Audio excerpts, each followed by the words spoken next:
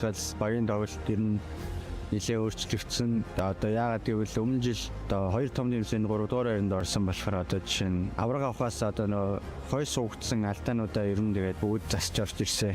Тэгээс авраг авахын төлөө ер нь чадхаараа хичээнэ. The MVP awards are already there. The international podiums are already there. Only one thing is missing, the championship.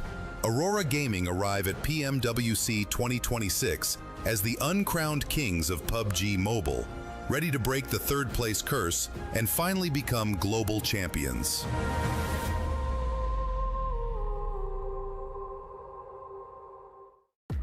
That would be a dream for Aurora fans if they are going to be able to become champions, because they have the MVPs to back them up. And if they become champions, I think I'm going to be the curse for that team, because this is the one event that I'm actually not picking them to be champions. Once again, welcome back. Huge shout out to Kilaris and Maxman, son, for being able to do that amazing show. Maxman, son. Yeah. Joined by Lace, Blank, Natura, and the 7WG. But we're going to do the STC rewind. We're going to remind you what ended up happening yesterday, because we did end up playing 4 matches. And in those 4 matches, I mean, if we start off with the Rondo, Nigma Galaxy was able to get that first win. In really good style as well. Really enjoy what we saw coming in from Nigma, both in that one game and throughout the day, quite honestly. Very, very excited to see what they've got coming in onto day 2, because it was a fantastic start. They're in, what, 4th place? 3rd place, I think, even. Looking very, very good indeed. And they just have to keep going on this sort of trajectory, and I think they're going to finish off really, really well. Absolutely. I mean, Nigma Galaxy right now, Lace looking very, very good. I think Coop's coming in. I've said it multiple times yesterday. I think people probably were quite bored of me saying it, but I really do like Coops being in the roster. He looks very, very good. I think the major difference right now, though, is Ralph is still playing this passive game, but he isn't dying as much as he used to. He is playing that off angle really, really well, Lace. And you don't want to die in PUBG. No, you don't. Bad. So this is in Rondo. If it's in Rondo, you know what? You just go for it. You do get one rewind. Go again. I mean, look, I have to be so passionate about Tiamba, though, being able to keep that sort of skyrocketing performance throughout every single match. We got to see Milu doing the Milu style. No 1v4s just yet, but so goddamn close, and I feel like it's going to be just another great day for them. It was a great day coming out of like the survival stages, now to grand finals, and I do believe that they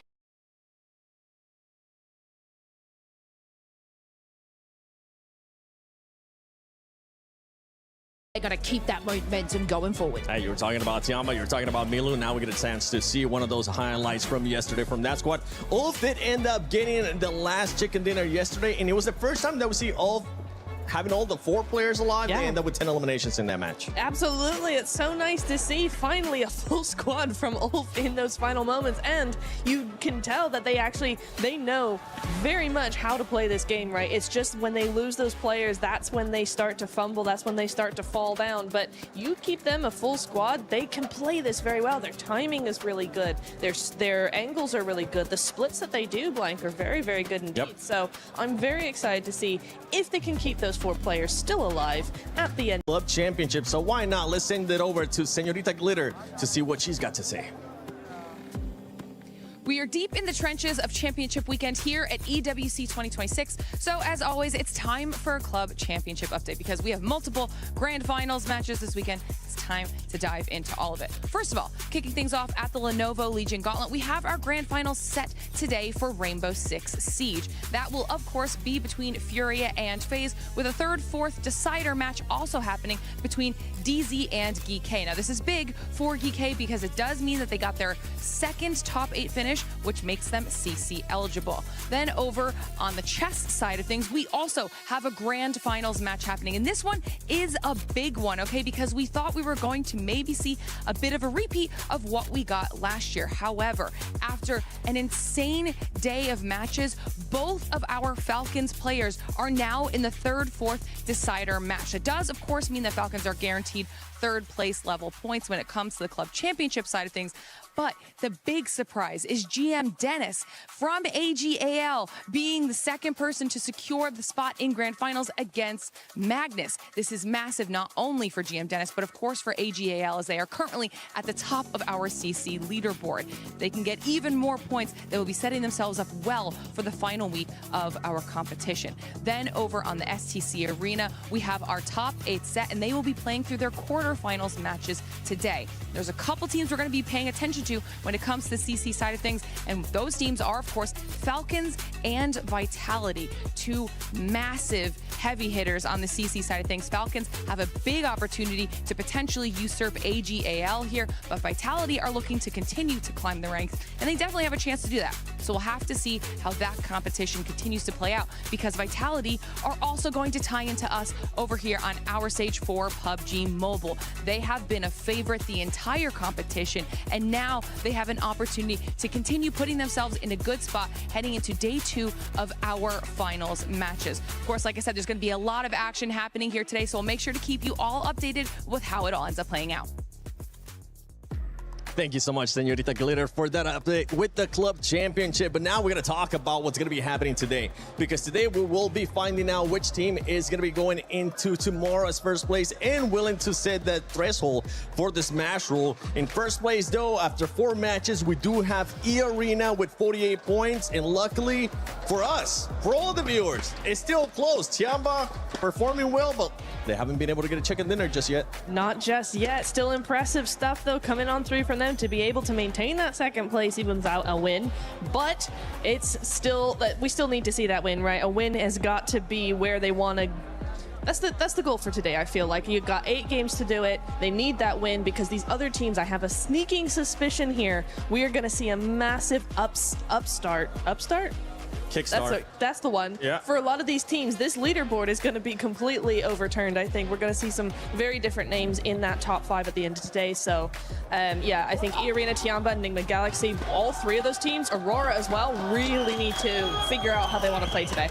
Yeah, I mean, I don't think Tiamba actually need to win. 2024 PMGC was won off the back of pretty much eliminations alone. Fair. I think Tiamba can just keep up with this. I mean, 37 elims is very, very impressive. I think Aking's doing very well on that side. You are right in the sense that I really do think it's going to be massively shaken up. I don't think E-Arena is going to stay there whatsoever. I think the only team that I actually have hope for right now is, funnily enough, Enigma Galaxy. Yes. And I'm not the biggest Enigma Galaxy fan at the best of times, all right? Okay, I think they have made some silly plays in the past, but they actually do look really good. I love how Enigma Galaxy looks right now. Yeah, and I'm obviously having a look at Nongshim Red Force here, because look at those eliminations compared to placement points. The fact that they are able to secure so many points of them in the elimination average bracket and not the placement, it is going to be their time to just try and hit those top 10s, those top 5s even, and they will move themselves up into that top 7, because the elims are there. It's just the placement. They're falling a little bit short on their rotations and taking a little bit long to grab the eliminations with their bursting, but I believe that today they're going to be able to come in, grab those placement points, and skyrocket up to those top 7. And the crazy thing, too, is that we saw some big names on that second page as well. We saw S2G, we saw Orangutan Esports, which I know the fans are wanting them to be able to improve. And now we're looking at one team that is going to be looking to improve in a big, big way when we're talking about OG, when we're talking about GodLike as well. But we're going to talk about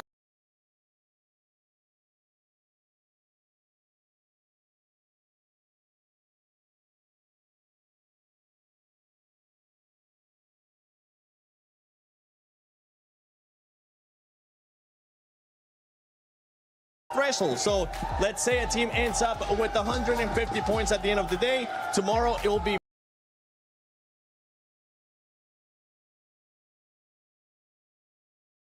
plus 10 of that, where they will be able to actually hit the threshold, the smash zone. And then after that, if they get a win, they wouldn't be a smash zone. They do. Yes. Carry on. No. Go ahead. Okay. Well, For you. well then. No, I think the Smash Roll has been so fun in the last few tournaments we've had it. I've always really enjoyed. Really enjoying it. Obviously, we saw Milu right at the top, but it's QZZ as well that I really want to see step up for Tiamba. I mean, I'm excited for Top. I mean, Top is bringing Aurora into the conversation. Yeah. I'm not saying like it's a single Go away, person. Doc. Yeah, it's a single person that fights on these teams, but from the performance yesterday, he's definitely making a name for Aurora and bringing Aurora into the conversation. Go away, Doc. No, Doc, don't go away. Oh, please. actually, I didn't say play that. with You the said team. top. You did. Play with the team, Doc. True, Play with the team, Doc. Don't go away. Don't run off into the distance versus Enigma Galaxy. That was bad. That was very, very bad. Very, very bad. No good. Stay with the team, and maybe we'll end up seeing a good performance out of Doc. We know that he's capable of MVP performances, multiple MVP performances. But two teams that we're going to be taking a close look at is none other than Vitality and Fourth Rise, because we know Fourth Rise wants to be in that first phase, especially towards the top place. Right, and we talk about the smash rule. You have a look at these teams, about a 25 point for some of these. It's not that far. Teams like Vitality and Fourth Thrives can be that team that literally overtakes the leaderboard in one game. We have seen it before, even coming out of the group stages. Team Vitality, 10.5 average eliminations. And then Fourth Thrives, 6.25. So they have the capability to be able to skyrocket incredibly fast and make their own smash rule up. They're showing consistency, obviously, through each game. The difference, though, in eliminations from group stages to now, obviously, is quite a gap in talking about over the 4 games. But, you know, Team Vitality are taking fights. They're making decisions that benefit them for late game, but they're just falling short. But for Thrives, if we bring them into the conversation, they are getting these eliminations, but they're not really making it to that end zone. So these two championship teams, and obviously, we got some PMCW championships in here, so of course they have the mental capacity, they have the skill to be able to bring them back into the conversation and be absolutely dominant over the course of the matches today. I'm excited. Yeah, correct. I mean, I'm stepping forward too. I'm like, I can you see can't that. it, guys. Not on It's a camera. catwalk. You're just going in I've there. got the passion. But yeah, that's Tiamba. What Tiamba exactly did to the poor guys on Vitality over on Rondo. They just got in there. And I think for Vitality throughout the day, if we look back on it a lot, most of the positions they took on the map were actually quite good, quite formidable, and they played it out decently well. They are just getting pushed by teams a lot. People are very aggressive in this lobby. They had center side towards Joutin, I believe it was, over on Rondo, and we had Tiamba come from outside circle and just send it to them. I think Vitality was very confused. I would be very confused by a play like that, and I think if Vitality didn't go down that early in that game, it would be very different position in the rankings. But yeah, the Elims are going to slow down right now. We are no longer playing into those feeder teams. These are all the best of the best. And the Elims are going to keep on coming down for some of the teams. One team that ended up surprising me in a really good way, Nunchim Red Force. Completely different from what we've seen out of the groups, completely different from what we saw in Survival too. Because, yeah, they've been able to just frag out of their mind, but those placement points are not there yet for that squad. No, they're not. This is only a glimpse of what we know this team is capable of. For me, yeah, Tizzy was 2.25. I mean, that's crazy, right? We're getting really, really good average elims from all of these players. Still, I want to see them just continue that trajectory, continue to go forward, because for me, when you're thinking about, we've got 8 games today, Blank, that is a lot more than we're used to. Yeah. It's 4 Miramars as well, right?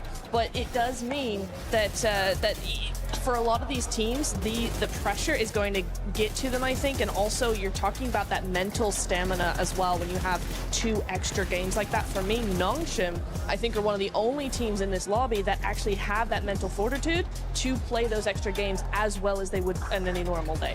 One of the only teams. Hot damn, we're getting some shots out here on day 2. I think there's other teams that might be able to bounce back. I said and one, I think there's going to be a lot of teams that might be able to surprise us too because of that format, because we are going to be having 8 matches. One team that I'm going to be looking forward to surprising us is none other than GodLike. We have seen the potential that this team is capable of, and we're going to be showing it to you right now.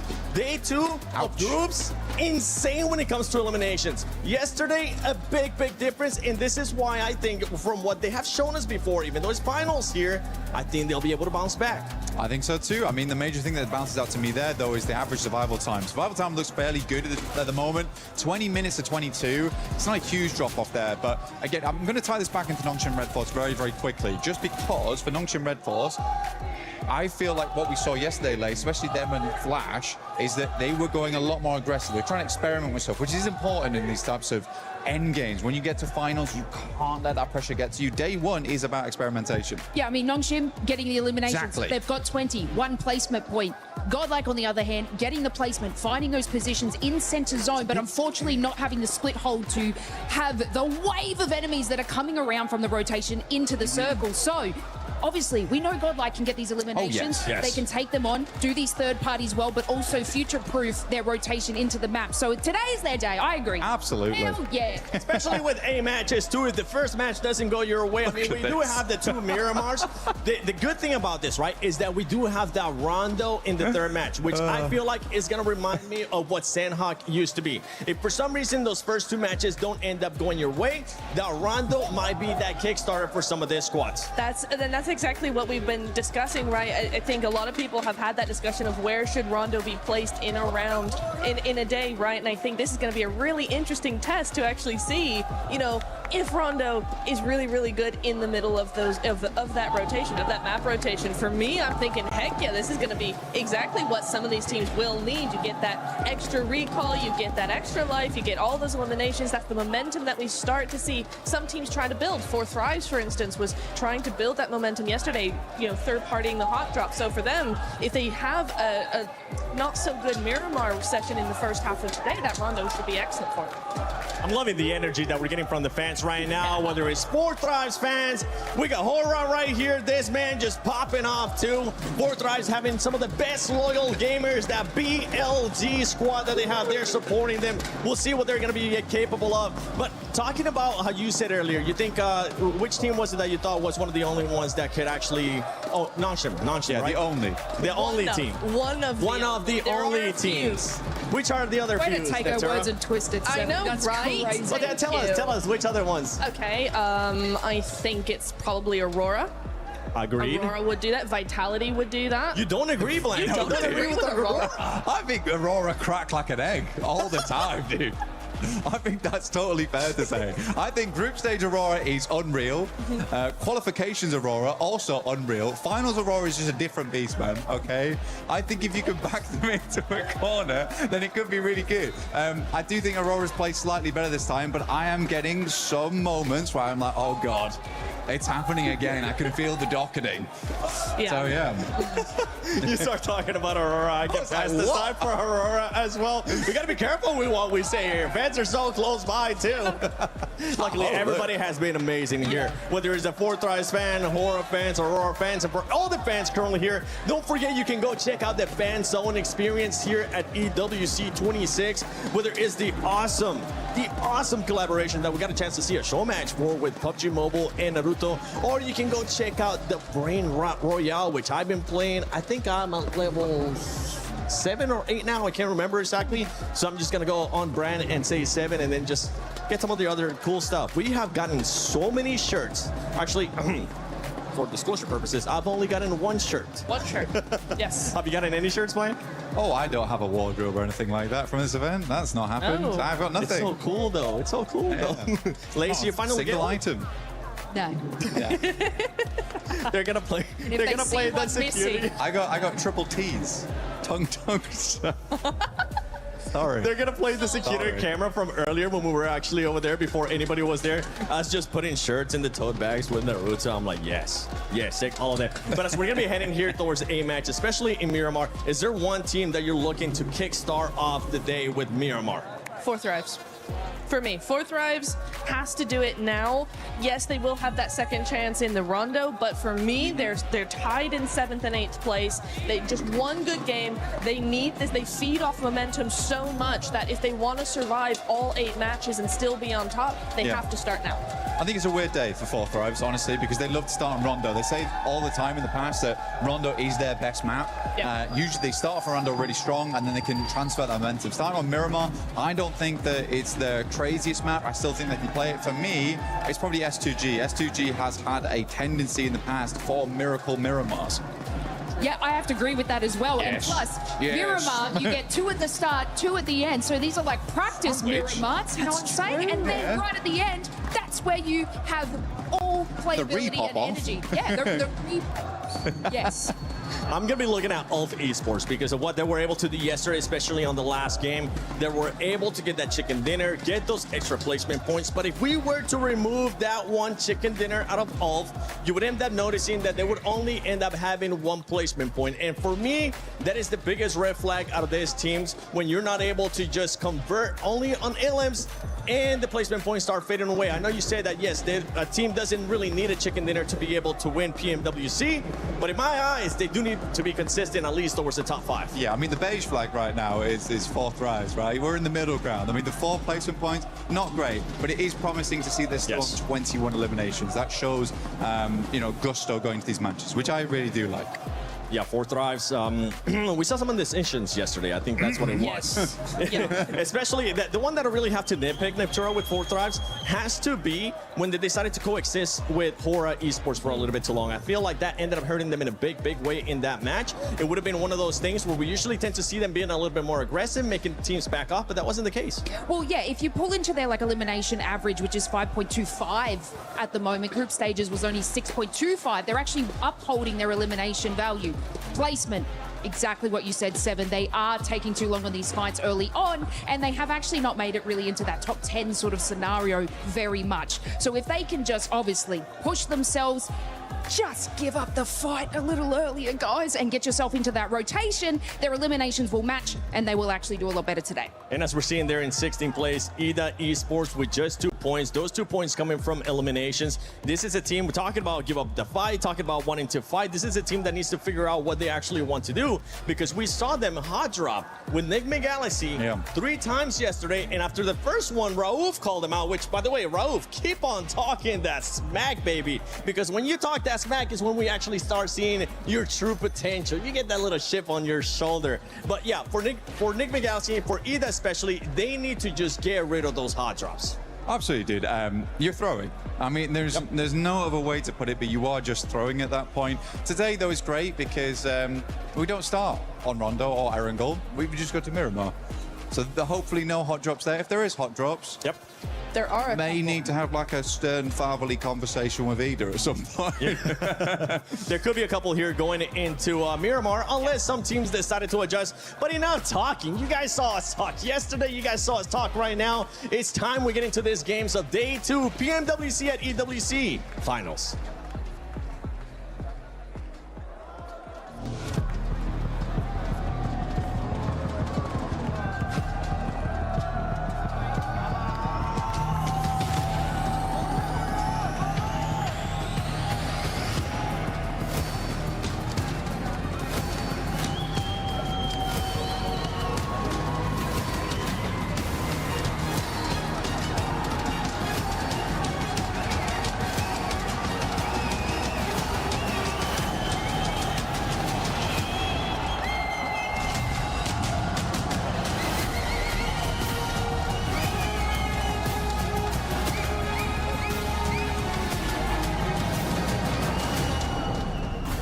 Mesdames et messieurs, bienvenue at EWC here in Paris. This is the second day of PMWC here in Paris. I'm so excited, buddy. What's happening here? Our attention now shifts to the teams that have to perform well today, because just 8 maps remain until we set the smash score going into Championship Sunday. Yeah, Bunny, and it's crucial to not fall behind and to stay on the top of these rankings, because everything played today as well. That's right, we've got young contenders, historic rivalries, and legends of the game ready to go toe-to-toe on the Gadia City grid.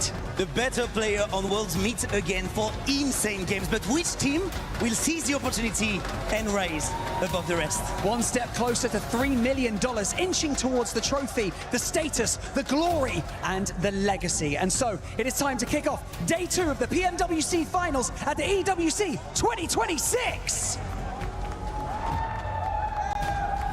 Oh, we are so glad to be back. It's time for Miramar to get locked on in. We've been waiting since yesterday to jump into this map. We are going to be treated to that now, and it could not be more important for all of our teams here. They are going to need those points every single time they can get them, and they've got 8 chances today. That's what it's all about here, to be on top of the leaderboards going into the final day of this tournament tomorrow. That smash point threshold will be set at the end of the day. Normally we start the day out hot in Rondo, but we're going to be starting it off hot in the sandy Miramar Desert. So let's get it going, John. I'm excited for this one. Oh, absolutely. is so important for all of these teams to keep their nerve, because today is a bit of a marathon, right? With these, with the unexpected 8 games today, you have to have the stamina, you have to be looking for it. It's so much more important than usual. It's kind of easy to disregard. Maybe you think, oh, it's only 2 extra games in the day, but that's another maybe up to 2 hours that you need to keep your mental focus locked in, dialed down and under control, because every single point matters. Every single match can make the difference, and our players know it more than most. That is right here, folks. $1.7 million on the line here in the finals all by itself. $3 million prize pool total. First place team going to be taking home $500,000.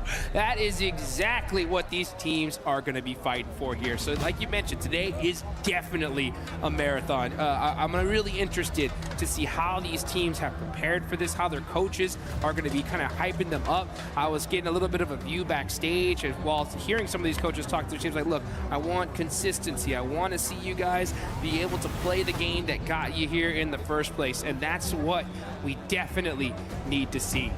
What I'm kind of interested in as well is, normally you've played the Miramars the previous day, you have all evening, all night to recollect your thoughts about how your Miramar performances went, to be able to re-engage those strategies, anything you noticed, anything you wanted to change. You can really fully brief your team as a coach, as an analyst. Now, they're going to have to do that on the fly. Yeah. They're going to have to do that faster for specifically Miramar than we've seen for any other map. And so that could be an interesting dynamic to let unfold here in terms of those point scoring when it comes to the end of today and the last 2 matches of it. As we're getting locked in, our players boarding the plane for the first time. Looking ready. Yeah. Hopefully EDA don't get too hot with their drops. We know what they like to do, but it's not, as the desk was highlighting there, it is not Erangel. It's not Picardo. Sorry, it's not. It may be Picardo. I hope it's not. It's not Erangel. It's not Rondo. So they have to try and get some points on board. They need to desperately. Let's get this one started here, folks. You can see the players are excited. I'm hyped. I know y'all guys at home are excited to see some serious PUBG Mobile action. Let's get into it. Plane path going right down the center in a beautiful diagonal. So these teams, no crazy plane paths to start us off here. But I like what you mentioned, you know, we have to look at it for what it is, right? We're playing 2 Miramars today, and then we're gonna be finishing with Miramar today. So it's gonna be really interesting to see like how these teams are gonna go into these 2 matches. And it's gonna give these coaches a lot of time, right? In between all the other matches to prepare for those final 2. So I'm interested to see how these squads start here and end here. Yeah, absolutely. I mean, it would be interesting to compare the differences. We haven't seen them yet. I'm talking in the future now. But compare the differences to the adjustments that we're going to see potentially on Erangel, and then look at what adjustments we may see from the start Miramars to the end Miramars today. But that's a conversation for later on, because we do have to get stuck into the action. Hopefully not super quickly, but stranger things have happened. At the moment, I'm not seeing too much danger on these drops. It looks like teams are fairly extricated from one another. It's a little bit interspersed on the east side here, though. Hot Jukes with Tianba and S2G. However, I don't imagine that's going to be too much of a problem. Grab some vehicles, get back, regroup. The circle up to the north side should help to pull that apart as well. Maybe some danger between GodLike and Orangutan, but yeah, they're far enough afield. I don't think that they're going to get too aggy with it. Yeah, you can see Enigma Galaxy, they're going to be heading on over to El Pozo. That is normally Alpha 7's drop, but they are not here in the finals, so they should be able to get looted up pretty quick here. They're going to start off by, of course, securing those vehicles. Super important inside of Miramar. Coops right in the trike. You can see him looking up, being like, trike, come on, man. Where is my UAS? Where's my Murado? He's going to need to find something else here. Or stuck to doing some little baby looting here. They're going to be fighting some buildings. Yeah, they should be all right. Yeah, they should be plenty. They'll have plenty of time here to get looted up.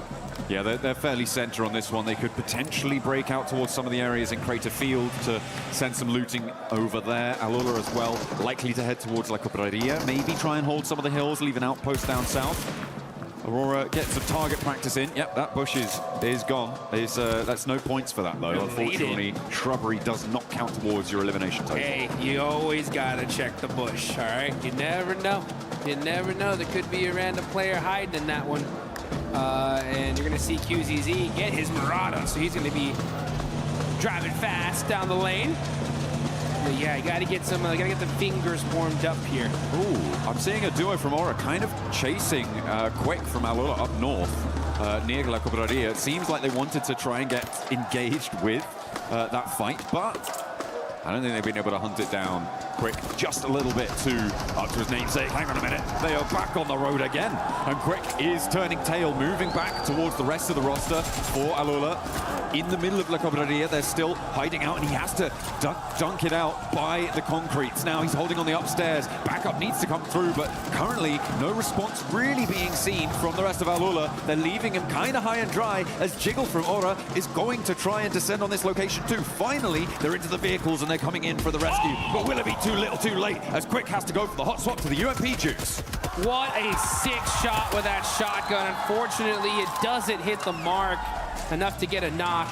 And you can see Sleepy, he ended up going to that other side there because he doesn't have a vest at all. He wanted to be able to at least get something. But because of this fight, now you got the rest of Aula being able to hunt them down. You can also see some of the other members of Aura going to come try and support these three men. Can he hit the shot? No, unfortunately, Rep doesn't get it. It is a 3v3 from this close end, but the fourth is coming, and that off angle. Let's see how this turns out. I mean, when you have that south side hill under lock and key for No Fear, if he's going to get engaged here into the fight, maybe not, maybe more preoccupied with some loot, they say, you know what, it's fine, we got this, we got this under control. They're not pushing, they're being timid. They have lost the player so early, it's not what you want to see. A very aggressive roll down coming through from Aura in that scenario.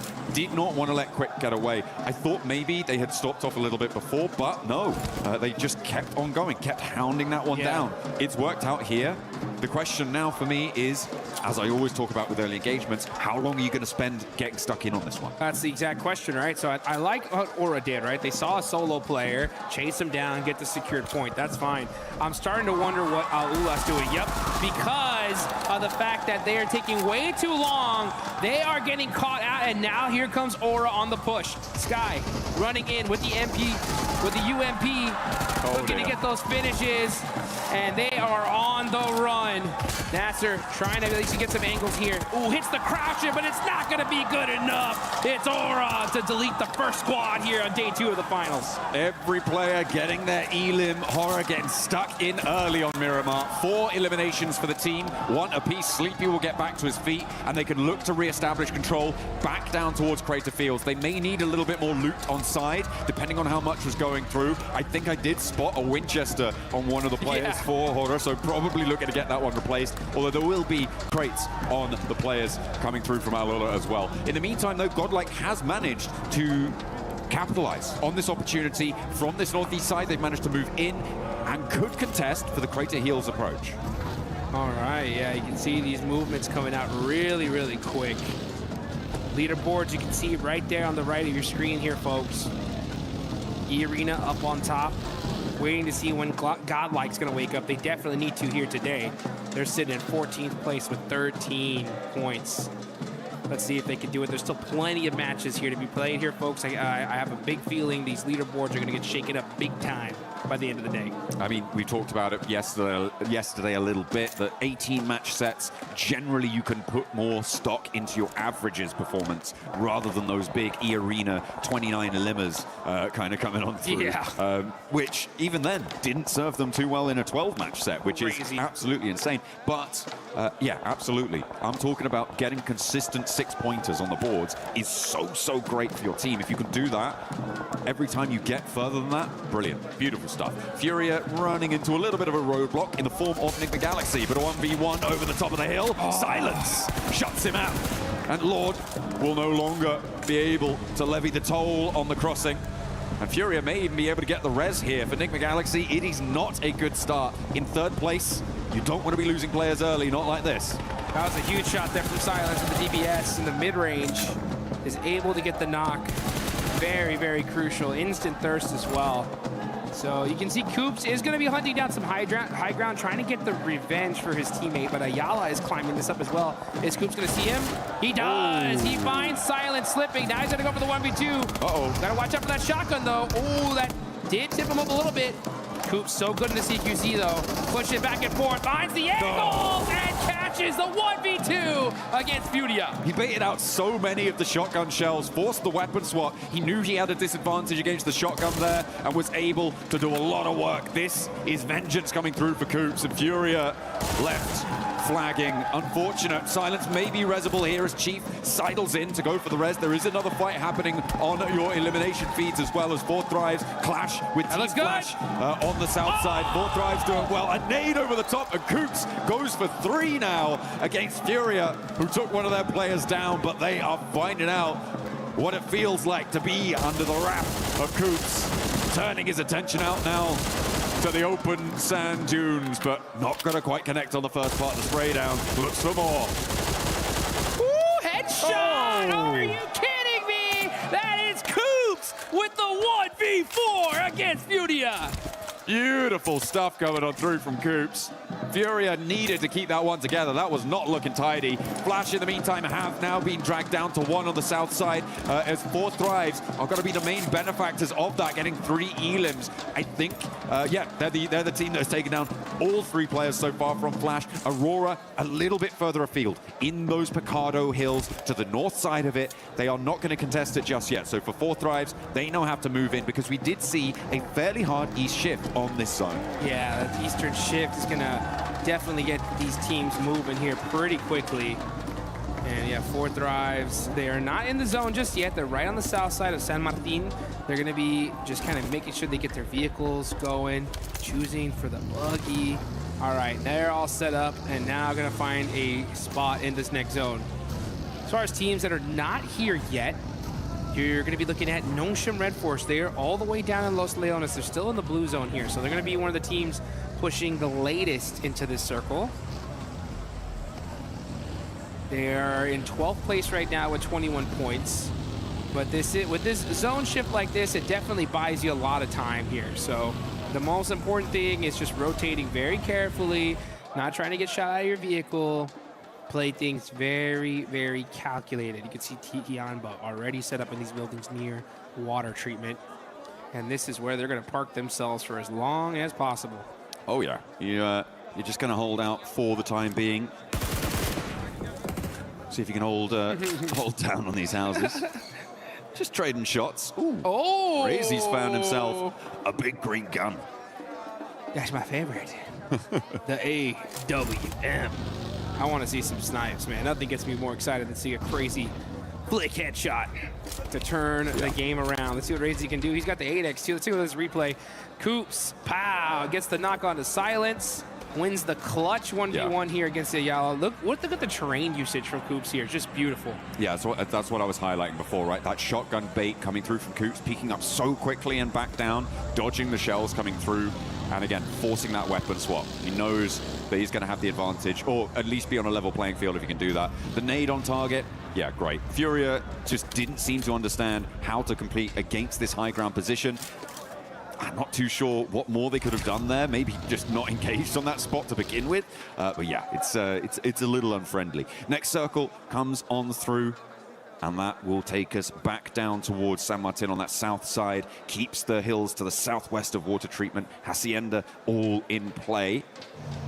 And teams are going to start to crunch in onto the middle. This roadside to the southwest of water treatment is going to be tricky to navigate, and it looks like Tiamba are going to try and do so, try and keep themselves alive. S2G find out just how tough it can be to move past this location. Yeah, a smart play there from Tiamba. They go ahead and move, and they take this gas station. They realize one of the players from S2G are isolated. Easy point lockdown. That's going to hurt S2G, leaving them with 3. That's an elimination for Tiamba and a slightly better position as well. So this gas station is pretty solid if the zone shifts away from them. The most important thing, though, is protecting those vehicles. It's very weak to that hill behind them. So they're going to have to put them in some different spots just in case the zone does shift. I mean, it is that road that they are sat right next to that is so difficult to cross right now for teams out on the northeast side, which is why you're seeing so many teams commit committing down to this southwest edge, right? To being a little bit more uncomfortable, a little bit too close for comfort, but you don't have that major blockage of trying to get across that open ground, which is going to be difficult for Vitality, unless they can find a big opener, crack the can open with that AWN, land that shot, and try and find that pick. Ooh. Oh, that's Aurora. a huge one. Aurora getting spotted. I think 4 Thrives are getting stuck into the fight. 4 Thrives, 4 players alive. Aurora having one of their players flushed away, and now Hazaifa close up into the fight. The bump action for Reefus, trying to hold the door, but the SK-12 has a couple more rounds behind it. And Ziol goes down quickly too, with 4 elims already on the card. Aurora going to be contributing to the points tally for 4 Thrives fairly soon, it looks like. Doc goes down. Wow. The big boom through the window. And Aurora ain't got nothing in the face of 4 Thrives, who look to mark the start to their ascendancy. And the crowd goes wild here in Paris, France. The 4 Thrives fans are chanting their name. This is what they want to see. And this ain't going to get just any squad here, folks. This is against Aurora, who has been crushing it here so far. So that's the 4th place team out. 4 Thrives in 6, now with 6 eliminations, looking really, really strong to start the day. Oh yeah, that's exactly how you want to kick things off. But remember, as we said before, it is a marathon today. You can't allow yourself to get tired out. I mean, it's excellent when you find those moments, when you find those high octane, high adrenaline moments, but you cannot allow yourself to drop off after that. So I hope that they're going to have their heads screwed on tight so that they can keep their nerve for the rest of the day as well. And there is still much more of this match to play, so they have to get a lot further. And in this position that they are right now, against Nongshim Red Force, I feel like they potentially could have a good time, but they're going to have to shift northwest away from their current location, past San Martin, which is going to contain, I would say 2, I was going to say 2 teams, but it's 1 plus another player, tops the last player alive for Flash. That was dealt with earlier by 4 Thrives themselves. So, yeah, you can see Tops does get away from now. Now 4 Thrives, man. I'll tell you one thing. When it comes to the finals, I'm already feeling a different level of aggression here. Like, these teams are pushing immediately. The second they feel weakness, they're sending it. Now here comes Aura. We saw Sky get an elimination in the feed.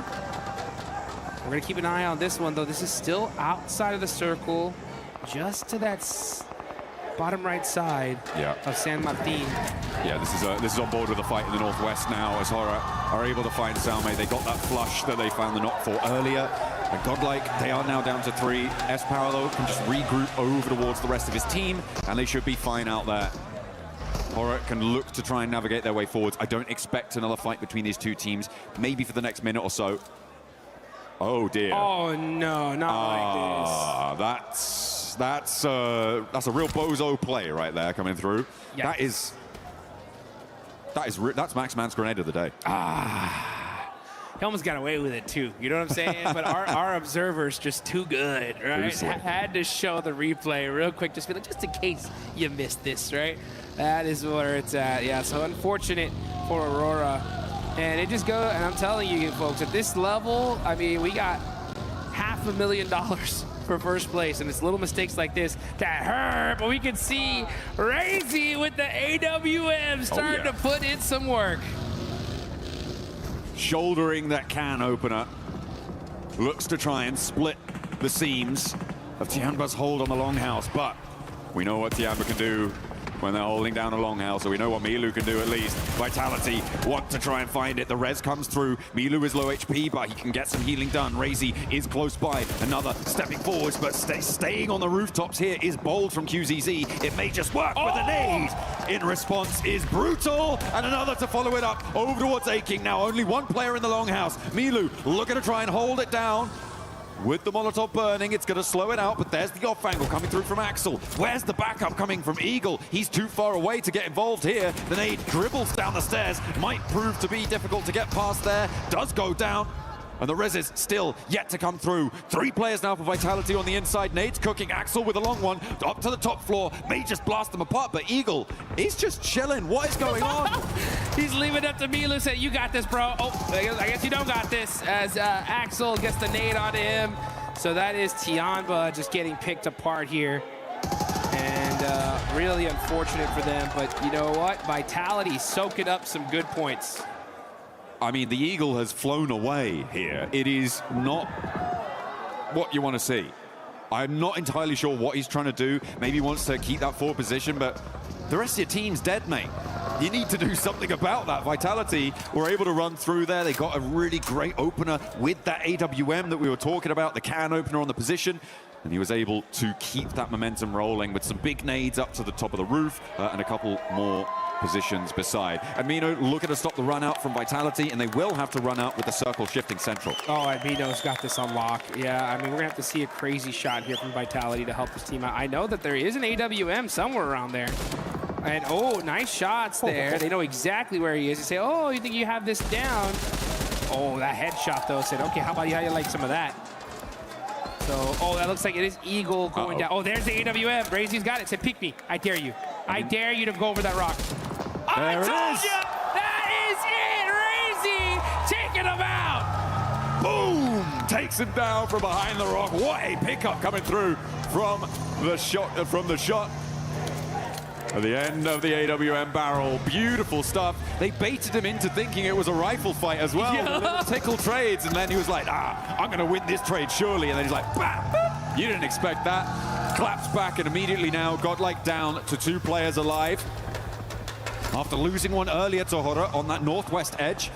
Ooh, Tizzy, that's not good news. That's immediately flushed by 4 Thrives on the southeast.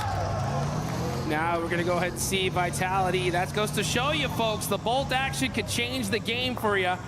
And it works out here. AWM clutching it up. Now you can see the rest of GodLike just going to have to hold those buildings for now. This is inside of the circle. Vitality, they know they have the numbers here, though. So they're like, all right, there's got to be a couple of players of GodLike somewhere.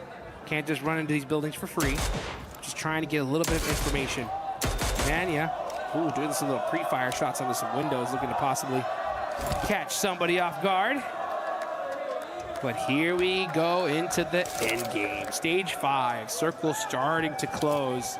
And this is an interesting one. I mean, we still have San Martin in play. A lot of open field, though, as well. You can see Aaron getting in some headshots onto So Easy. And now here comes Team Vitality on the push. They're looking to roll around. 2 players now remain for GodLike. Federalis leads the charge into the position. S-Power first to face. Molotov on the window, burns him down, immediately toasts him. And now S-Power on the inside has more to say. The suppressor on the end of the SK-12 makes it quiet, but it's speaking loud with it. And he looks for more as well. 3 players fall at the feet of S-Power, and he looks for the flushes to keep it going. Manya will not be in this fight just yet as he drops for another flush, and in comes the backup. Manya. He hit him with the Molotov, and now Razak is down to 1 HP, and there they go! S-Power with the 1v4! Ascendancy coming through for GodLike on the north side. Vitality, they thought they'd taken enough out of them, but no! The gas in the tank, burning! Let's get this going. Are you kidding me? Day 2 of the finals starting off hot here. Multiple 1v4s. S-Power at the end of the day yesterday said the domination begins, and now it has begun. Unleashing that luxurious hair, sweeping it left and right with the shotgun shells ringing out in the ears of his enemies. Vitality have no idea what hit them. Milu, S-Power, these longhouse shotgun plays, I'm telling you, man, there's something special about it. I love to see it. I absolutely adore it. With 5 eliminations now in the game, GodLike looking to keep their march going, but they have to get across some open ground here. E-Arena will be fully aware of what has just occurred on their north side. They should know exactly what has unfolded, and crossing this open ground is going to be difficult. I imagine that it's more likely they may look to sweep to the east, get a little bit more coverage as they may try and approach Ulf or sweep through the remnants of other teams across the map. Let's see how the rest of this match turns out. It's already been so hot here. Coops had a 1v4 earlier. They're sitting with 4 points on the edge of the circle. Satan, I believe, does have a position. Oh, I think this is still out of zone, so they're gonna have to start pushing up here. Ooh, XEY in the blue, and this one hurts. This is stage 6. This one's gonna start chunking you down. So he's gonna go ahead and get himself healed up, and yeah, already getting shot. He's like, oh, I thought I was safe. Nope. You thought. Yeah, you thought. Down he goes on that side. Ulf all too happy to pick up the point there. They're now on to 6 eliminations. and that will hopefully bolster them. Oh, he was going to find the shot onto S-Power as well. I mean, I said I was thinking they were going to wrap East. I didn't say I thought it was going to be successful. Yeah. It's still a really tricky approach here, and down goes Mania, but they have left an impression on this match. GodLike can hold their heads high on their route out of this game. Hey, it's plays like that that can be the difference, right? I mean, from a big jump in prize pool. So, I mean, GodLike losing players early, still put some good points on the board on the back of that 1v4. Looking on over to Enigma Galaxy, though. What are they going to do? They got their eyes set onto Ida. And it looks like Hoops does get caught, though, on the transition by Sky. But he should be able to get safe here in res. I like the fact that Rauf is starting to throw some util up on top just to buy his teammates some time. And they should be able to get the reset here. I mean, that was a long-range assist coming through. Horror on that north side, I think that's at least 300, if not 4, away. And that's a really helpful hand over towards Ida to leave Enigma Galaxy on 2. Ralph now in position to potentially look for the res, suppress the run-outs here with those 2 nades lying in wait. Darkin mollying the corner. That's actually going to help them. The res coming through. So for Ida, they're keeping them on the outside, sure, but they're keeping themselves on the inside as well, which is going to allow Enigma Galaxy to get back to fighting form, and they're in the zone too. E-Arena versus Aura on the north side, though, that looks like it could get nasty soon. Yeah, I think Ida are just kind of holding him out here because they realize the zone is coming and the edge of this might be outside of it, but let's see how the play ends up reading out. Satan throwing in some nades in there, trying to get that crucial first knock. Rita trying to make some plays. Oh, the off angle here from Ida is going to be huge. Let's see what he can do from that spot. Could have been huger, but I think he just dropped the nade into the sand dune instead of throwing it over towards the opponents there. Not quite as efficacious as you need it to be. You can see on the picture-in-picture there's fights across the map. Horror really suffering against the arena as Enigma Galaxy still hold the stay on over. Ida on the run out now, rolling around the edge. Emre goes down, and there is just a cacophony of shotgun shells blasting them back. A tide of lead sweeps them straight back in the door they ran out from. I'm so shocked that they ran out like that. Let's see what Enigma Galaxy can do on this push, though. Darkin's up on top, Coops in the front line with the S12K. That's the weapon you want in the CQC. The best close quarters combat gun in the game. Now let's see what Ralph can do. Everybody shotguns out. Oh, nice play there from Ida, catching some little angles there, peppering up the side of Ralph. These guys are level 3 out of their minds, though, right now. Oh, goodness me. There's the off angle. I think that's E-Arena taking shots across the way, because, of course, E-Arena did clean up the fight with Horror just a moment ago as well. Hot Jukes on that northern side. They got some really big openers with a couple of nades on board, and were able to convert. Oh, the bounce! What a bank on the nade there from Coops, and now just one player on the top floor, and the shotguns are going to continue to put the pressure down, but there is still a little bit more left to fight, as Enigma Galaxy are taking shots from across the way. They get rid of Ida, but now Ulf step into their shoes, take down one Turkish team, another one's here to play. Hello, catch is right there waiting for you. Aaron's gonna have to turn around though, throw a smoke down, trying to be able to get up Solus. Enigma Galaxy though, great start, 8 eliminations so far. Ulf have 9 though. They're looking to put themselves up on the leaderboards here. But hey, E-Arena's gonna have something to say about that. They're gonna go ahead and start throwing some util onto the side of Ulf. Ulf are gonna have to decide where is the biggest threat here, and it's gotta be E-Arena. Scarface, thinking about trying to pick up his teammate, but E-Arena's right there. Oh man, this position is really annoying for Ulf. If they could have gotten rid of Enigma Galaxy, it would be so much more free and easy for them. They could take control of that whole dune all the way out to their west side, but with Coops and Ralph still in action, they are penned in here. Solus bleeding out, and E-Arena can start to establish that chokehold on them. Oh, vehicle coming on up. Here come the mollies too. Aaron's on fire. Not able to make it happen here. Scarface on the other side is getting peppered as well. He's going to throw some util, but Ulf just getting picked apart. E-Arena. Big. Oh, those nades huge. That's going to pepper up Mormon real good. And it opens up the door for Enigma Galaxy as well.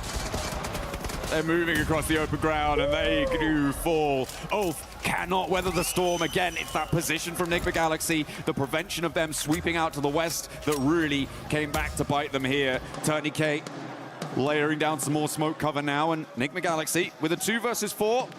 Well, Coops can do it on his own, right? So what's Ralph even doing here? He's not needed. Yeah, he's just there for moral support at this point, right? Let's see what he can do. But hey, you know what? You could never count out the IGL. That is Rauf.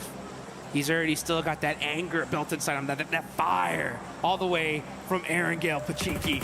Looking to apply it here. Coops with the headshots. Gets peppered up a little bit, though, in the process. The thing is that these guys are out of position big time. It's going to take a miracle for Enigma Galaxy to do it. But we saw 1v4 before. We could see it here again for the third time in this game. That would be pretty insane. That would probably be the most 1v4s we've ever seen in a single match of competitive PUBG Mobile at this level. They've got about a minute before the zone closes fully on that stage 9 zone. And they just have a sliver of it on the edge of that open concrete slab. They are just in, but that's not going to be comfortable. Oh, look at this flyby right here. I mean, E-Arena doing a 2-2 split. Now, if for some reason Coops can get 2 of these players, now, okay, yeah, Schweppes is going to move on over, play that mid-range. I like that. You know, just better safe than sorry. Use your numbers advantage, use the blue zone, and E-Arena should have this locked down.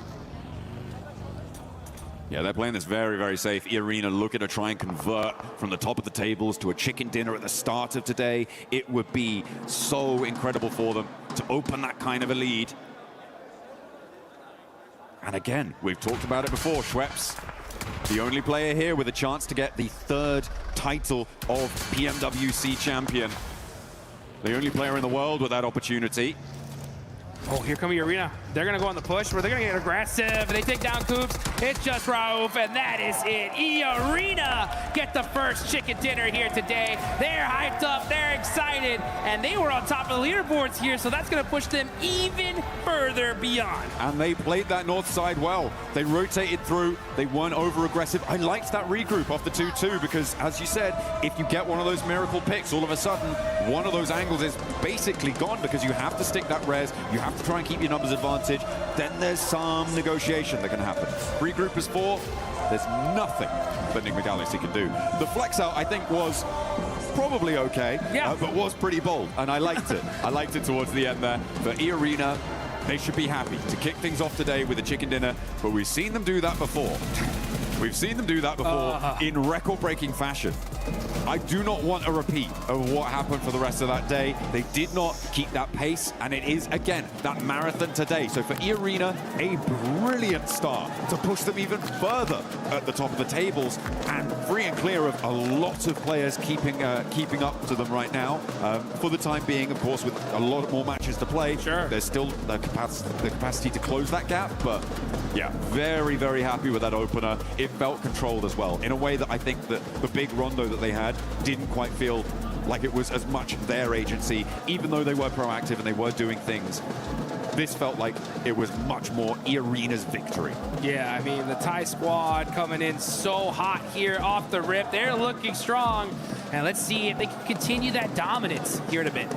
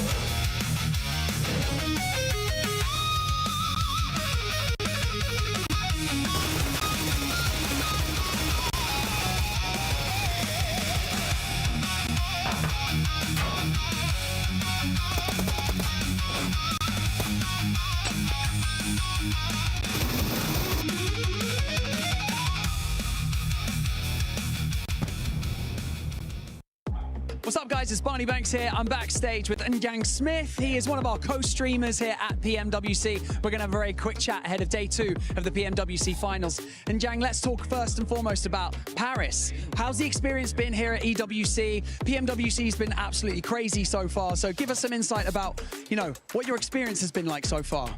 Jadi gimana perasaan kamu tentunya tentang Paris sendiri dan juga tentang PMWC yang selama ini udah gila banget gitu sudah berjalan. Terima kasih pertama-tama buat pihak EWC dan PMWC telah menyelenggarakan turnamen ini. Saya sangat mengapresiasi. Obviously, you are supporting Team Vitality while you're here. The boys from Indonesia performing really well on the main stage.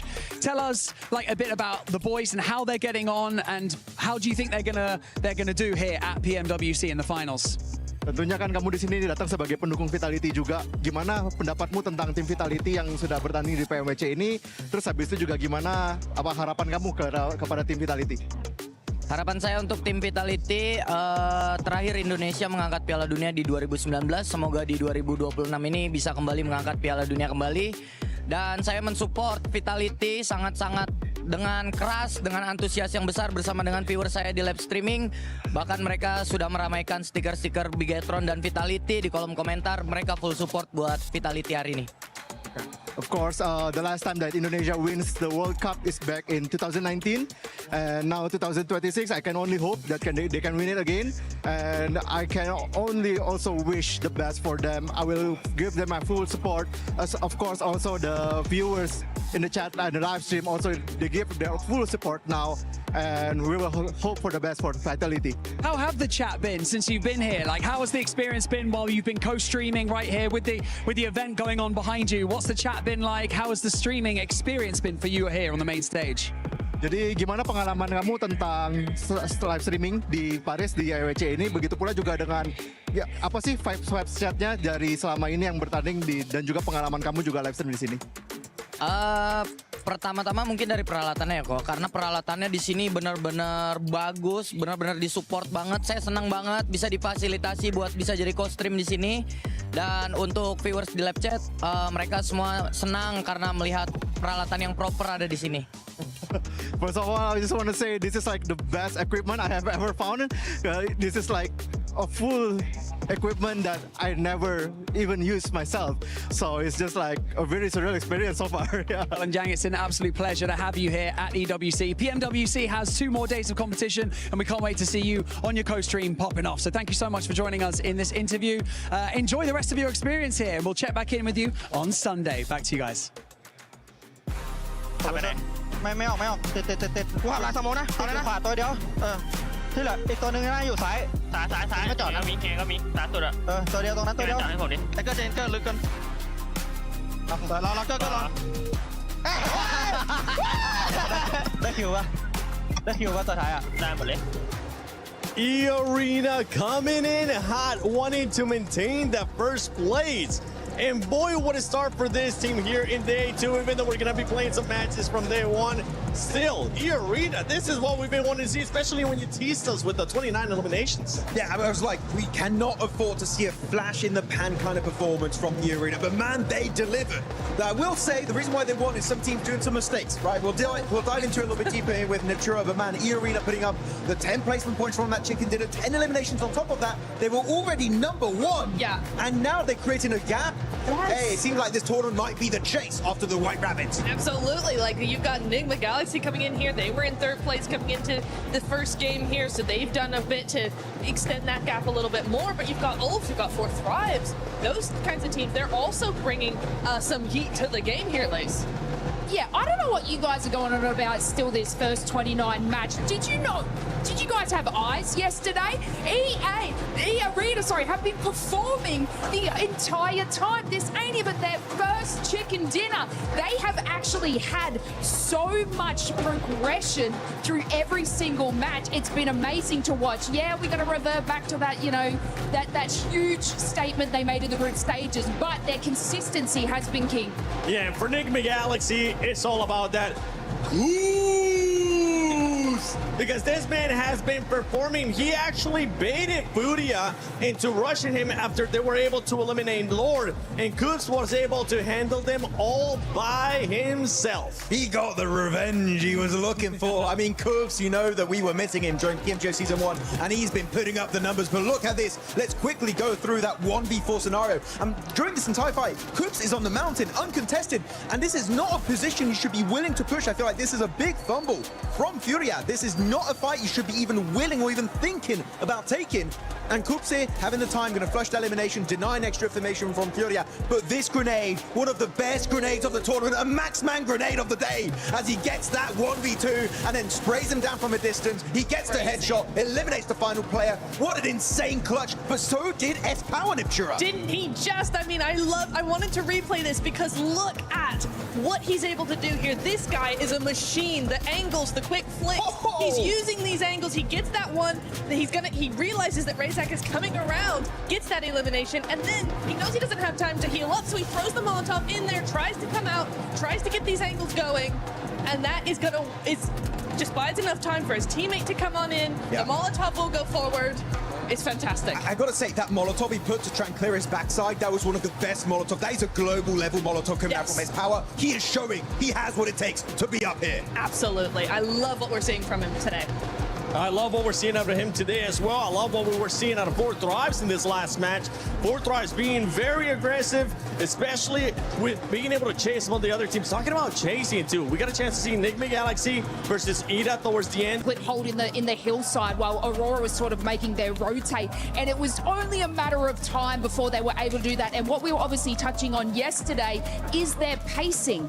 So obviously when they get that first contention and then following up with the fight, their pacing is back to what we want to see. So it's very, very impressive that they were able to do that. Unfortunately, they did have IQ at the southern side trying to find a position in zone whilst that contention was going on.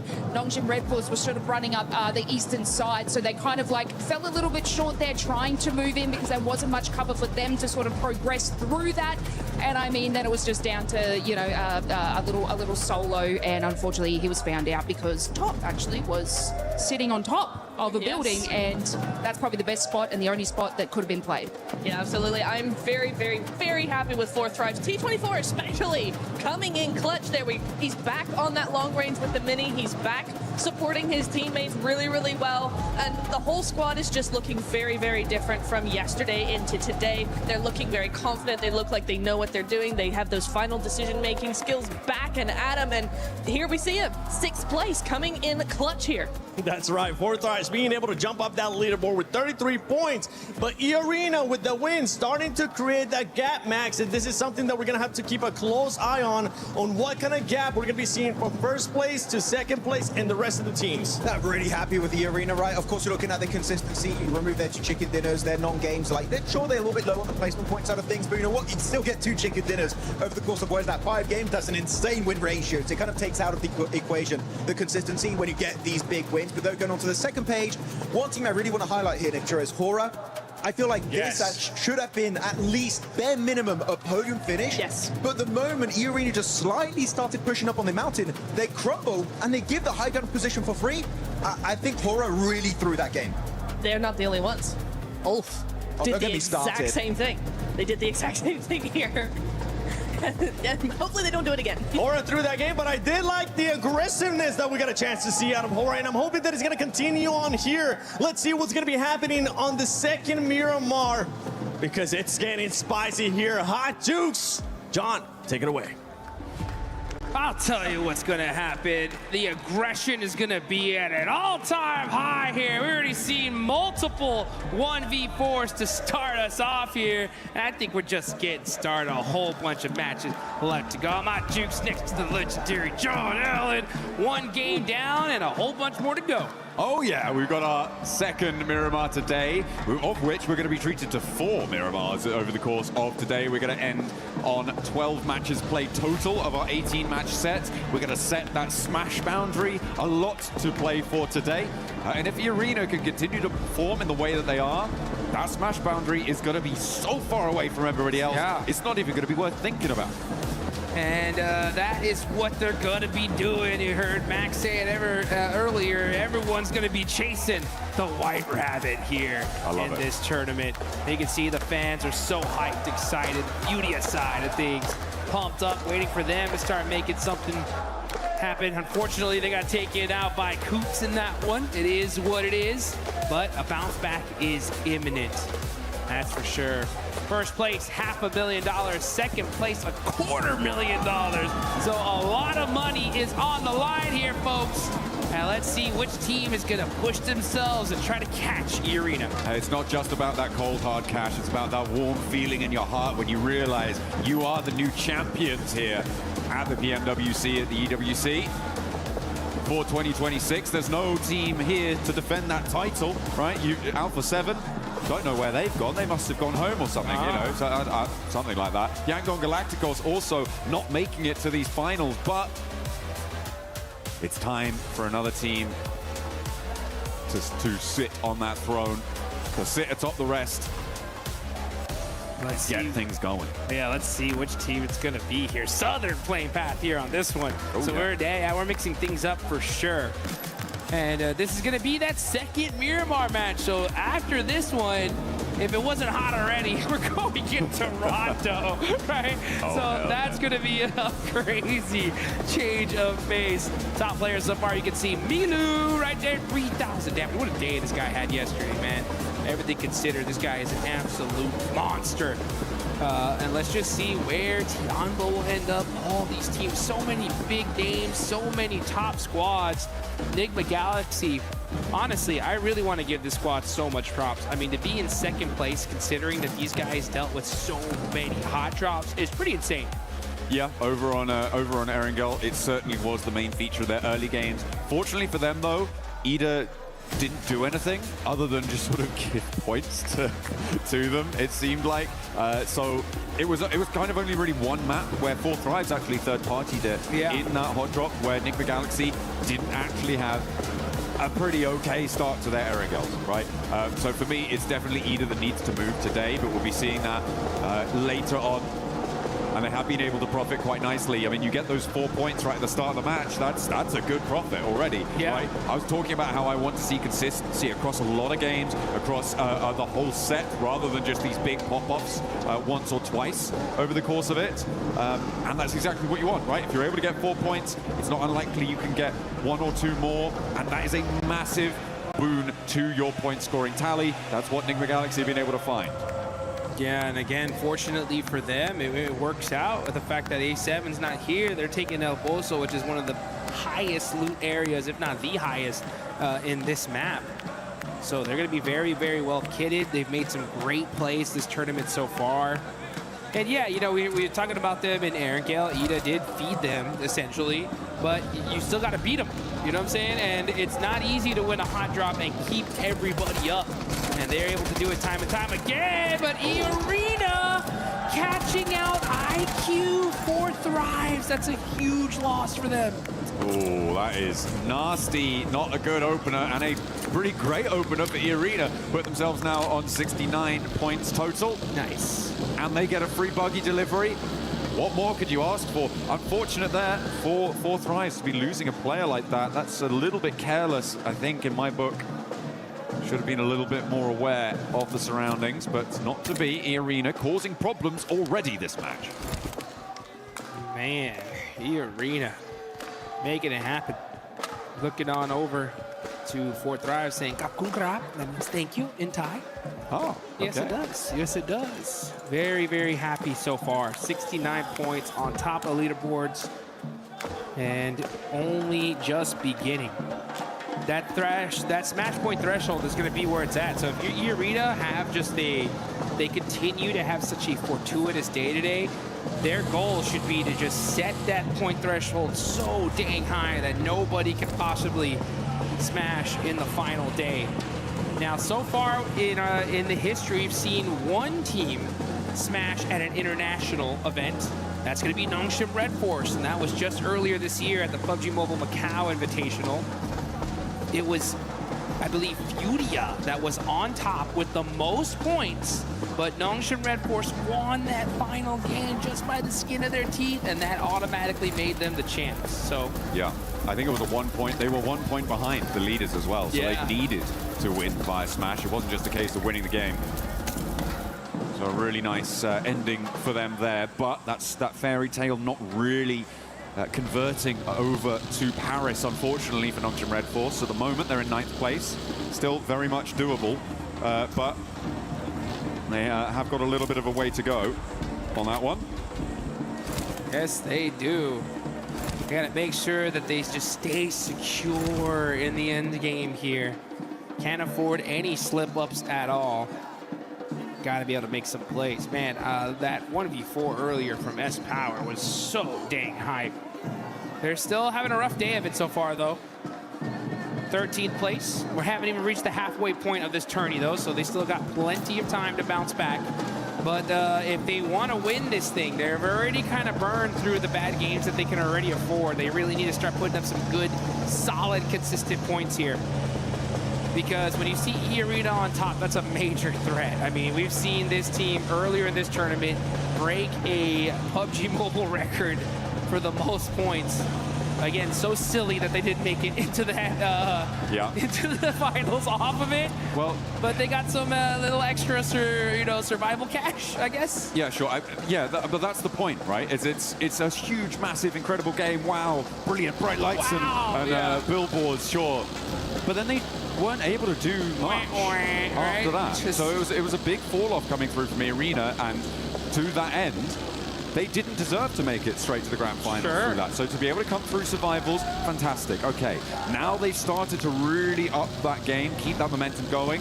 This is a much better scenario, which is kind of why what I was alluding to before is I prefer this chicken dinner that we just saw from Arena to the one that we saw in Rondo in terms of quality, in terms of an indicator for what we might expect for the rest of this phase. Yeah, and we got to be honest too. I mean, these guys very luckily made it here into the finals. They were barely able to pass up the Wolves. Oh yeah. So I mean, to see them barely make it in, at least I think it gives a lot of relief, right? Because for all the Wolves fans out there, they're like, we were so close. Yeah. But for E-Arena to actually pop off, it's like, okay, you know what? The team that made it deserved it, right? Like, they're actually doing something here. And if they were at the bottom of the leaderboards, it'd be like, kind of a waste. But they're not messing around. I think that the way this tournament fared for them so far was kind of a perfect storm, right? Because they had the record, don't make it. They barely make it here, and I think that really just lit a fire in them to be like, you know what? We got to just play our game. Let's go full-fledged aggro. And then that's what's happening, because they are just pushing team after team after team as a full squad and just picking them apart little by little. A lot of teams will unravel under that kind of pressure. Need to keep your mind thinking forwards.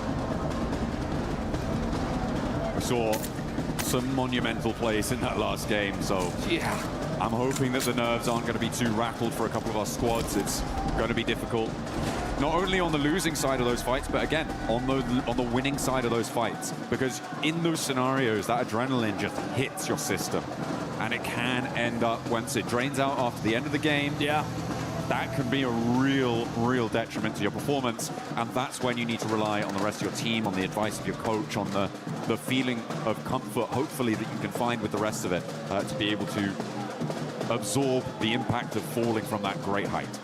Yeah, and okay, well, speaking of height, right, the zone goes all the way up to the tippy top here. Going back. Yeah, near Crater Fields, near the Hacienda del Patron area. We just saw this circle not too long ago in the last match, so teams are going to be trying to take a similar spot to what they had here. Like, yeah, why don't we go to that same spot we were at last time? We won from there. We'll take that. Yeah, I mean, it's a little bit further west. It does keep a lot of those Crater Fields areas in, but it is very similar. You're right in terms of that location. Aurora spotting a player from Furia, but Coops will not stop in just one game. He's going to find shots onto them again. I feel like they should definitely be aware of his location this time around. But losing a player, for Furia, that's not a good feeling. That is not a good feeling. Yeah, that's Miramar for you. It's tough. I mean, you're trying to rotate, and losing players on rotation is a rite of passage here. You try to avoid it as much as possible, but just sometimes there can be that one guy there waiting for you. You can see GodLike getting peppered up from Lost. And all these players just ridiculously good at shooting people out of vehicles. And Jiggle, I heard the crowd pop off. Jiggle ends up taking out quick from Aula. I mean, they did it last time very early on. This time it's taken them a couple more minutes, but same start to unfold. Ora managed to transition down towards that south and look to control the really sharp high ground that sits to the east of Crater Fields and overlooks a lot to that south side. So a powerful position for them to hold. if they can maintain it. A little crash between Flash over on the east side and Vitality. That very quickly concludes with one casualty. Win trying to get some revenge, but not really connecting as Razak bumbles over the top, but doesn't eat damage either. There goes Vitality, rotating away. They take that elimination and run with it.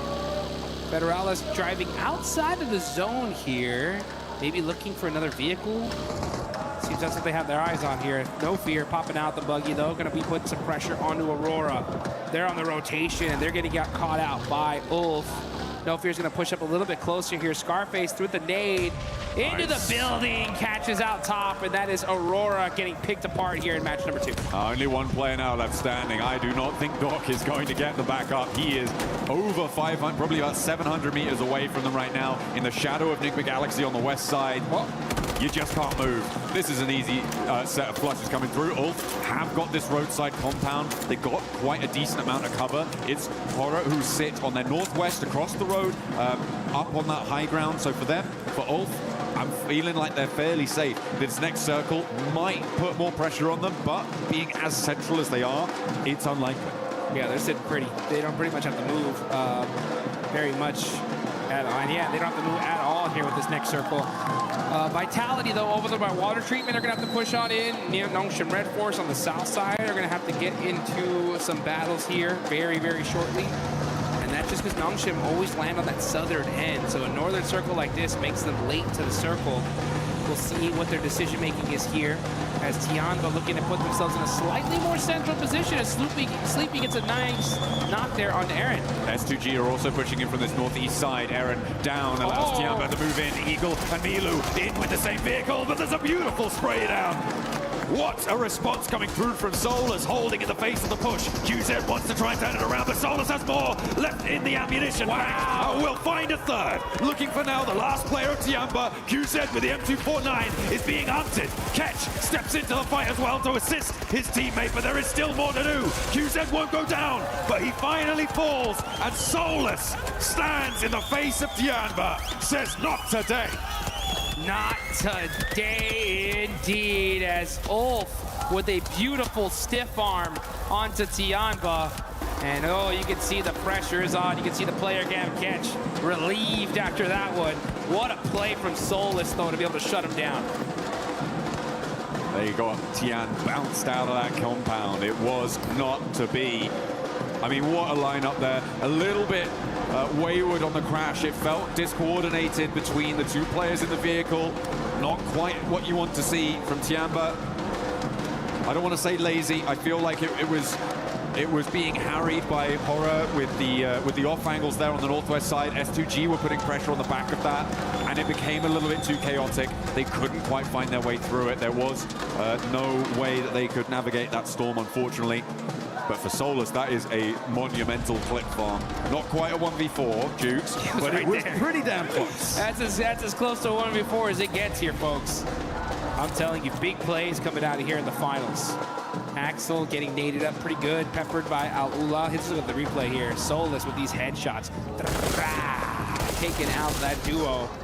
And still finding himself some good movement here. Yeah, as soon as he sees QGZ, comes on out, pops a nade on accident, and gets the knock. Oh, okay, we're back in with Alola versus Vitality. One over the top, looking for another as well. There are 3 players alive on side for Alola, but there is damage pouring back over towards Vitality as Razy now and Axel have to step into the fight to try and keep this one going. Razak gets shut down though as S2G are flowing out to third party on the north side here. Kamikaze, Solke, both moving into position. Lost is out on a north wide flank too. And Axel trying to find some high ground here, trying to find an off angle. Razy just forced to just run out in the open, no vehicle to his name. Trying to be able to help out Federalis. Federalis is knocked, and it looks like he will be thirsted here because this is taking a long time. Meanwhile, S2G decided to just back things up. Say, you know what, we don't want none of this zone going down south. Let's prioritize that instead. And Razy is going to start cresting that hill. Can he spot out one of these players of Al-Ula? He sees Rep. When he's going to take that shot? No, does not see a good sight line. Decides to back on up. Yeah, it doesn't have the team shots to be going, well, doesn't have a team to take shots with, is more accurate here. For Razy, you need to be 100% sure that you can lock down a knock, or maybe even a flush. Ida getting rolled down by Orangutan there, nicely done, but there's still a little bit more to do. Ida being devastated yet again. Rita now the last to stand. Aru and a tanky about face for another approach. Rita cooking a nade to try and slow things down, but there's an off angle coming through from Arena, who is stepping up and forcing him over the ridgeline into the firing line of Orangutan, who get 4 elims on the game and send Ida packing. There we go, and that's going to be the 15th place team so far. Starting to turn things up, but here we go. It's the White Rabbits battling it out against 4 Thrives. Turney K getting the flushes. It's all up to Falak, and it ain't going to be good enough. Arena just putting in that work, and they're going to keep their whole team alive. And back up they get. Nicely done, nicely done. We saw Razy doing a lot of work against Alola. Hang on a minute. This is a solo? A solo against Alola on the north side?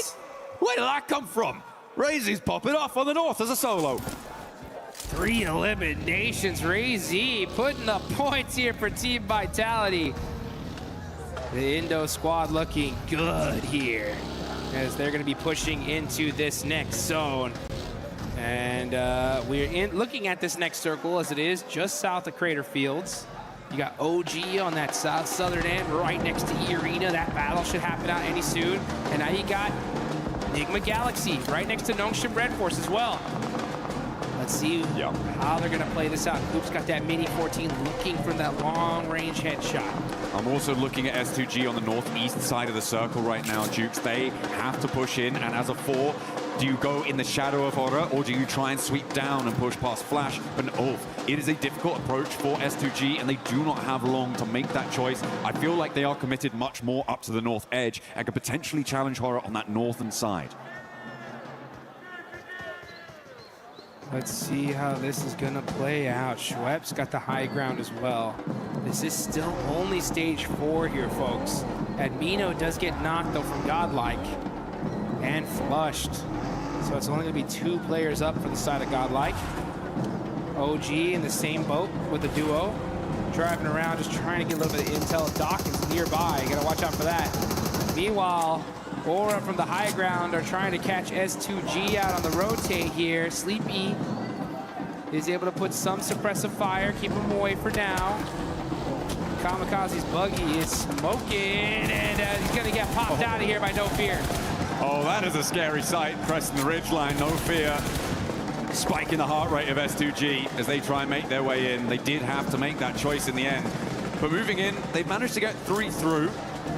And into a position which is at least tenable, but not really super beneficial to their long-term prospects. In the circle, though, which is good. Not the same can be said for Enigma Galaxy, Arena, Flash, Ulf. These teams going to have to move when the time comes. So, a good result, but if they keep getting picked apart with Razy still doing bits. Hang on a minute, no, that was over the sky. So, Horror are suffering. This solo Lone Ranger on the north edge, Vitality, letting us know. Okay, this is the replay of the 1v, I think 3. Yeah, there we go. Yasser catches him out as he pops out the vehicle. And then, pow, beautiful use of that ridgeline. Razy just picking apart Aula. Those mistakes, man, making it look easy there. Yeah, that was pretty clean. Swaps out to the bayonet as well for the final moment. I wanted him to run it through there a little bit. That would have been the coolest. But you know what? You're looking pretty cool already. Razy still with a knife fixed to the end of the barrel. Yes, indeed. Let's see what Razy can do with it. He's going to be holding on to that AUG as well. No Fear up on top of the hill, doing a good job of applying that suppressive fire on these teams trying to find a way into this next zone. Oh, crazy. Soaking up the points as a solo here for Team Vitality. I mean, since he's been a solo, he's gotten in this spot because Sleepy has got that angle. But if Sleepy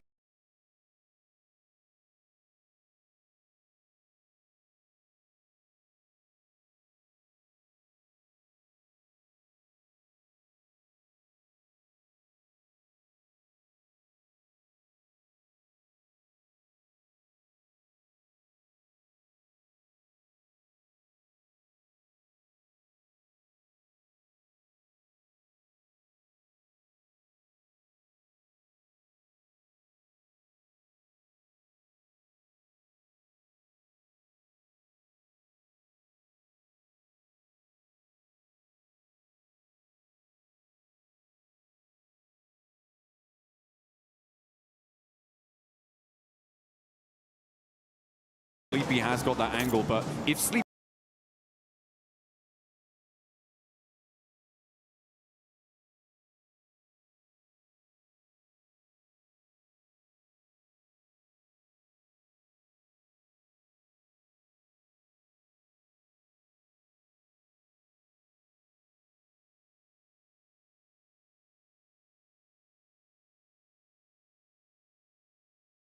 has got that angle, but if Sleepy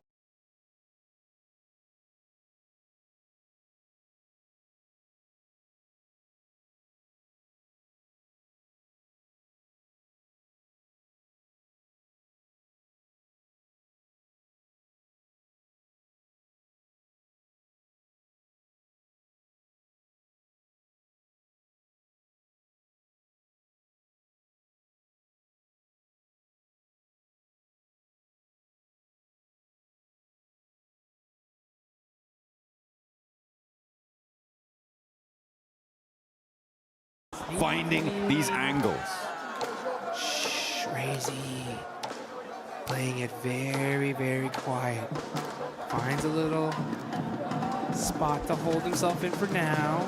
But he's so dangerous. He's got that ghillie suit in the desert. Not quite the best camouflage he wants. Yeah, it's the green one. Not great. It's the green one. But you know what? He's looking to get that green for his team. And this is how you do it right here. Staying alive, just, you know, able to get some confirmations, some sneaky confirmations on some knocks, soak up some points. Meanwhile, S2G got a little car wall set up here. Ooh, Furia on the move. Silence up and to the ridgeline. Jiggle will be aware of it. Razy completely hidden from Furia's radar right now. Operative word being right now. Right now, and yeah, look at this, silence. Gonna have to be silent here, but Razy, he knows something's up. He's waiting for someone to peek that hill, waiting for someone to make the move. But instead, he's just gonna stay very, very quiet here. Uh-oh. Up they go. Jiggle, you better watch out. They're coming for you. Silence, driving up the hill little by little. I think Razy's gonna get spotted here. Igor is gonna run straight into it potentially. Ooh, maybe not. Darts back a little bit. They're waiting for the peaks. This negotiation on the north side is tense. S2G isolated right now on the southeast side of all of this. Sort of all just playing in the same spot. Looks like they're trying to start to move out now, which I like. I think it's the right decision. And we've got solos from Aurora, solos from Ulf, as well as Orangutan. Atanki may be the first of those to go down, but does take a fair chunk out of loss before he goes out. Put some damage on the board.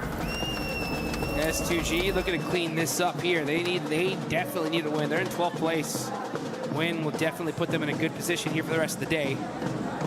Furia, the same boat.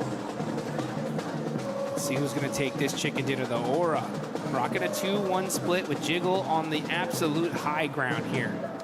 Don't forget about Doc, though. Aurora all by himself. He's still there. You can see him. He is just holding that spot and starting to soak up some placement points here. Only 6 teams remaining. The thing for Aurora right now is that they know there's a solo on the north side, which gives them a little minor advantage if there's going to be a third-party fight between them and Furia. Razy's angle might not be known. S2G take a shot from Eren, who is their solo from Ulf. And Eren finds the flush as well. So S2G now down to 2 players. Jukes, there's a lot of solos here, but they aren't without their opportunity. Yeah, that's for sure. They could win this whole thing if the timing ends up perfect for them. You can see nice shots there from No Fear. Oh, instant confirmation too. MSG's really hurt. So he's going to throw the pan there. Yeah, no. That would have been nice. Pulls Just the say, pin on the nade. Take some of this. How about some of that? Long nade. Not able to get the finish. And it looks like S2G should be able to get the reses here. Does he have a Molotov for another nade? Because, I mean, he has the high ground. He might have the arm to get there. It doesn't look like they're going to go for it. The res likely to be coming through now. For S2G to keep themselves alive as 2 players. It's Razy that I've got my eyes on still from Vitality. He's gone so far. Come such a distance, Eren, most likely the next solo to fall. Igor's has flexed out and is very close to Doc for Furia. That could be a dangerous spot if they're caught unawares. Oh, he's hopped out as well. Doc might just be able to get away with a free elim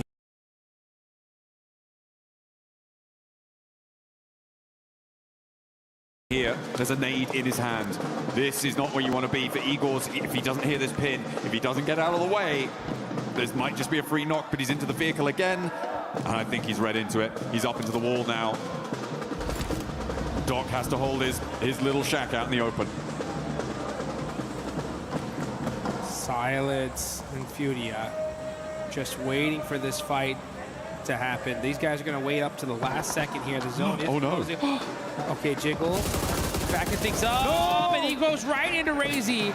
Gonna have to make a play. Great headshots, but Sleepy, great teamwork there to be able to shut him down. It felt like that was the opportunity there. Jiggle stalling on the buggy slip, but just didn't quite finish off that spray. And the backup from Horror, of course, they did know he was there. As I was saying earlier, after losing a player to him was good news. Oh, another solo goes down. That will be the final solo out. So we are playing 3v3v2 as Furia in with a chance here to put that chicken dinner on the board. Same story for all three of our teams. I feel like S2G are the most suppressed in their area right now. Yeah, but they're suppressed on the leaderboards too, right? So literally all these teams desperately need this game. Gonna be big points regardless. You can see right now, 8th place, 11th place, 12th place. It's gonna help them out big time. Let's see what No Fear can do with that high ground. This is stage 8, folks. The zone will be closing into nothing once that zone pops. Sleepy applying that pressure on S2G. He's got the intel now, knows exactly where they're at. He's got a couple nades. Gonna go ahead and use that high ground to try and get the shots. But some big shots on the Aura. That's No Fear eliminated. That angle being gone is critical. A really nice pick up there over onto the high ground, as well as Jiggle going down. Leaves Horror now just on the one player alive. Furia want to regroup, and the descent comes through from the last remaining player for Horror, Sleepy, who has broadside on Lost, but he's not taking the shots just yet. I think Lost spotted him just before he ducked behind the ridge. And he has to drop down a little bit further to be a bit safer. Spots Lost, gets a headshot, but doesn't quite get that full-blown knock just yet. And then they roll. Sleepy Finds the other, though. He finds his teammate, and maybe a 1 versus 2. But Furia now sat with their players rolling across the open zone. And Sleepy finds another. 3 players now left for him to deal with. But there's a P90 outside. He's behind those trees. I don't think it's going to work. No, sirree. Brazil able to find the chicken dinner here. And Furia fight back. It's about time. We knew that chicken dinner was only gonna take a little while, and it happened to be just 2 matches here into day number 2. So Furia get the win, and the crowd is pumped up for their team here. A huge, huge win for the side of Brazil. Absolutely beautiful stuff. I think it was 9 elims towards the end, something in that region. It's a massive jump for them, as we talked about, on these longer game sets. 18 matches, a game like that can really give you the foundation that you need to jump up to be in contest. With E-Arena going down fairly early, with Enigma Galaxy going down fairly early, a couple of elims on side for these teams, but that is going to put a dent in the gap, and that's exactly what you need to be doing. Keeping that mindset on side of every single game, the points we profit, that is 1 step closer to the title. Yeah, that's exactly what it is right there. Nice play, though, from Sleepy to be able to get that 1v2 on S2G. Gets a couple more points on the board and some extra placement points as well. But you know what? The board is going to be, the leaderboard going to be balanced out a little bit right now. Because like you mentioned, top teams go out. Teams in that mid-pack start moving their way up. But I think that inequality is going to be coming right back, because guess where we're headed now? Oh yeah, it's going to be a little bit toasty over on Rondo next, which is very, very exciting stuff. We've already seen, what was it, 2 1v4s, at least 1 1v3, a couple more. Why not throw them in there? It's basically just what happens at this stage. But yeah, I mean, the Razy solo 1v3 on the north side there, beautiful. The impact he had also cannot be ignored. If 4 players were alive for Horror in those final circles, I think they win that. Yeah. Without Razy having that impact, it completely changes the dynamic. It allows Furia to be so much more free and easy on that western side. The suppressive force of Horror on that north edge is so much assuaged. So I think that is a very, very important part of that last game that maybe flew under the radar for a couple of people. Yeah, you got to be hyped up for Razy. 1v3, then finish in with a 1v2. And you guys got a 1v1 and watch the rest of these matches coming up in just a bit.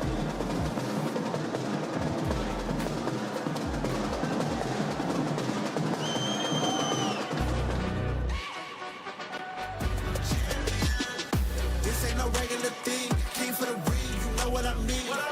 You see my name in the lights, better get right, I'm champion.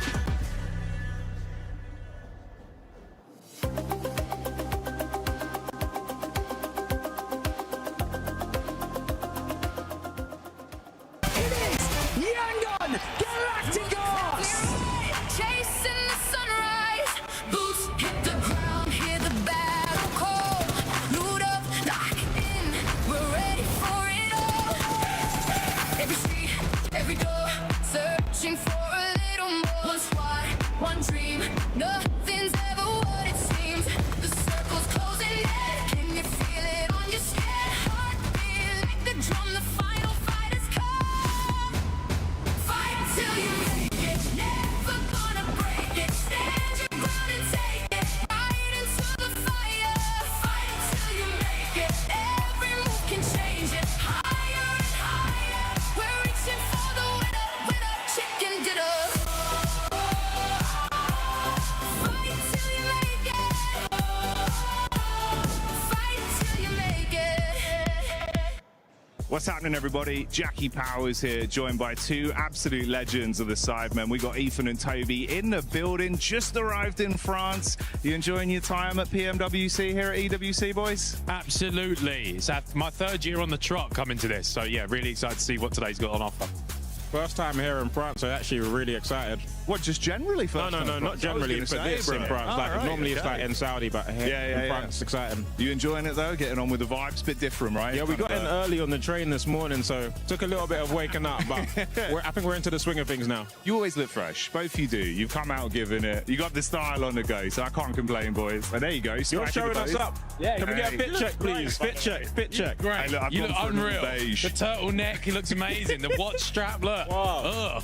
That's what we do. That's what we do at PUBG Mobile. We've got a bit of a different vibe on the go. I know you love a bit of PUBG Mobile yourself, but you've been enjoying the chicken dinners? Caught any of the glimpses of the games? I haven't caught any glimpses just yet, but they're going crazy as we speak. We've got a little glimpse of a screen up there, and I can't wait to watch some of it. It's going to be big. I think we've had a lot of interaction from the fans this event, which has been cool. A lot of different nations. It's been super loud. We've had drummers. We've had like cymbals. Mate, I've seen instruments I've never seen before. I thought it was a football game. I heard it. It was crazy. I can't believe there's drums at an esports event. It's unreal.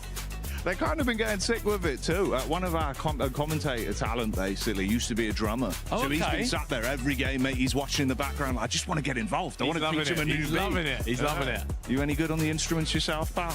Me, no. So Jizzle, however, he has an own producer back in his day, you know. I dabble. Hey, we got to get you in there. We could cook something spicy up with the fans, right? No. It's been a long time. It's been a long EWC time. anthem? Come on. I don't quite have the same rhythm as I used to. You know what I mean? Could be a nice tie-in. We'll get that in for the next charity match, no? Maybe. That's what I'm saying. That would be sick. Look, it's going to be a good time. We got about, all of today, so about 6 games overall today, and then tomorrow we go into the final finals, last 6 games. We got some big orgs here, boys. Couple big names. You got like 4 Thrives. They're coming out, showing up. Vitality, Legendary Esports orgs, right? Orangutan as well. They've come in bossing it. Orangutans. Orangutan all the way. Come on, orangutans. Listen, this ginger bearded beast. My orangutan. Yeah, come on. Go on, the orangutans.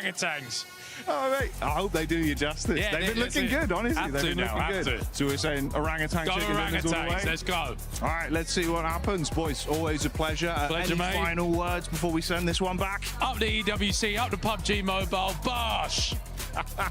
We'll see you later, guys.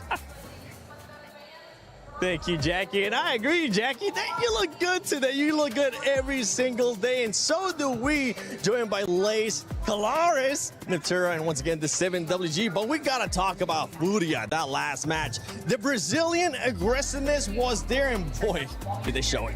Didn't they just? I'm so excited. Furia's back. Let's all jump. No, but he's just gone. Okay, my show now. Furia, right? Furia was on top of it. I really enjoyed how they were actually able to play that so well, right? You've got the duo of Ayala. There we go, I got it. Yeah. Ayala and Silence, both of them just coming in onto that third party against Nongshim, then over onto EA, just wiped them completely, no point about it. The 2-2 split coming up onto that the western side, making sure that Furia couldn't making sure that S2G couldn't go around to the south side, but also pressuring Hora to actually push into S2G at the same time. Very, very well played. Good control of the teams, good control of the zone, and the timing was really good. They backed it up with firepower as well. You're seeing 9 eliminations. 19-point game is exactly what they needed.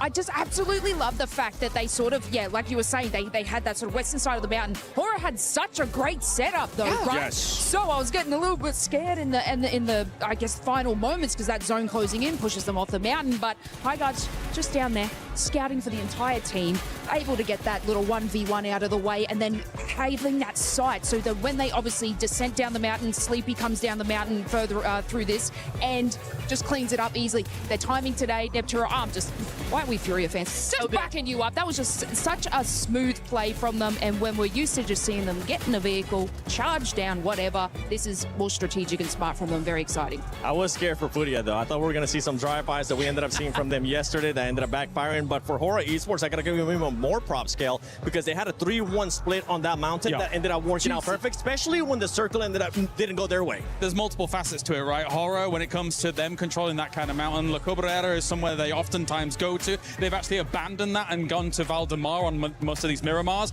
They had to abandon their loot phase quite early to make that extreme wide rotate based on those sort of shifts that were going north to get onto that mountain fast. And I think they really understood how to hold down on that location well, to the point where they were having to deal with certain circumstances that they didn't want to have to, like trying to cordon off Ulf as they're trying to move forwards as well. So an very impressive game here by Hora, absolutely. It is. S2G as well being able to collect some points in this last match too. And one team that was able to collect even more points that definitely needs them, Orangutan.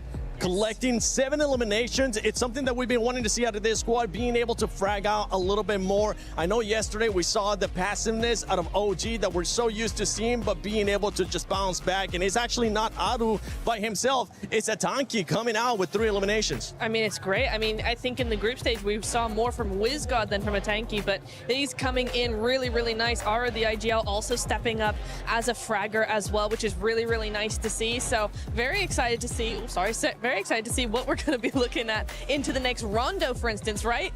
Getting the that momentum on the Miramar is like 7 eliminations on a Miramar already. What's Rondo going to be holding in store for them? Feels weird that we're doing Rondo, not at the start of the day. It does, doesn't it? But anyway. It's like, okay, well, mid-day. Mid-Rondo. Mid-Rondo. It's a mid-Rondo. You know what it reminds me? I said it earlier and I'll say it again. It reminds me when we used to have Sandhog at the halfway point. Oh, yeah. Where teams that weren't performing well, that would kind of use Sandhog to just spark up their day. But talking about Rondo, let's look at the top teams right now from Rondo. You got Enigma Galaxy up there. Aurora Gaming so far really hasn't had the best start to the day, especially when we're looking at the Miramars. But going into Rondo, we saw what they were able to do yesterday, and I'm hoping that Aurora is going to be bouncing back here. Yeah, you'd like to think so, right? I actually do think that there's definitely been lulls in some of the performances internationally as well, and obviously this team for a long time, when with that alpha gaming, etc., and things like that, everyone was hoping that eventually they'd hit it big, eventually be able to get one of those big titles. Actually, coming into that day 1, I thought to myself, wait a minute, is this the time? Is this the time Aurora Game actually finally makes it happen? Because they were able to be up towards the top. They've slipped a little bit, especially with the arena looking as well as they have done so far. But there's still a chance. There's still hope. Yeah, for Aurora right now. 34-point gap, so I am hoping that we're going to be seeing some insane gameplay out of them, especially going into Rondo. We have seen E-Arena put up 29 eliminations. Can anybody get even close? We saw the aggressiveness out of Furia with the third parties too, but we got to talk about Enigma Galaxy been performing well as well. And what I really enjoy about Enigma Galaxy so far is the way that they've been getting those placement points outside of their win. You can see them being able to be consistent. Exactly. They've got 14 placement points outside of that win. So they are really making sure they hit that podium time and time again, backing it up with eliminations. And again, this is something that I saw yesterday from Enigma Galaxy is their timing is on point. Coops is back in his prime, it feels like, and the whole team is rallying around that. So the timing is really good. The synergy is very good. They're holding, they're waiting, they're making other teams play for them instead of doing all the dirty work themselves. It's a really, really nice control play that we're seeing from Enigma, and it's working out beautifully. I mean, I just want to quickly touch on Ulf because we were a little bit worried about them at the start. We're like, what kind of plan do they have going forward? It's good, it's wins, it's that, it's not, it's dropping. That one, the vehicle send. They're actually in like a 2-2 split hold, and they were like, what do we do? Let's take the vehicle. Let's wedge Tiamba up against that and able to sort of decimate that entire squad. Obviously, the rest of the team sort of joined in that position, but look, they're making split decisions quickly when that moment comes. Is it bad that these decisions have to be made incredibly quickly because they didn't plan it out beforehand? A little bit, but look, they can capitalize on it. It is. One team that I'm going to be looking to hopefully capitalize here in Rondo as well when we're talking about eliminations is going to be none other than Tiamba. Tiamba has been quite slow today. We've seen them just going down that ranking, and it's a team that needs to be able to bounce back because guess what? Yesterday, it was all about eliminations. Yes, they do end up having some placement points, but it wasn't of the likes that we know they're capable, especially with what we saw at Survival. Yeah, Milu and QZZ have looked fantastic throughout the entire tournament, right? And Milu really rose to the occasion after QZZ was able to get that MVP title on previous internationals. I do think that, yeah, it's been a bit of a slow start for them, but regardless of that fact, there's definitely an opportunity for them to get back to fragging power, fragging potential that we've seen from them in the past. I'm just looking at Coops right now. He's locked in.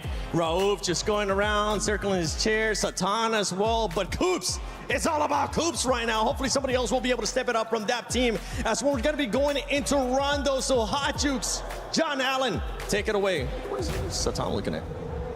Here we go. We're headed into Rondo, the match to put some massive points on the board. As if Miramar wasn't crazy enough already, it's about to get even crazier. Maybe it's just something about the start of the day, Jukes. Maybe it wasn't Rondo all along. It was just the first games. Maybe this will be the calmest Rondo we've ever seen. Yeah, they brought that Rondo energy off the rip, right? Yeah, they're used to it. Fresh off the breakfast, ready to find their dinner. And that is what we're going to be looking to find here for one of our teams. It will be the case. Maybe a massive early game. We saw it from Milu yesterday. Huge, and the rest of Tiamba as well. Huge start to the day yesterday. Not quite as powerful in the game so far today. So hopefully for Tiamba, they can find that resurgence here. And if you're an Arena fan, you're hoping that they can continue to make their strides forwards and keep that White Rabbit chase going. Gotta be able to separate yourself from the rest of this lobby, and if you're gonna do it anywhere, it's Rondo, that's for sure. I mean, we've seen a 39-point game in this tournament. Oh man, will that turn things around from. Look at Team Vitality though, averaging, 4.33 limbs per game, 1,000 damage. It's a great average here. The thing is if you want to win that $500,000 at first place, become the champions, you got to do something special consistently. So I'm interested to see, right, how these teams are going to fare now that we're playing Rondo for the third match of the day, right? Are they going to be able to keep that aggression up throughout the entire day here? And who's going to be the kings of Neox Factory? Oh, could be. Or, indeed, somewhere else if Flame Path decides that we don't want to be going to Neox Factory. In general, when you're talking about podium competitors, you're talking about teams who are looking to get about 10 points average. 10 to 12 points average tends to be where we see at the end of these game sets a first place type scoreline being. That generally is a great indicator that you're performing at the level that's needed to rise above the rest. So hopefully our teams will be able to keep that on side. And being able to get, as we were seeing, sort of mid-4 elims average, being able to complement that with placement points is very, very important. There are a couple, I think, of teams who have a distinctly higher average on those elims than others, but it is definitely something that you need to be focusing on to join up at that 10-point average. Because right now, I think quite a lot of our teams are falling short of that metric. That's a fact here. And if you want to be able to get in that metric, though, this is the place to do it. You can see these players are locked in, they're focused. They understand what's at stake here, just how important Rondo is for your total tally. You only play it 3 times in this whole finals here. And this being the second one. 6.3. Yeah, 6.3 average from Tiamba, man. This squad have been really, really consistent here. A night and day difference from their group stage performance. And this is the Tiamba that we know and love. We expected them to do very, very well here. And it's only a matter of time. I think they get that right position going, and then we see them get that chicken dinner. I mean, we want that survival stage, Tiamba, right? Yeah. To be able to jump up and compete with the very, very best. Furia, fresh off of their chicken dinner, their numbers don't quite display that sort of a storyline just yet, but it is a great start for them to be able to add that one to their tally. And again, it's a real great mental boon to these teams to be able to find a high-scoring game and to be able to close out that game. Sure, maybe the point swing isn't huge depending on how many seconds into those final circles you last, but I feel like there is nothing more relieving than finding that chicken dinner, than converting it. Even if you ignore the 4 extra points you get just on placements alone, is a massive mental fortitude booster. And you need to keep your head on straight because you are going to get into something crazy very early on. I know it, I love it, it's Rondo and it's ready. It's ready, these players are hyped up, they're ready to go. I hope y'all guys at home are ready as well because man, this is just getting started. As the plane is taking off, we're headed to Rondo. Ooh. Okay, we got a little double plane path action here. Okay, so Neox Factory is accessible from the easternmost plane path, and to be fair, from the west one, but it's unlikely you want to go there because the teams in the east plane will hit the ground so much faster than you. It's much more likely if you're going to hot drop, you go to Yulin, and the same is true vice versa, right? Yulin is further along that plane path. What this is going to do is split these hot drops up. It's going to make them slightly less chaotic, Jukes, but more teams may want to go for them because of that. Yeah, and those teams that normally like to go to Neox Factory, if you're in that other plane, you're going to be there late, so that's going to put you so far behind. So teams are going to have to adapt on the fly, switch drop locations, and make these decisions very, very quickly here. And you can see, these squads are out. Top players right now. Scarface from Ulf, okay, 16 eliminations. Mormon right behind him, and of course, Milu right there as well. Yeah, Scarface on those damage numbers as well, right on the heels of Milu. Look at that, only 20 damage points behind. We'll see if that changes very quickly into this match because teams are now starting to touch down in towards Neox Factory. They'll be grabbing those weapons. Yulin also will now be occupied, and things are going to get hairy quite quickly. As Irina already taking a knock, Tianba as well have already lost one. Irina, by the way, generally preferring to drop out near stadium, but the plane path they're on didn't assist with that. We saw them hunting down solos in other matches, those solo outposts that are near those recall towers, which are a major feature in Rondo. They were the team to take that dynamically to that fight in a way that we haven't seen from many others. Oh no, S-Power goes down to a guard. Not good. Schwepp's hurt and gonna get caught by a beautiful angle from a cop. And that's what happens is that if you're just so used to dropping in one particular area, switching it up here, sometimes those little angles can catch you off guard. And OG putting in the work here. Gonna be keeping an eye there on the side of Ulf. Ooh, does see Aaron. Now we're gonna switch on over to another fight. Here comes Furia. Applying that pressure to Aura. Sky bandaging here. Waiting to be able to find those angles. He's got some good weapons here, but Ayala gets caught. A nade forces Sky to reposition away from the corner. Does take a little bit of damage, but that'll be okay. Remember, the recall towers here in Rondo allow teams to get their players back up and alive, so early fights are the norm. Silence rolling around the edge of this corner, trying to suppress Sleepy, but the UMP in hand gives him a little bit of confidence, and the nade to back it up. Flings across his sightlines. No Fear does go down on a trade, and now Ayala's looking to break wide to change the tune of this fight, and looks for more with Chief at his back. Sky on a sliver of HP just about finds the retreat, but there's a re-engage around the corner.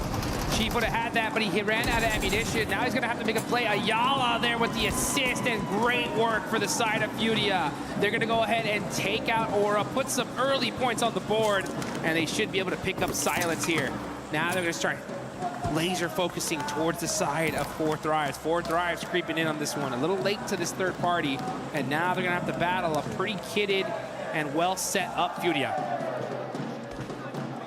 Four Thrives, they've got some loot on side as well, though not too many nades. In fact, no nades for T24. Neox Factory's been popping off as well. I think Ulf bore the brunt of a lot of damage pouring on their way. You see some elims coming through from Orangutan. Doing bits, but ooh, okay. Ulf may have a little bit of vengeance here, as Eren is still in the firefight. Tianba with their position on the south edge. Spot Tizzy sending away, but Tizzy wants to re-engage on the door frame. It's not going to work out well for the first spray, but suppresses the angle. QZZ with the nade cooking. Drops around the corner, but Hyunbin evades the damage. Almost read for super aggression here. Looking to get some of them early eliminations. Hyunbin with a laydown, wide on the open. Catches QZZ with the spray. Just keeps that suppressive fire on that window. Catches him on the re-peek. And a great turnaround there. Two superstars battling it out. Now Tizzy, oh, look at that instant peek back. These angles. Nongshim Red Force so good at these CQC angles. Man, and Hyunbin putting in the work, forcing Tianba to have to do a full res on their team. Getting those flushes nice and quickly. Nongshim Red Force with 2 elims. They're up to 4 now. But they've got another team to try and deal with. Orangutan sidling on into the fight.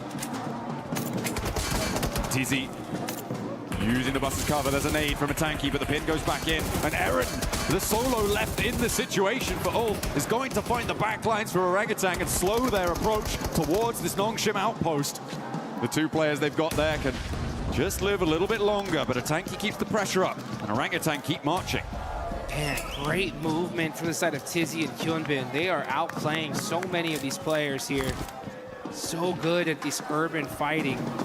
Their peaks, their timing, just impeccable. Wizgot, though, with that nade, looks good. Tizzy jumps away and gets peppered only a little bit. Pulls the pin again. And you can see they're utilizing those doors so well. But how about that nade? That one looks good. Ooh. Tizzy jumps away from it once again. He's not falling for that one. I like the attempted utilization of the smoke to stop the vision on the nade arc as it was coming on through. But Tizzy read that one nicely. Knew exactly what they were going for. That nade doesn't connect either.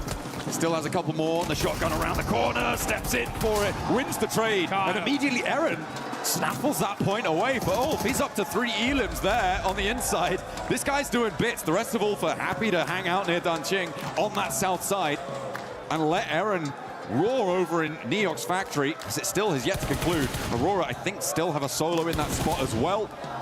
And Eren does finally go down to GodLike, who have rolled up into the fight in Neok's factory. A late approach as they were forced away over towards main round. Now you can see T24 trying to find some angles here. Zypha, ooh, quick shotgun here. He's got the right-hand priority. He should win this. He does. Catches Ayala. And now, shots happening back and forth all over the place here. Zypha's gonna have to make another play, but suppressive fire. Was that IQ? Yeah, IQ on the other angle, doing a great job of applying that pressure, that headshot. It's gonna be the end of Furia. Furia, though, well, in this location. That's correct, yes. Igor's on that south side, very far away from Yulin right now, means that they can get that full reset. The recall towers are still available, and at the moment, only 1 player is completely down. I think that's about to change as well, as Admino gets back to his feet. Aurora with top. The man on the spot only needs the 1 shot to take down Salme, and now he wants more. S-Power with the nade, can't quite connect on towards top, but he spots him running up, has the nade cooking. This could be perfect, needs it over the top, a lot of damage, and the spray to convert. That is good for GodLike. Great work from S-Power there, right? Just staying calm, collected. He had that nade locked and loaded, just goes, chunks it, and just uses his weapon to take down top. So we're gonna see some recall action happening. Everybody pretty much back up for the most part. Only a few players still eliminated. And now you know what? Why don't you guys do us a favor? Get in game and go ahead and pop some of the lucky spins right now. Hopefully you can get one of those exclusive 2026 PMWC tournament sets. So you can be styling and looking good like a lot of these players are. Let's see how S-Power is going to look, though, in this 1v1 against a Tinky. It is India on India action here. That's that Molotov. Oh, yeah. He's like, all right, I'll hold the stairs for a little longer. Hot footing it away from that, doesn't take a tickle, which is good result. Hard southeast shift on this next circle.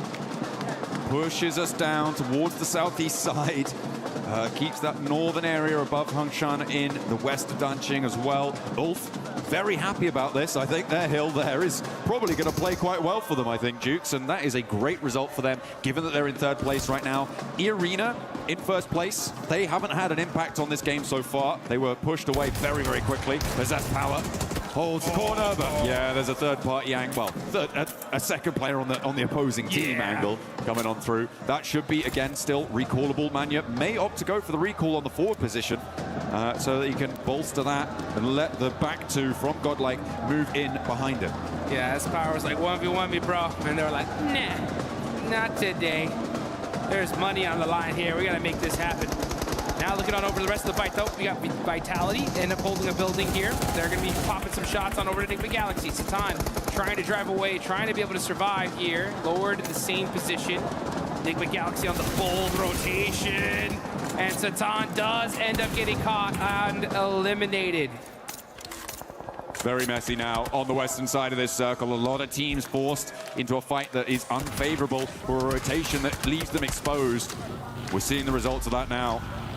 The recall tower on the south side of the circle currently under control of Nongshim Red Force. Looks like GodLike may have their forward position on one recall as well, I believe. So they could look for that. Actually, it might be E-Arena who have got control of it out on the east side. In the meantime, 4 Thrives, with their 3 elims so far, have a position near Yulin. You can see these teams just starting to get set up here, getting ready for that late game. This is so critical. This is the map to put some points on the board. OG have 5 eliminations. Aurora have 5 as well. So a great start for a few of these teams. Now it's about how you're going to end. I think the Galaxy down Satan on that rotate, but they do end up finding a spot in this next zone. Pretty central one too, just a little bit on the southern side of it. But we never know where this next circle is going to go. I mean, Ulf really have got a brilliant position here. They've had a while to establish it as well. On the hilltop that they have so much control over the surrounding area. They have vision every single direction. Everybody else just trying to play in their shadow at the moment. E-Arena have managed to push in from the east side. And 4 Thrives continuing their hold on the southeast point of Yulin. Doing a little bit against Al-Ula. GodLike suffering once more at the hands of Orangutan. And E-Arena actually pushing up to try and third-party split that fight on the north edge and maybe hound down GodLike. GodLike trying to hold on here. Southern shift. Yeah, indeed for a lot of these teams. S2G, 4 Thrives, E-Arena not liking that one. Now there's GodLike. But Fudia, they'll take that all day long. Possibly even looking for a back-to-back chicken dinner here. As Aurora, though, that's going to be the team they're going to have to fight because Aurora's going to be pressing into that hard shift side location. Tianba, QZZ knocked. Doing a great job of being able to throw down those smokes very, very quickly here to try to pick up their superstar player. Coops trying to catch some shots into those smokes. But he's going to go ahead and just hold on to that coverage for just a little while longer. Just a moment longer. Right now, I think that, yeah, we've only seen 3 players really fully confirmed to not be really in with much chance of moving forwards. A lot of recalls coming on through. Almost everyone in the lobby getting back to their feet. Damage going over towards S2G from Coops, but not quite fully connecting. He's locked in today, man. I mean, those shots were on point. He was hitting them for the little slight angle that he had. He was getting serious value. You know, Tianba's locked in as well. They're just trying to get themselves in a good, solid position. They're in 4th place, 48 points. Not a bad start. But E-Arena with 75, they're the big threat in this lobby. The Thai squad looking really solid here in the Rondo. 1 elimination, the whole team up. They do have a position on the eastern side of the circle. Aurora right on top of them, though. Let's see what they decide to do here. I mean, they are certainly alive on this side of the circle, but between Aurora and Ulf, it is a difficult position to try and hold down. And can they get much further forwards? I'm not entirely sure. Schweppes. Oh dear, the flames already licking the front of the bonnet there. And that is going to be an unhealthy vehicle. Not really too reliable when it comes to moving next. But they are safe for the time being next to these 2 teams. I'm looking at Orangutan and 4 Thrives on that north side. Could be a contest around the mountain that sits between them. GodLike, I think, are going to have a difficult time moving in as well. Either they could swing out into the blue zone very, very quickly now and try and rejoin Rita. But if you do, you're basically committing to going down in the next zone. Yeah. It's just not going to work out. Yeah, for sure. And EDA need to have a monster rondo here if they want to be able to get themselves into serious money. Enigma Galaxy, meanwhile, 2nd place, down a player. Lord going to be using some of that terraforming to put himself into a safe position. This is still super early. I mean, that's just Rondo. Rondo starts off so aggressive, starts to slow down here in the mid-game as teams solidify their locations. And then it's going to get red hot here in just a minute. Let's see where this circle goes. We're going to see a crazy Southern hard shift again. Will it center up?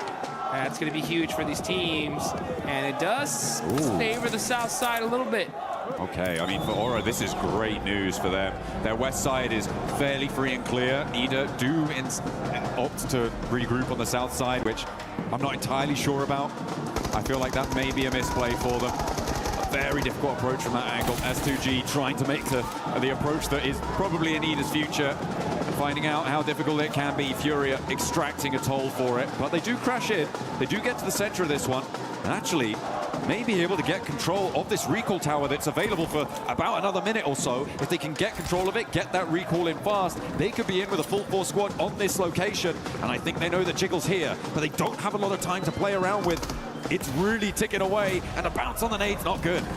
Yeah, kind of a little bit of a self-nade there. I don't know if you saw that chain link fence at the top of it. Great nades, though, from Nongshim Red Force. Oh, it doesn't hit the mark, though. I thought that was good. And they're going to be sharing this location for now with E-Arena. And this is pretty darn central. So I'm surprised they're really battling this out. It's a dangerous fight, honestly. Like, if they take this fight, they're going to get third party. I mean, all the fights now in the middle are dangerous. GodLike on the south side. What happened? Ooh, I think a vehicle explosion there came on through. Was Took that Tony K down. No, it wasn't a self-drop, don't worry. I would have clocked that one. It was an explosion that came through. The nade, just falls short of the deployable cover. And they continue to not quite find the mark for Nick McAllister, sorry, for Nongshim Red Force. They aren't quite connecting here. Not quite getting what they want to get done. Orangutan try and crash into the middle against S2G. It's looking to go pretty well for Orangutan, actually, as S2G are going to go down fully. These recall towers are pretty much done and dusted. Only a couple more seconds to get them used. Yeah, it's going to be tough to be able to use it here at this late stage, especially if you already burned a lot of your recalls earlier on. And let's see right now as Ray-Z is able to get a nice knock there on the tops with a nade. Another one would return as Bose catches Federales. And now here comes Win in the vehicle. Possibly just trying to get some information. He gets some for sure. Pops out. Oh, that did sting. Okay. Razek, though, got the shotgun. S12K. Oh, gets knocked. And Team Flash put in the work here on Vitality. Hey, we know what Razy can do, but he's not going to do it this time around. Vitality go down. Flash playing on with 3. The recall towers are now shut down, which means that every elim will stick. There are no recalls available. E-Arena somehow managed to get straight to the center of this circle. Is kind of crazy, and to do so with 4 players alive, great news. Hopefully they can make that one work. Meanwhile, on the south side, you've got GodLike, Ida, and Furia all looking for position. Yeah, this is a replay, I think, on how Tony K went down. Yeah, he ran into the buggy. He ran into the buggy. Yeah, well, it was that cover flare that ended up busting up that buggy.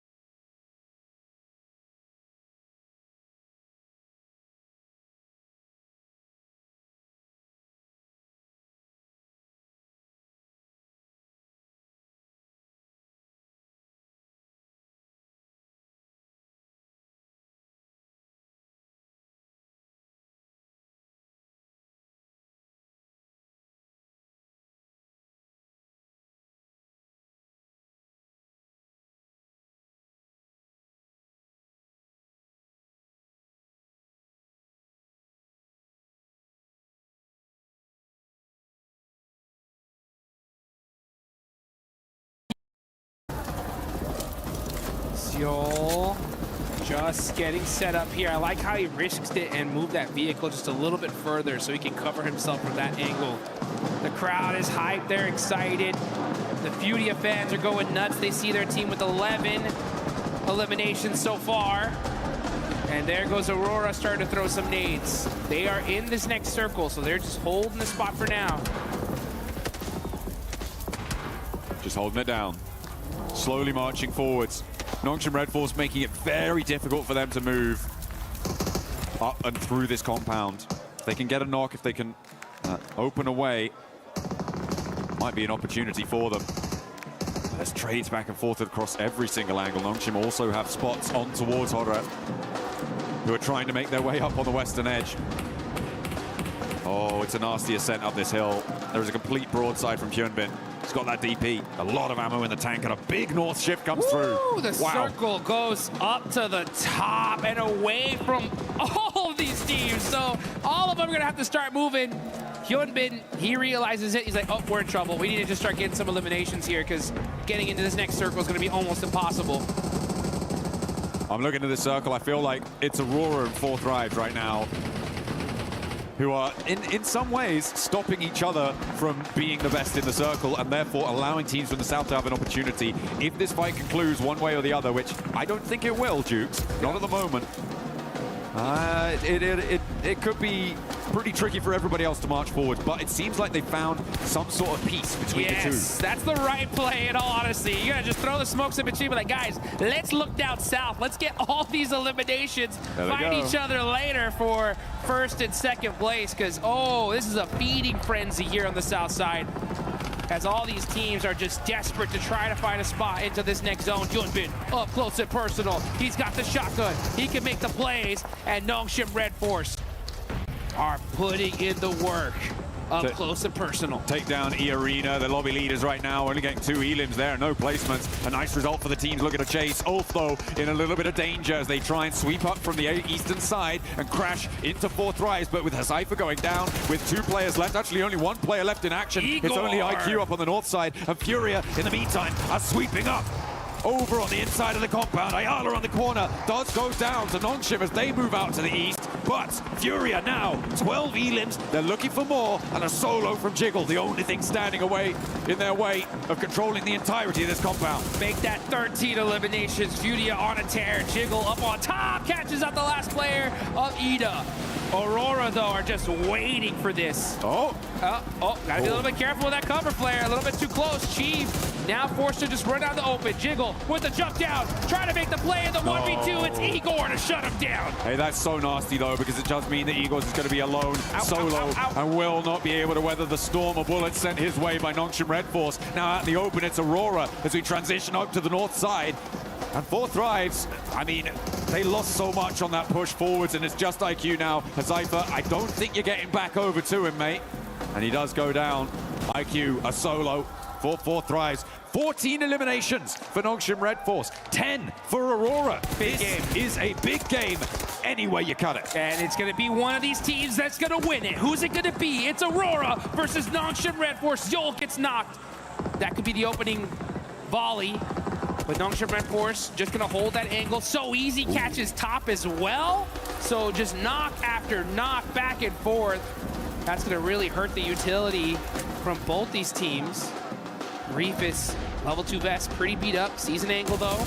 Hits the headshot onto Tizzy and gets the knock. How do you do it to him, Reefus? Goodness me. That is a beautiful start, and this is the open ground I was talking about before, Jukes. It's just so difficult. There is that sloping ridge in front of Nongshim as well, that means they really kind of only have one angle to go, and it is fully covered off by Aurora. Yeah, it's because Aurora is shooting some dang laser beams here at the end. The tiniest pixels, nothing but headshots. Nongshim Red Force, we know they got the gun skill to pay the bills, though. Gonna have to battle it out with Aurora, because Aurora are on fire right now.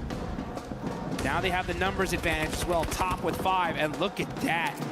Nongshim Red Force, they're just stuck. They're stuck in this one spot. They are laying down, but Hyunbin evens out the battle with that huge knock on Zeal. Perfect timing. And it's a forward position as well, which means that in order to get them back up, they need to break forwards. For Aurora, they need to expose themselves. That makes it more likely. We're in a 3v3 clean. Hyunbin suppressing the corner of the rock there, looking to try and put them back behind it. And he will bury them behind it as Doc is taken down on the angle. That is resible, but it's going to allow them to move forwards incrementally, making their way, making their approach here. Rifus don't dare step up.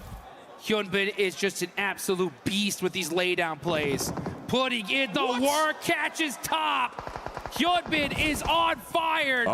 Making it happen for his team. Applies that suppressive fire onto Rifus. Rifus cannot afford to get knocked here. If he does, he's gone. He's got the MG3 from the crate, though. Is it going to be enough? A lot of damage done to him. Zeol's been slowly bleeding out. There has been reses coming through, or attempted to come through from Aurora. And they do manage to pick all three of their players back up on the forward front. Zeol finally flushed. Rifus dying left and right with the MG3 barking loudly across the open ground, but not going to be enough. It's going to be the knock sent his way, and Nongshim Red Force are giving this an excellent go. Moving forwards, they make it to the rock, and they are just out of range. The nade goes forwards. Only Top remains in the way, and the Molotov burns him. Takes him down. Nongshim Red Force turning the tables on Aurora. Aurora was looking unstoppable, and then Hyunbin said, oh, you think you got it, huh? Nah, we got this.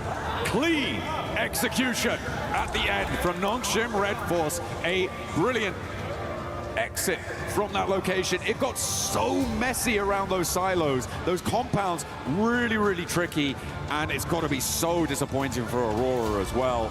They don't lose those.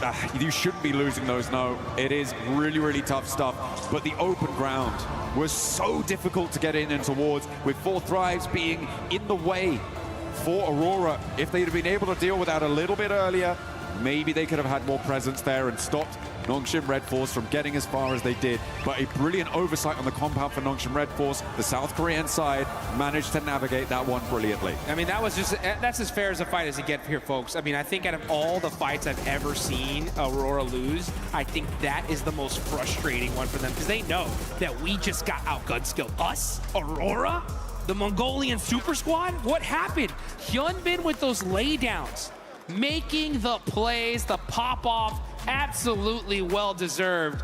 I mean, that was just disgusting. Locking it in with the daps. That's what you got to do. You got to be pumped when you get those chicken dinners on side, and on Rondo, no less, with a big elim count. That is a breath of fresh air for Nongshim Red Force, hoping to get another global level title as well, to convert from their recent win. Sneaky. I mean, Nongshim Red Force, when they won PMMI, they weren't on top of the leaderboards until literally the last game, right? They stole that tournament, and now in this rondo, with that many points, woo, these leaderboards are gonna look dangerous. Yeah, it's gonna be exciting. Remember, E-Arena, Enigma Galaxy, again, going down a little bit earlier. That's gonna close the gaps once more, and teams can start to catch up. It is looking level. And again, it's that marathon style that we've got on today with the 8 matches from the delays that we had yesterday. The 8 matches today are going to test these teams' endurance. We still got so many games left. I'm so excited. This is just Rondo. We got 3 more Air Gales, 2 more Miramars. How's Aurora gonna roar back, though? That's gonna be my question. You know, Doc, he did not like that one. They did not like that. Yeah, they were like, there's no way we get bad beat here. Hyunbin, though, I mean, using that terraforming, you can just see for everybody out here that wants to be a professional player, these are the guys you got to look at here, because, you know, in order to be the best, you got to beat the best. And Hyunbin, with those laydowns, applying those suppressive fires, predicting where they're going to pick those heads out, hit a few crucial knocks, and he won that for his team. Absolutely, yeah, getting those picks, absolutely crucial, like you say. And it is a really interesting feature. I think it's probably, for me, the most interesting feature of Rondo is the impact of those, well, actually, maybe 2, but the impact of having destructible terrain, being able to carve out those little divots, those little defilades with explosives, as well as the deployable cover flares. I think those 2 features make Rondo so interesting in these late game stages. Yeah. And if it weren't for those 2 features, I don't think either team would have been able to make it towards the end there. There was so much open ground, but they had to close it down. And the team to do it was Nongshim Red Force. We'll see you in a few.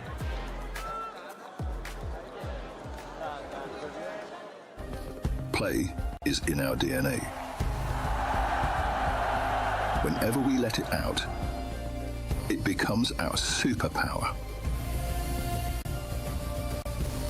Now imagine an entire city being built to supercharge it. Kadir City, powered by Play.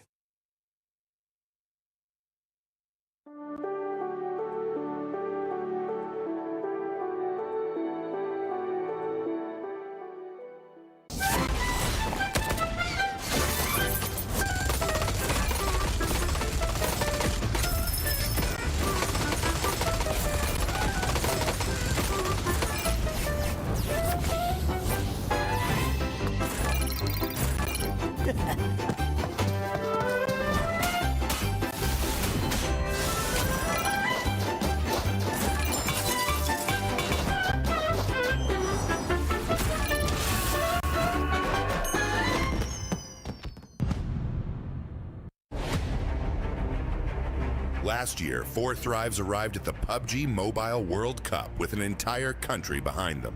As the first Pakistani team to qualify for PMWC, reaching the world stage was already history. But once the matches began, they proved they had not traveled there just to participate. He's found Mafioso, he's got the flush. Carry him as well. Nucky, no! How can you do it to him? They want that first place, but you're gonna have to prize it from his cold, dead hands. Squashed with a chance now, and he's able to close it down. 4 Thrives finished second in the group stage, going directly into the grand finals and eventually securing 7th place in the world.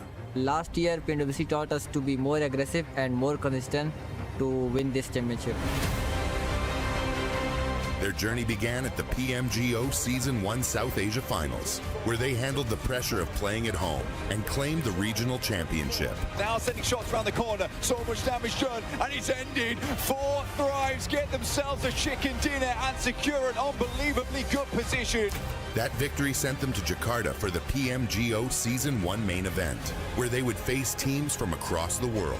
And on the opening day of the grand finals, 4 Thrives took complete control. Possible, but IQ's down, and T24, we're a 1 versus 1. Weapon swap with the shotgun around his teammate. He finds it! He gets it done, and 4 Thrives! After 6 matches, they had collected 3 wins and 82 points, building a commanding lead at the top of the leaderboard. After the 3 chickens on PMGO Finals Day 1, our confidence boosted a lot. Like, we didn't felt any pressure and we knew we are going to win because we had a big lead. The second day brought a different challenge. Every team in the lobby was chasing them, and every mistake could reopen the championship race. They finished with 122 points, 77 eliminations, and 3 wins to become the PMGO Season 1 champions, securing their return to PMWC. Last year, they arrived as history makers. This year, they arrive as global champions.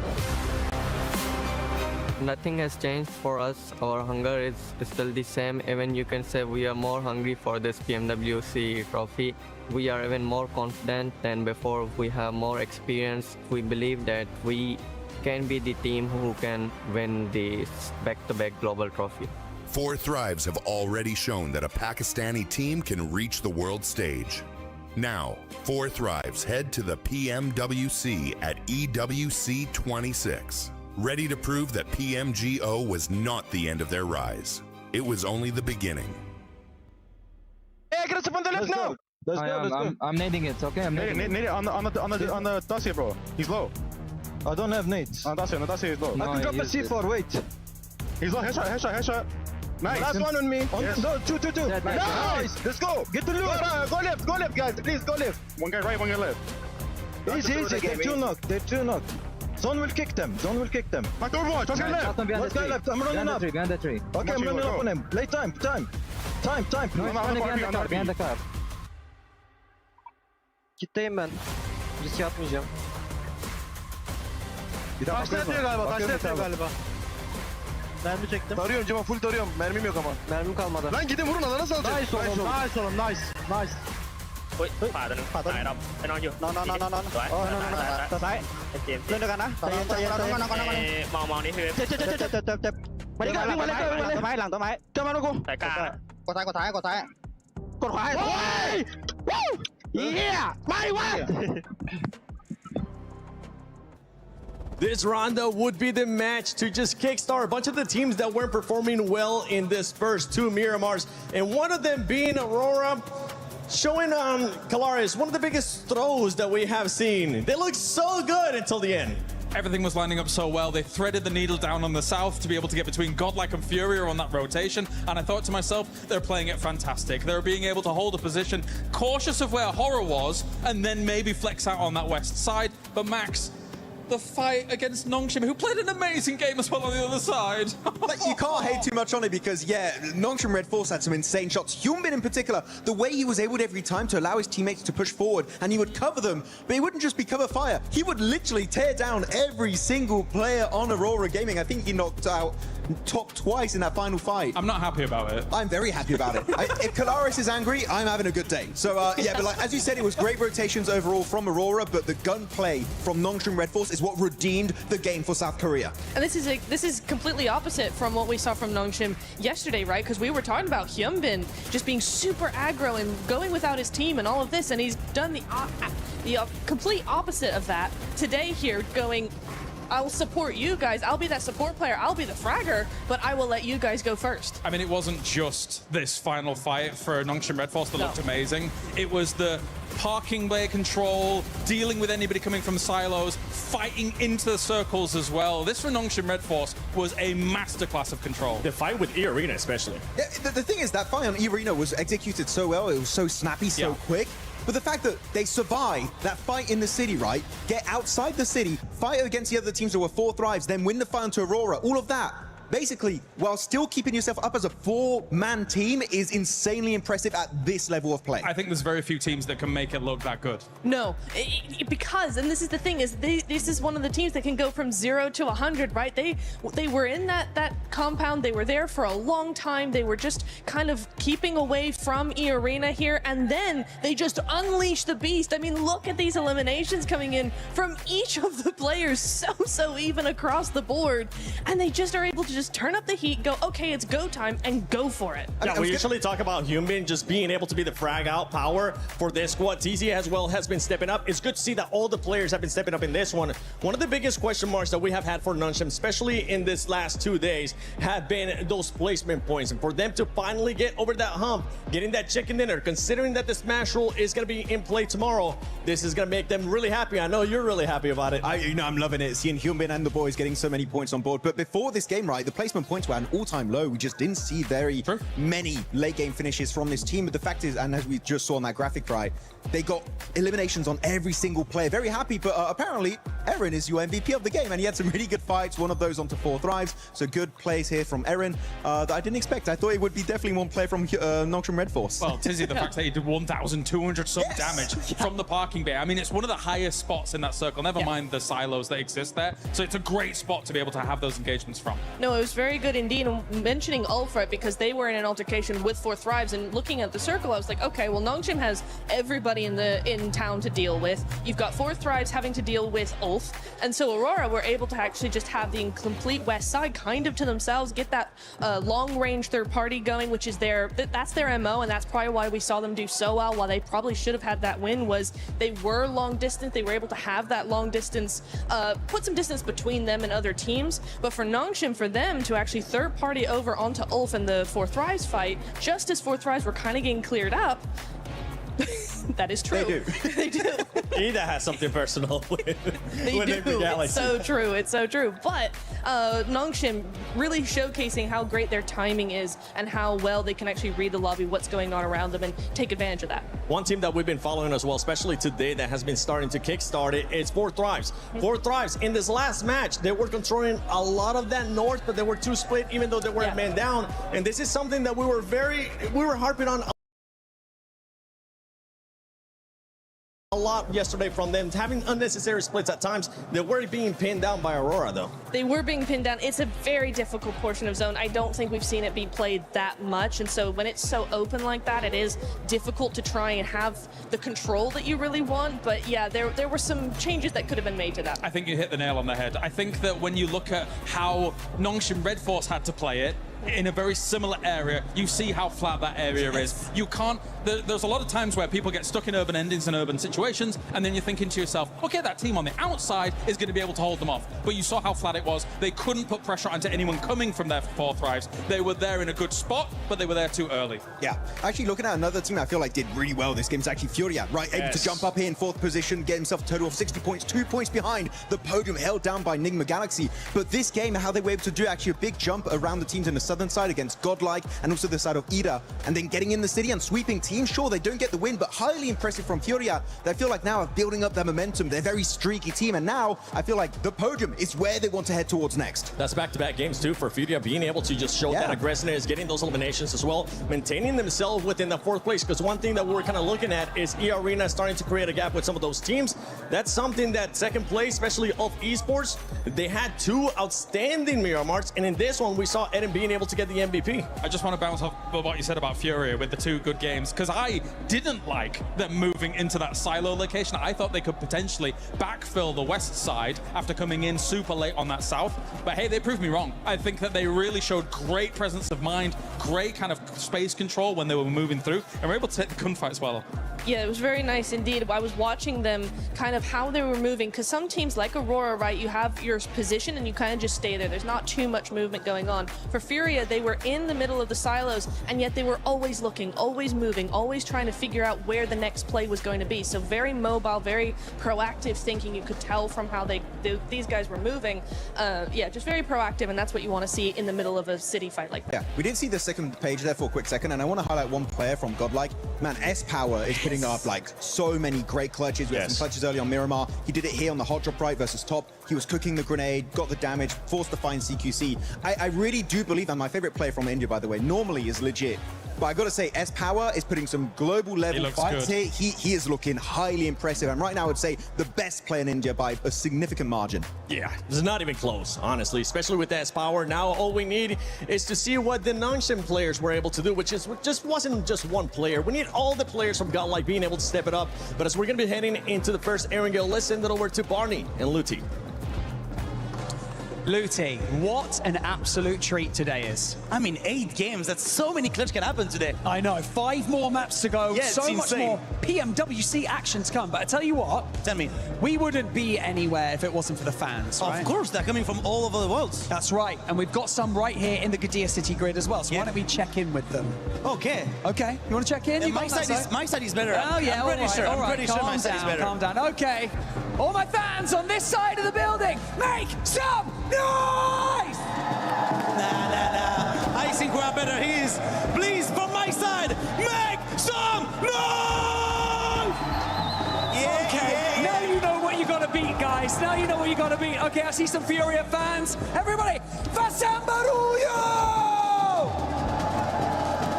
I see. I have 40 fans right there, and I can see in their own language as well. It is time. Sean Macho! Look at them going. They are crazy. Okay, you know what, Luti? Yeah. I'll give you that one. Yeah, you can beat me 1-0, but we'll check in a little bit later today. Casters, who do you think won that?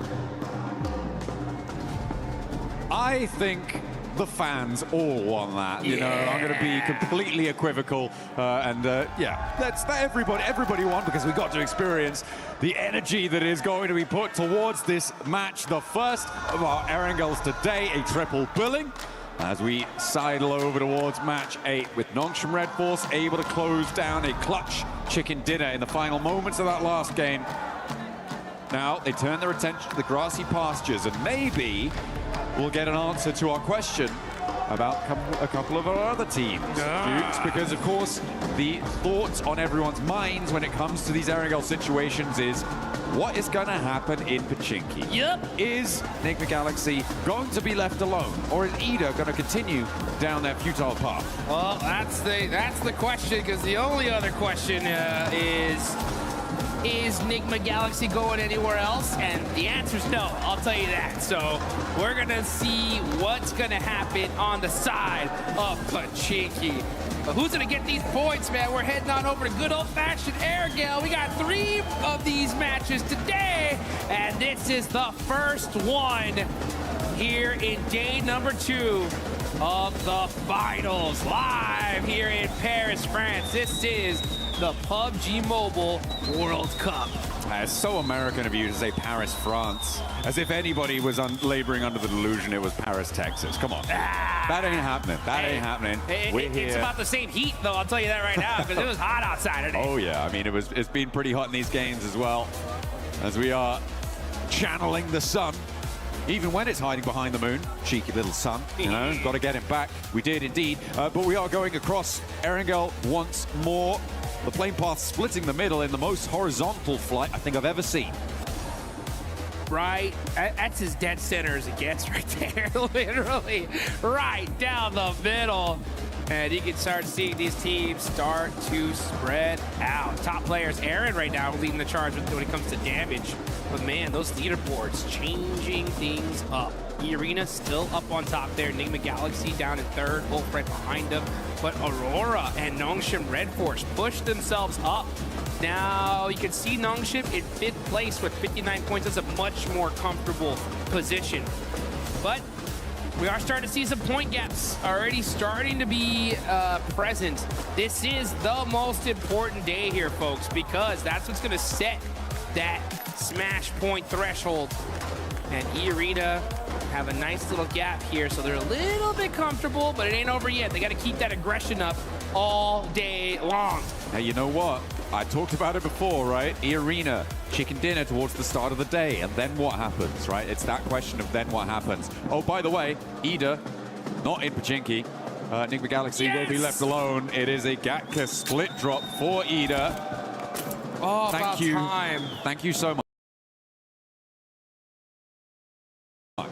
To all the coaches, to all the analysts, to the players.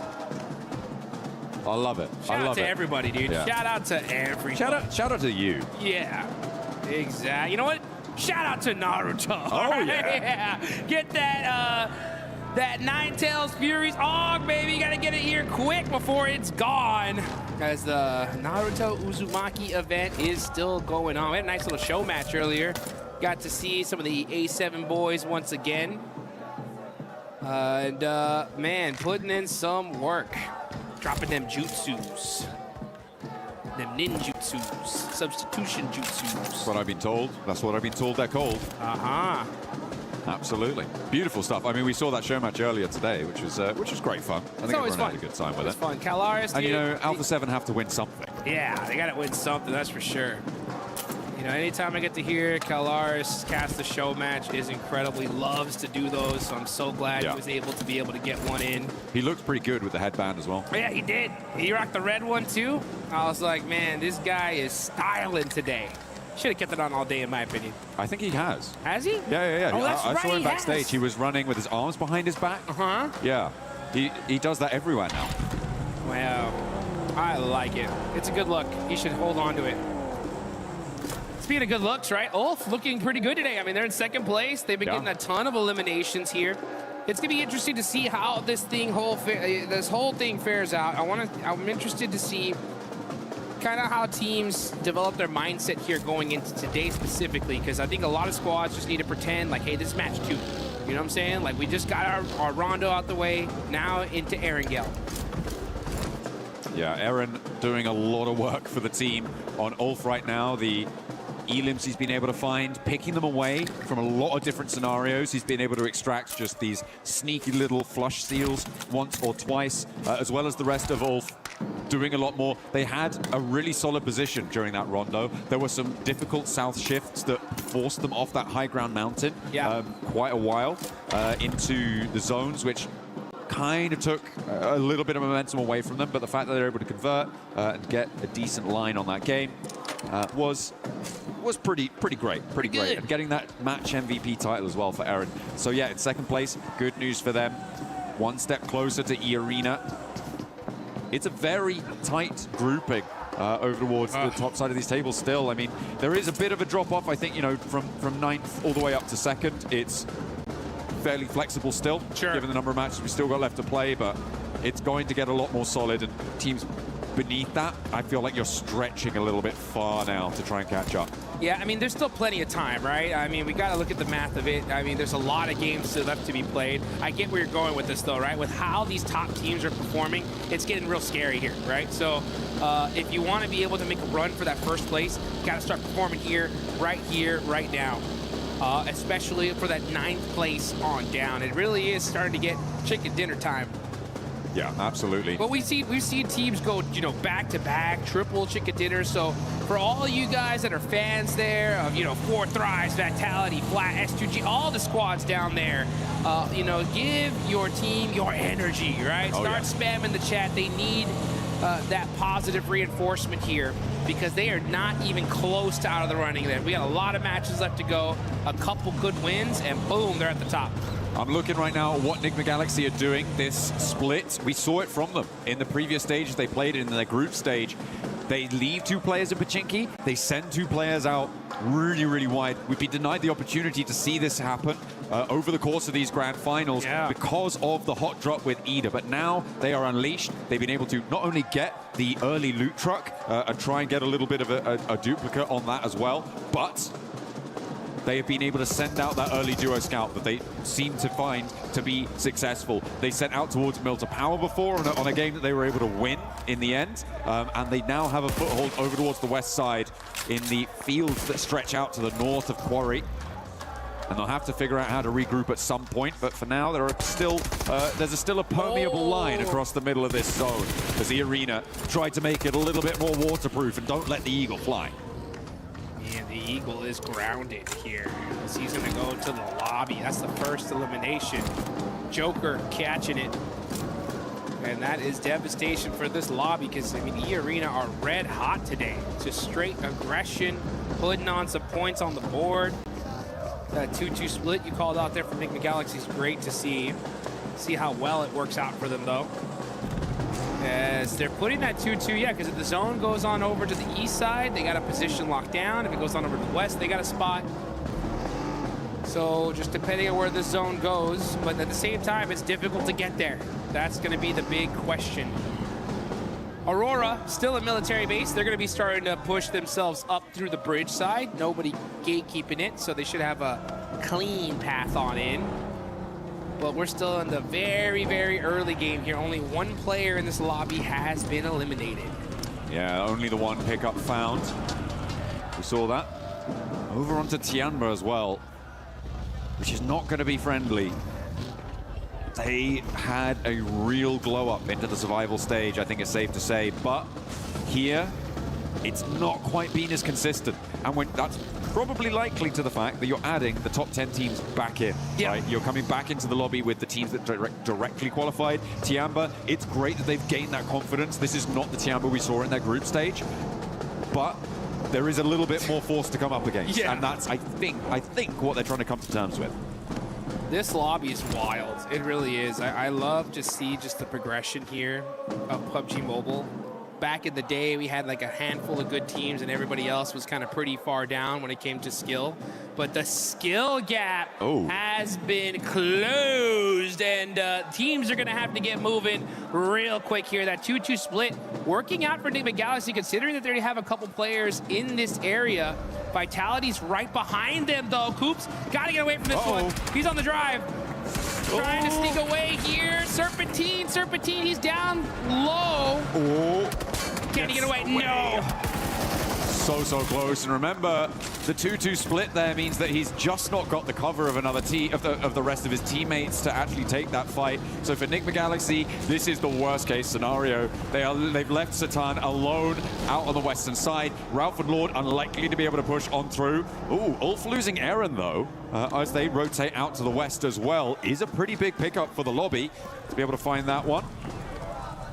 And in the center of this, it starts to get crunched in. E-Arena, I feel like they've got a pretty solid spot on this. Vitality trying to line the edge of that swamp. Defend it like an ogre. Run, Satan, run. He's all by himself, just trying to find a position for the rest of his team, but the rest of his team is going to have a tough time rotating on over to him. Yeah, that's. I was just having a little chuckle to myself about how it looks like Satan's trying to go over the north, and the other duo from Nick Galaxy, it looks like they're trying to go around the south. And yeah, the Benny Hill music was playing in my head.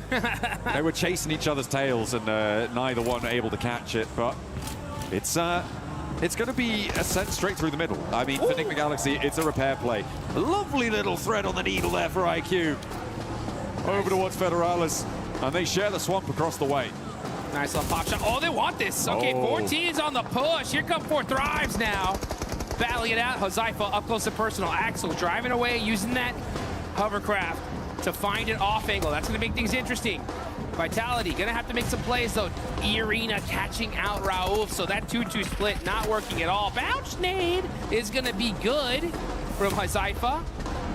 And 4T turning things around here. There's another one! Hell yeah. You had to know it was coming, Axel, and you pay the price. T24 does get flushed in the meantime. S2G third partying this from the south side. Hot Jukes Razak is in the hovercraft, but it starts to go up in flames, and down he goes. 4 Thrives. Ruthless aggression roll-up coming on in.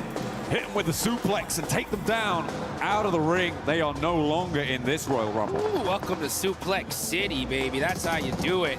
4 Thrives getting hot. 4 eliminations, taking out Team Vitality with a great shutdown there.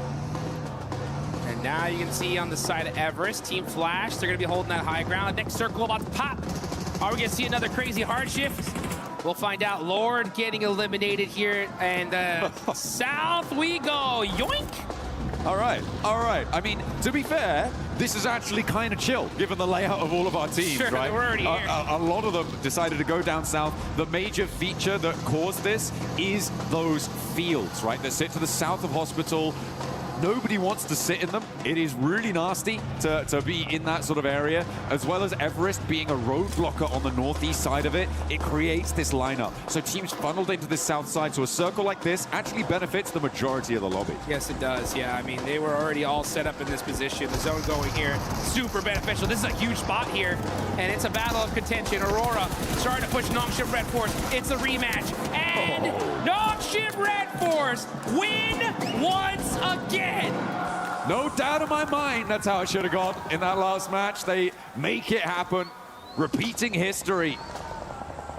And does that mean that Aurora are living up to the definition of insanity? I don't know, but they're going to have to change something if they want to win the fights against Nongshim and join them back up on the podium, because they are putting some pace down now, the South Korean side, opening distance and take control of an area on the south edge of this circle. Putting pressure onto S2G, stopping GodLike potentially moving in, as well as Flash off in the distance. I've had the pleasure of being able to spend some good quality time with the players from Aurora, especially after their performance at PMGC. And I'll tell you one thing, if I know these guys, they are fuming right now. Well, you know, it's not infrequent that Doc wins the MVP award, despite not winning this tournament. Yeah. And he's not necessarily on track to do that here, but yeah, it's evident that they definitely are gunning for this top spot, but right now they're being denied. Yeah, let's take a look though as we move on over to some of these other fights. Now 14 teams are remaining. We got Aurora, Vitality out. A couple players from some other squads out as well. Wolf did lose a player early on. But E-Arena, 2 eliminations. They are the big squad in this lobby. Got a nice position in this zone as well. It's going to be really interesting to see how this game is going to fare. Also can't wait to hear what the Deaths has to say, especially about like that Enigma Galaxy split. I hope we hear from them because it's such an interesting play. Well, I mean, that circle shift out to the west side that went so quickly kind of devastated them. If it hadn't been as hard, it basically, I think almost any other circle, it wouldn't have been anywhere near as devastating for them. It was just so nasty because everybody started flooding west almost immediately. Oh, speaking of difficult circle shifts, that is pretty nasty. But yeah, the regroup was then completely blocked off. It did it the again. gap started to close, and the backstop for Enigma Galaxy wasn't pacey enough to catch up this time. Yeah, disappointing, unfortunate. Maybe they need a hot drop to be able to perform well in these games. Maybe Ida should go back to Pachinki, and that's what they've read into. But you know, Ida pretty happy with themselves what they did right now, because they have that Gatka position. They are one of the only teams in the northeast side in these open fields. And they get blessed here in this circle, and that just goes to show sometimes a hot drop is good to avoid. Satan all by himself. Oh, he's so in trouble. It's on fire. That Murado, he's going to have to pop out, lay down, and Nongshim Red Force right there. This is like literally the worst location he can be stuck into. Not good. Well, yeah, just a bad game for Enigma Galaxy overall. Still a couple more though in the books. It's not terrible for him in this position, right? You have this little defilade. My point was there is a little bit of cover, and teams on that ridgeline can't necessarily peek over the top. The reason that they were able to do so is because there isn't so many teams out in the open fields, right? And if it happened a little bit later, maybe that would have changed. So I think I read a little bit too much into that to call it enough cover. But either way, he does go down. 6 shot though. One of the very few players to be able to knock Hyunbin on that trade, though. Yep, that was really nice. Just saying. Just saying, indeed. Not an easy feat. Hora. Wow, what happened to Hora? They tried to roll in from the west side, and it didn't work. I think that's a pretty apt summation of what's about to happen. Hate to see it. Yeah, you do. Orangutan have a real opportunity, though, to find an isolated outpost as the south side gets hot as well. Yeah, it's getting hot indeed. You can see Oh So Easy on fire. But down to 1 HP, he's gonna get knocked. Al-Ula looking to take out Nongshim Red Force. S2G. And yeah, here comes S2G. This Wizard Tower is by far one of the most dominant positions in this zone, and that's why so many teams, they want it, and they want it bad. S2G on the push. They know that that Wizard Tower is weak from this hillside. Starting to throw some utility out, trying to see if they can get a good opening knock here. Seems like they're slowing it down, though. Over on the northwest side, you've got E-Arena at loggerheads, scrapping it out across the way as well with Furia. 2 players, 3 players now down. Tourniquet's on the inside, terminating with the P90. Pops the reload there, gets the ammo back into control, and the res can come through as well for the backlines.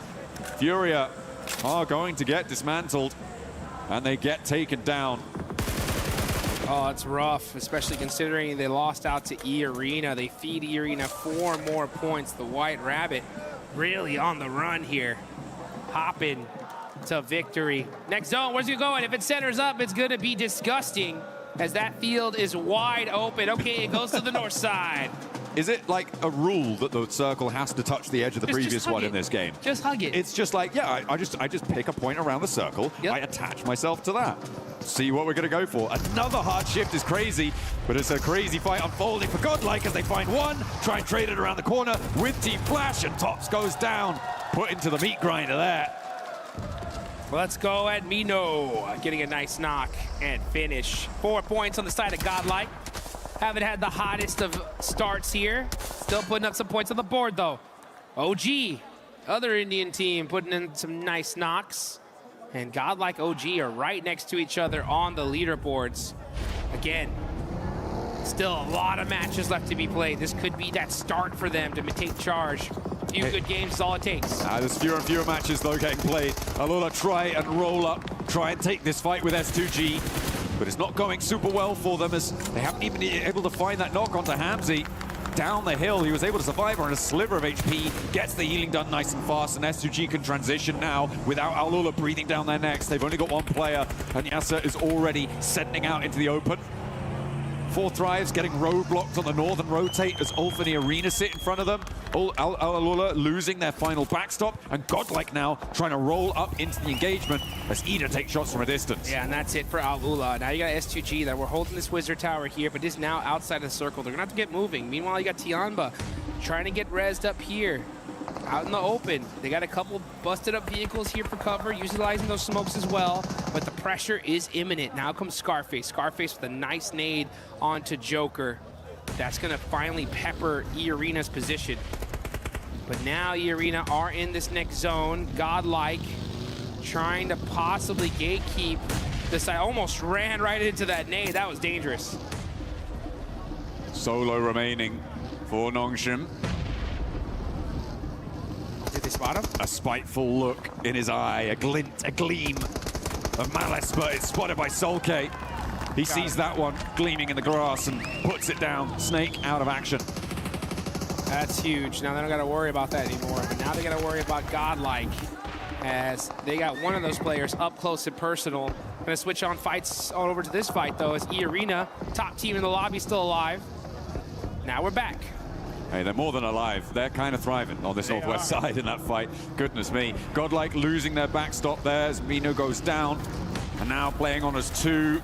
Chunks being torn out of everyone as TurdyK continues to turn up the heat with that P90. Finds a load of elims from Ulf.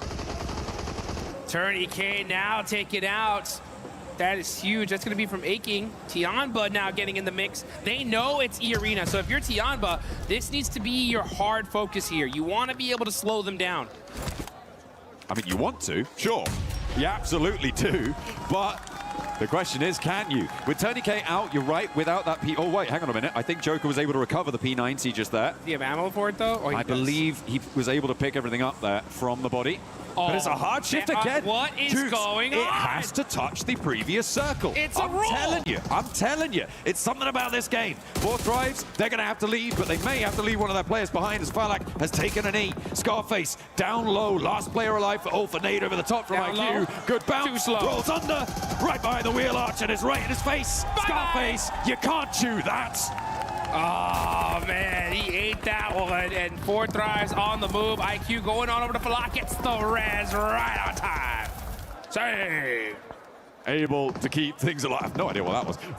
Able to keep him alive, but Azaifa not so lucky. As Falak will get back to his feet. But they have a long road to tread now. S2G covering off the south rotate, and I feel like E-Arena sweeping around may not be the worst idea. Maybe try and push through 4 thrives. Continue on, challenge S2G's backstop, maybe. Oh, it's a difficult approach, no matter which way you cut it. But for E-Arena, they're already on 6 elims, Jukes. They're already into the top 6. They're having a good game, and everybody from 2nd down to 6th has already gone down. Oh, Schweppes spins out and gets punished. Falak barely moving out the way, gets a couple, but now there's Mormon up. IQ, gotta make a play here. You need to stop E-Arena. They have been too dominant so far. They are putting in work. They take down Falak. Now Mormon gonna have to run away. This nade looks good from IQ though. Oh, it gets to secure 4 thrives. Finally shut down E-Arena. Okay, so they are drawn a little bit shorter than they could have gone. Really nice hold there from Falak, I think, on that roll-up from E-Arena. He was able to do so much damage. Unfortunately, not able to survive, but IQ was, and he was able to put a 10th elimination on the cards there. 4-4 thrives. They have been blasting on this western side in the thick of it. The fight, seemingly, well, the flower of their success has bloomed. IQ now rolls over the top, steps up with Aching, and he swings out wide. Nearly sends to the sky, but will take the tumble, finally going down, and breaches them up to 60 points. Oh, and now he gets it. I'll take that buggy. Thank you very much. As he's going to go ahead and head into this next zone. Uh-oh, getting shot up. Oh, that hurt. I don't think he is. And S2G said, no, sir, not today. Not getting in here. Access denied. Hey, you know what's brilliant? What's that? Ida didn't hot drop, and now they're in the final circle. Oh! Isn't that great? It's almost like it was a good idea. Who'd have thought? Who could have thought that not dying immediately would be a good idea? Orangutan trying to break out from their combat on the north side, but again, so open. 2 teams with broadside on you. I don't think you last that much longer here. A cop on that north edge. I feel like we're just waiting for him to go down here. Oh, yeah. And he falls. Goodbye, and S2G finally starting to make some noise here in Erangel, but it's S2G versus Ida. 2 teams from Turkey. Out in the open, though, S2G definitely have control of this circle. Oh, yeah. At the moment, EDA are completely penned in within their compound, and with this circle, they have to leave. There is no two ways about it. Man. They have to get out of there. The question is how you do it. The start needs to be a big pick. The zone didn't touch the edge. Oh my goodness. Crazy. What a change up here. Kamikaze able to find a P90 and full level 3 gear. Oh man, that is just so good on the side of S2G. Gotta be careful though, he's gonna be hiding behind this tree. Cannot afford to get knocked, but they have full control of the circle. EDA have to move out. If you're EDA right now, you really need to kind of start peeking and trying to find a pick. If you can get a good knock here. I think. No, they're just mounting up. I mean, look at the timers on those smokes. Oh, yeah, they're just going to go for the vehicle rollout and try and crash it. They're going to try and read the zone. The laying out back, the laying out wide for S2G. They've left a trap for Lost to be able to find the pickup, but Rita may be able to find something. The fact that there's only one knock set to EDA is not great for S2G, but finally get a second. There is finally an answer, and Emre charges in, but the ammo count is very, very low there, and they've already lost 2. Trying to get this confirmation. He should be able to get at least 1. Yeah, he'll take that point. All right, well, that's a consolation prize. But S2G looking to make this happen unless Darkin gets a good shot here. He's only got 21 rounds left. In the Mini 14. And Kamikaze's full level 3'd out. That's going to be a hard knock. I mean, there's plenty of ammo left in the back pocket there. Oh, Kamikaze. ouch, ouch. Oh, what a lineup. Steps out a little bit too wide there. And Emre able to shut it down, but he's getting crunched in by the zone. Forced in, but S2G seemed like they had complete broadside here, but now we're in a 2 versus 2. Emre steps back into the blue. Baits Sulke out for the peak, but doesn't quite confirm. He's still down on his belly, though. Stands up, goes for the fight. Does take a lick back, but Sulke puts him down. A 1 versus 2 as Darkin spreads out wide, tries to sweep over towards the off angle. Hit the gas. Darkin coming up close and personal. It has Suji with the DBS. And nah, not today. This is our game to win. That's a big S2G chicken dinner. S2G going God mode at the end there. Chokehold on the zone, able to take it all down. Nobody standing in their way.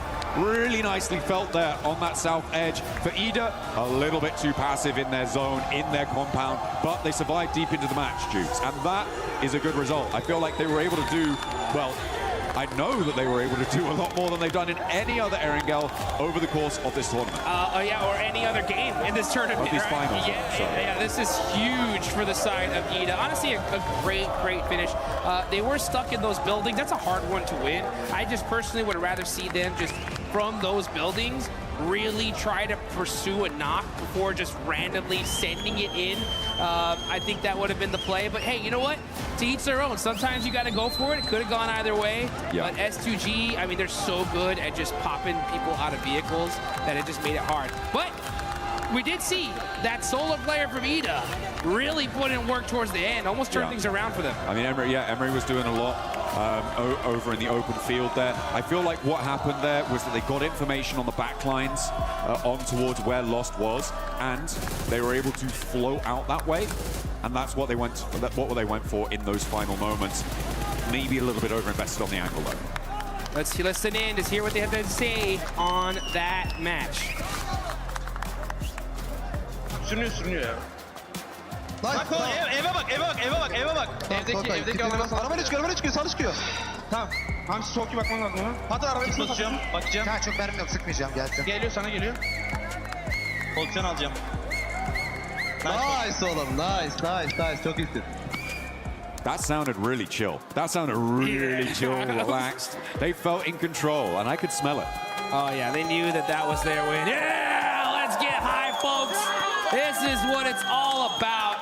The best of the best on the planet battling it out for some major money. What a game. S2G finally get their win here. And we still got a whole bunch of more games coming up.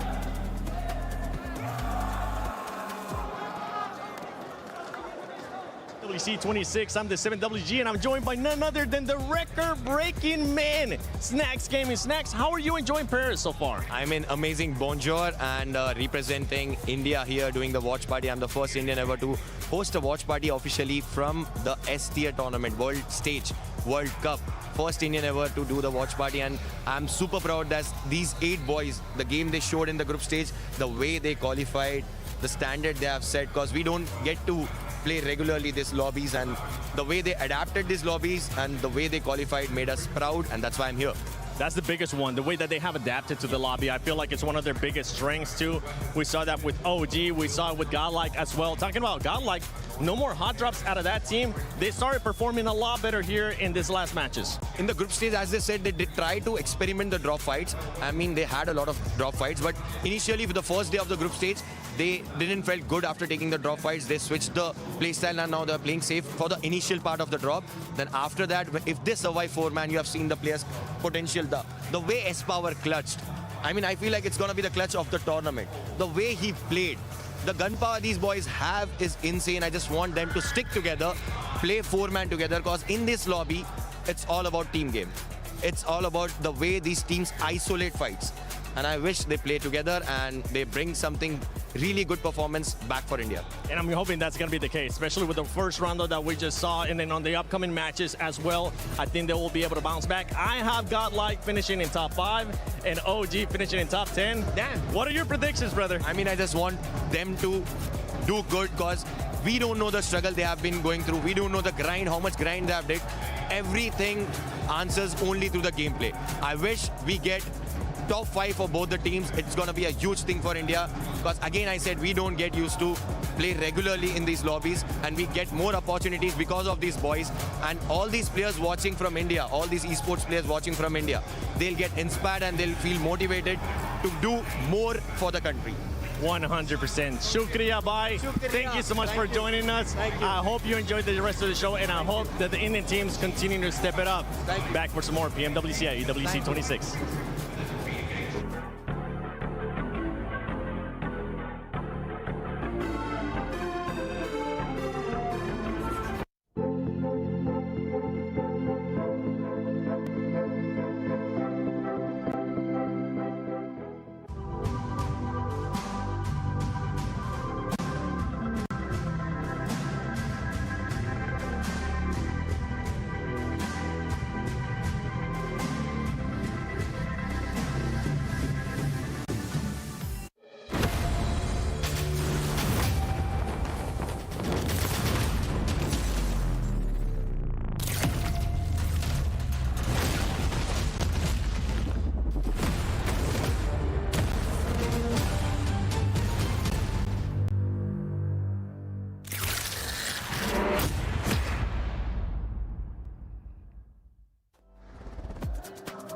Great interview with Snacks Gaming. I'm glad that he was able to make it here to Paris, EWC 26 for PMWC, the grand finals.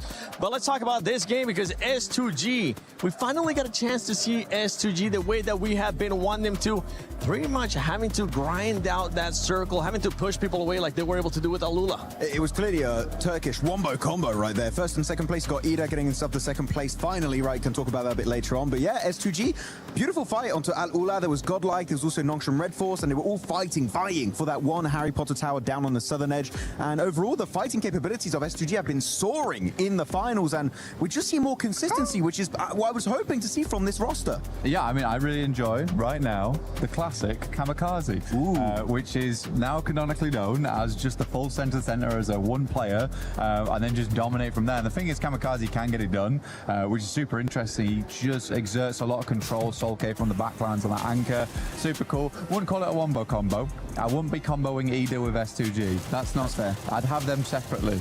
You know, S2G, you know, maybe up here, then Ida maybe down here, something like that. I felt like that was the only time I could really say it, so that's why. Sitting at the end giggling at you guys.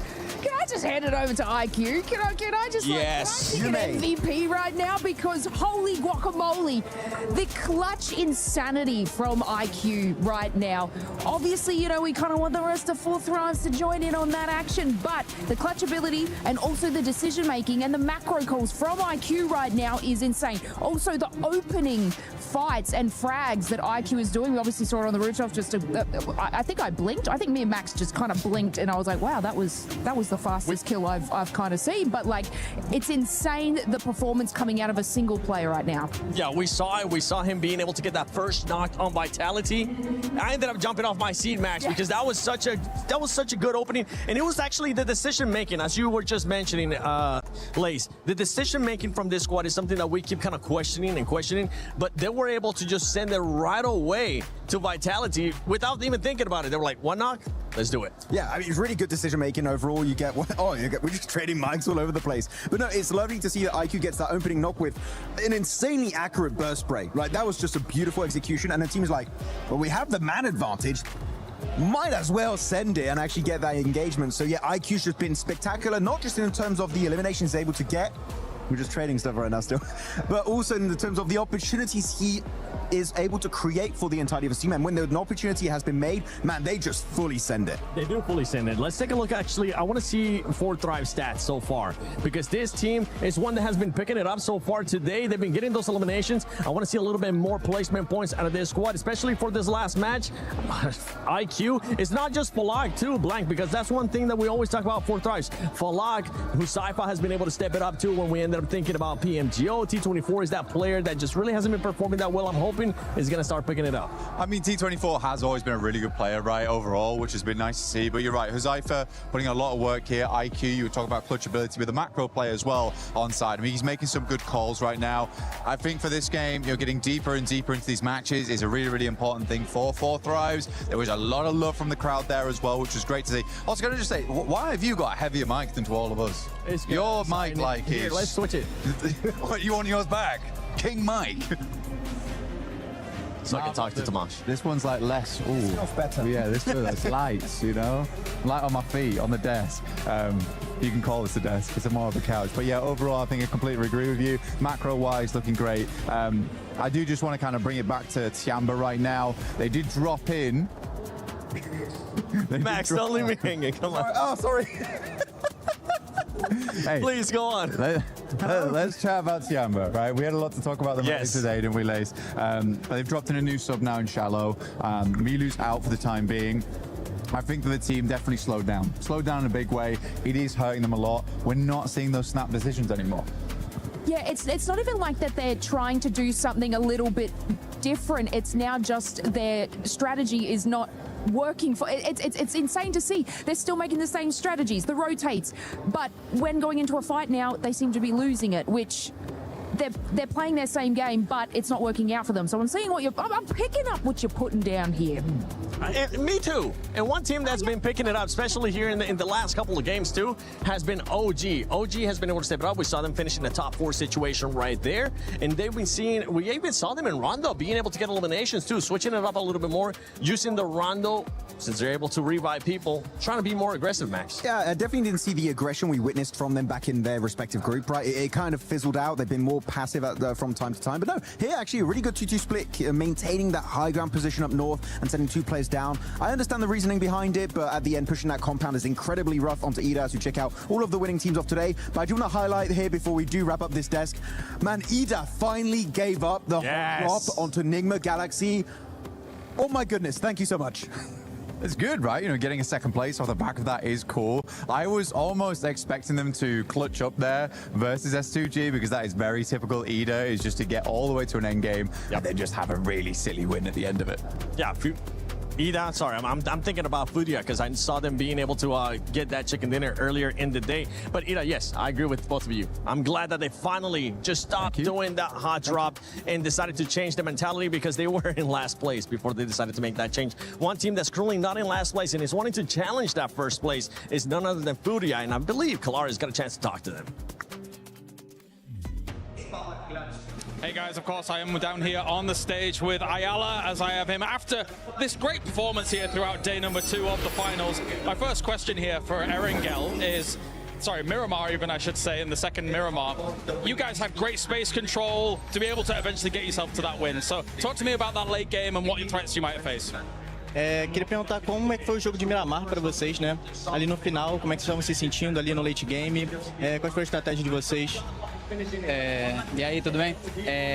Esse jogo aí a gente começou perdendo o chifre, só que a gente não desistiu e continuou querendo.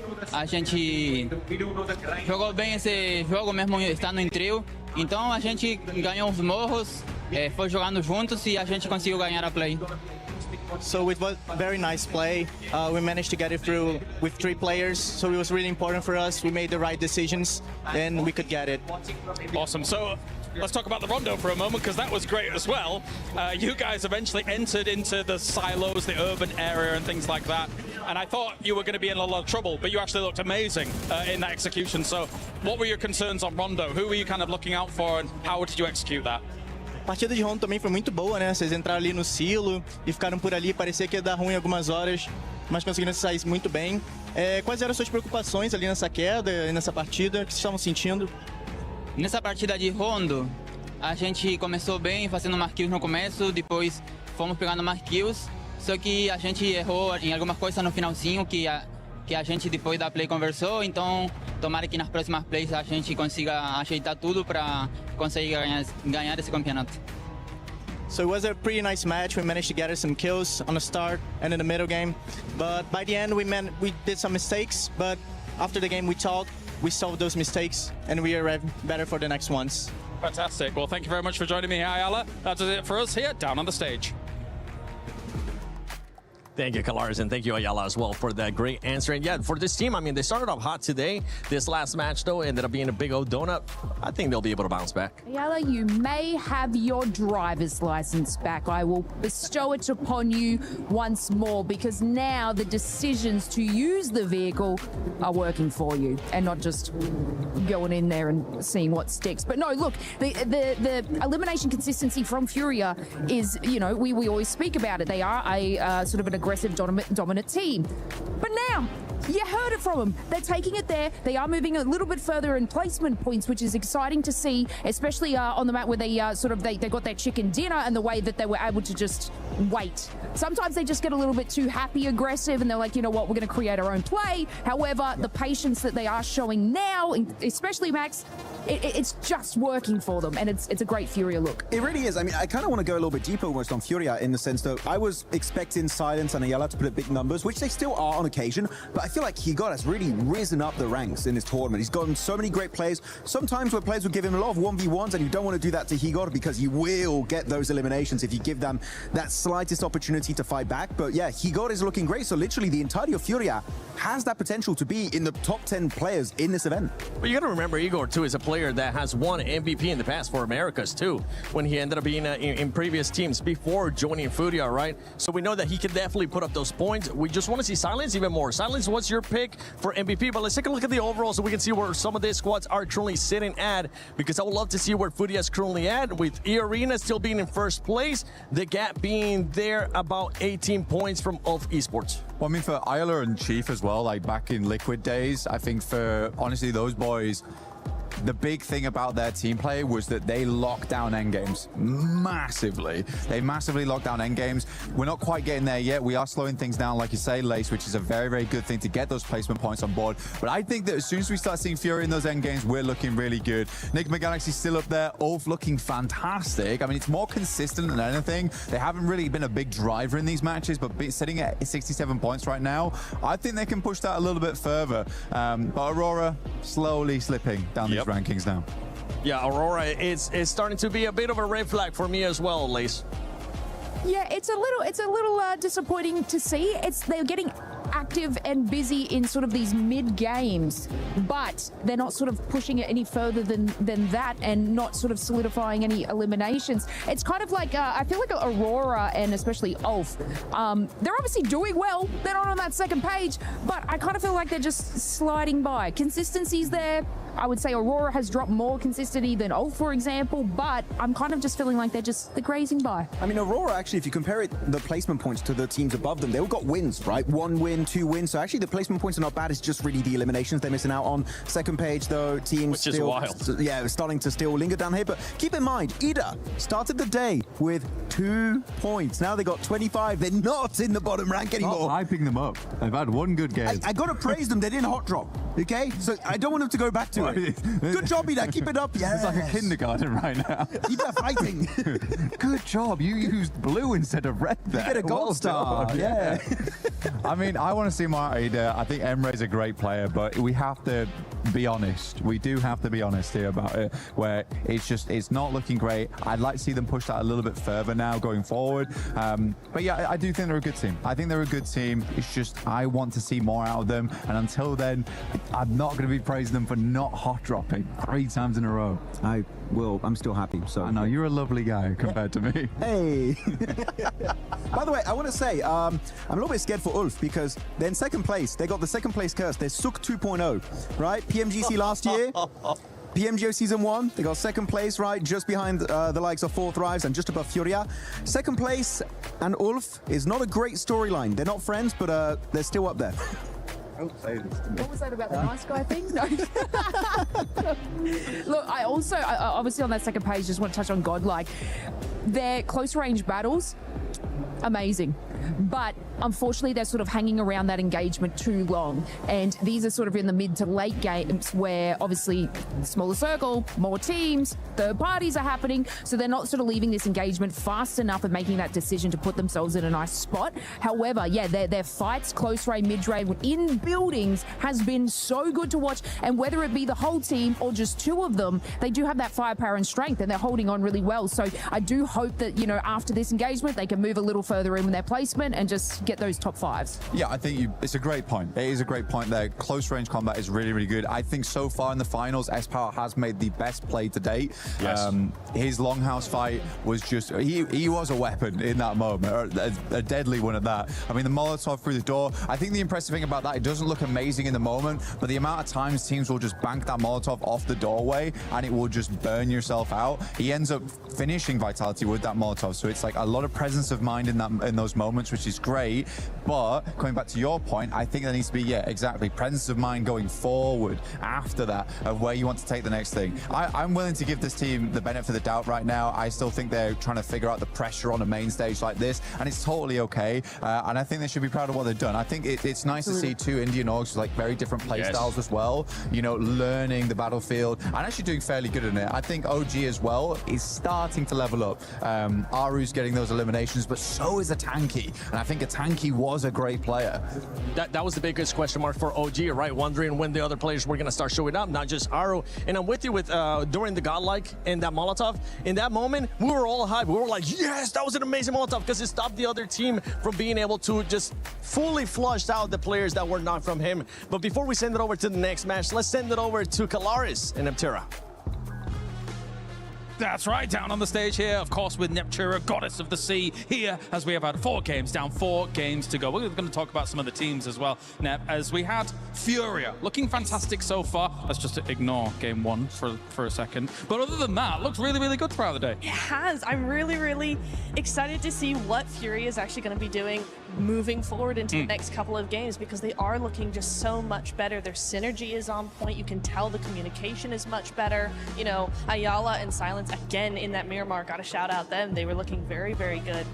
You know, just being able to play together and work around each other in a way that we were not seeing yesterday. So, yeah, I am really excited with them. They're being very decisive as well, using zone, using other teams. So I do like that a lot for them. Yeah, listening to Ayala just before in the interview, right, very clearly that they're able to shrug off any inconsistencies, shrug off any kind of challenges that do come their way, have a little conversation about it, and then be able to get right back on the horse again to be able to put themselves in a great spot. So I think I've particularly been impressed by the fact that Furia, when they basically fourth-partied that fight on the Miramar, just to clear out that west side was so pivotal to be getting that win. Oh, it was, and it was such great knowledge of what the teams had to do, right? Not just worrying about their game, but also worrying about what the other teams, what their options were in that zone, right? You know, they were making sure that S2G couldn't come around to the south side. They were making sure Hora didn't push them either, that they were forced into each other. So really just narrowing everybody else's team, everybody else's options. And that is what I love in a team, is that team control, not worrying so much about themselves, but how do we make everybody else work for us? Let's talk about one of the big names from the group stage, of course, 4 Thrives, that I know a lot of people are looking at and having big expectations of, and rightly so considering what we saw from them in the group stage. Yeah, I really am hopeful for them because, yeah, again, similar to Furia, right? 4 Thrives had a rocky start to the finals, but what we're seeing from them, particularly in that last Erangel, is they're starting to do their splits over onto that west side. They're starting to split up, they're starting to spread out, they're starting to take up more space, have a little bit more presence, and to me, that tells me that they're feeling very confident now. They're starting to get that confidence back. For me, I want to see just a little bit more of snappy action coming in. They need to make those rotations a little bit quicker. They need to make those plays a little bit quicker. Those decision making, the timing has to be snappier for me, but otherwise it's just looking really much better. There's been some good moments, but there is also the fact that this lobby has now leveled up even further. They were able to thrive in the group of death, no doubt about it, but it really has been quite the test here so far for them, especially when they find themselves in some of those split positions where, unfortunately, I kind of, again, like the Rondo situation, I think it's just a little too early to be there, and then eventually they get caved in on. Finally, let's talk about Flash. Yes. A team that had like big expectations as well coming in to this tournament as a whole. Not quite got their footing underneath them though. Do you agree or disagree? I agree. I think, I'm not sure what's happened, right? Because we did see them have, they never had a huge presence, I feel like, even in the group stage, right? They were never this massive frag team, but they always had this quiet dominance. They were always able to be in those end stages. They were always able to take home a few eliminations, even if it wasn't a podium win. And today and yesterday, there's not even that. There's nothing. They're playing very compact. They're playing very much by themselves. They're not really looking to other players. If players look at them, they're like, no, please don't do that. You know, it's just like, it's odd, and with just nothing in them. Is it because Max picked them to win? Possibly. It is possible. Yeah, possibly. Who just laughed in my ear? What was that? Was that our producer? I think it was. Even the producer knows about the Max Man curse. This is ridiculous. But yeah. Infamous. I think in the group stage they had some good splits and stuff like that, but yeah, we've got to get a little bit more here in the finals. All right, it's time to get into our next game here. Game number 5 of the day here for PMWC Day 2 Finals. Thank you very much, Kalaris and Netura down on the stage, leading us into the not the final, Erangel. Get ahead of myself. Goodness me. We're on to match number 9. We're on our middle billing of Erangel today, and we have one more match of it after this as well, as we are near enough crossing the halfway mark of our day after this one as well. Of course, this will be the 4th match that we played on our big bumper bonus day of 8 matches.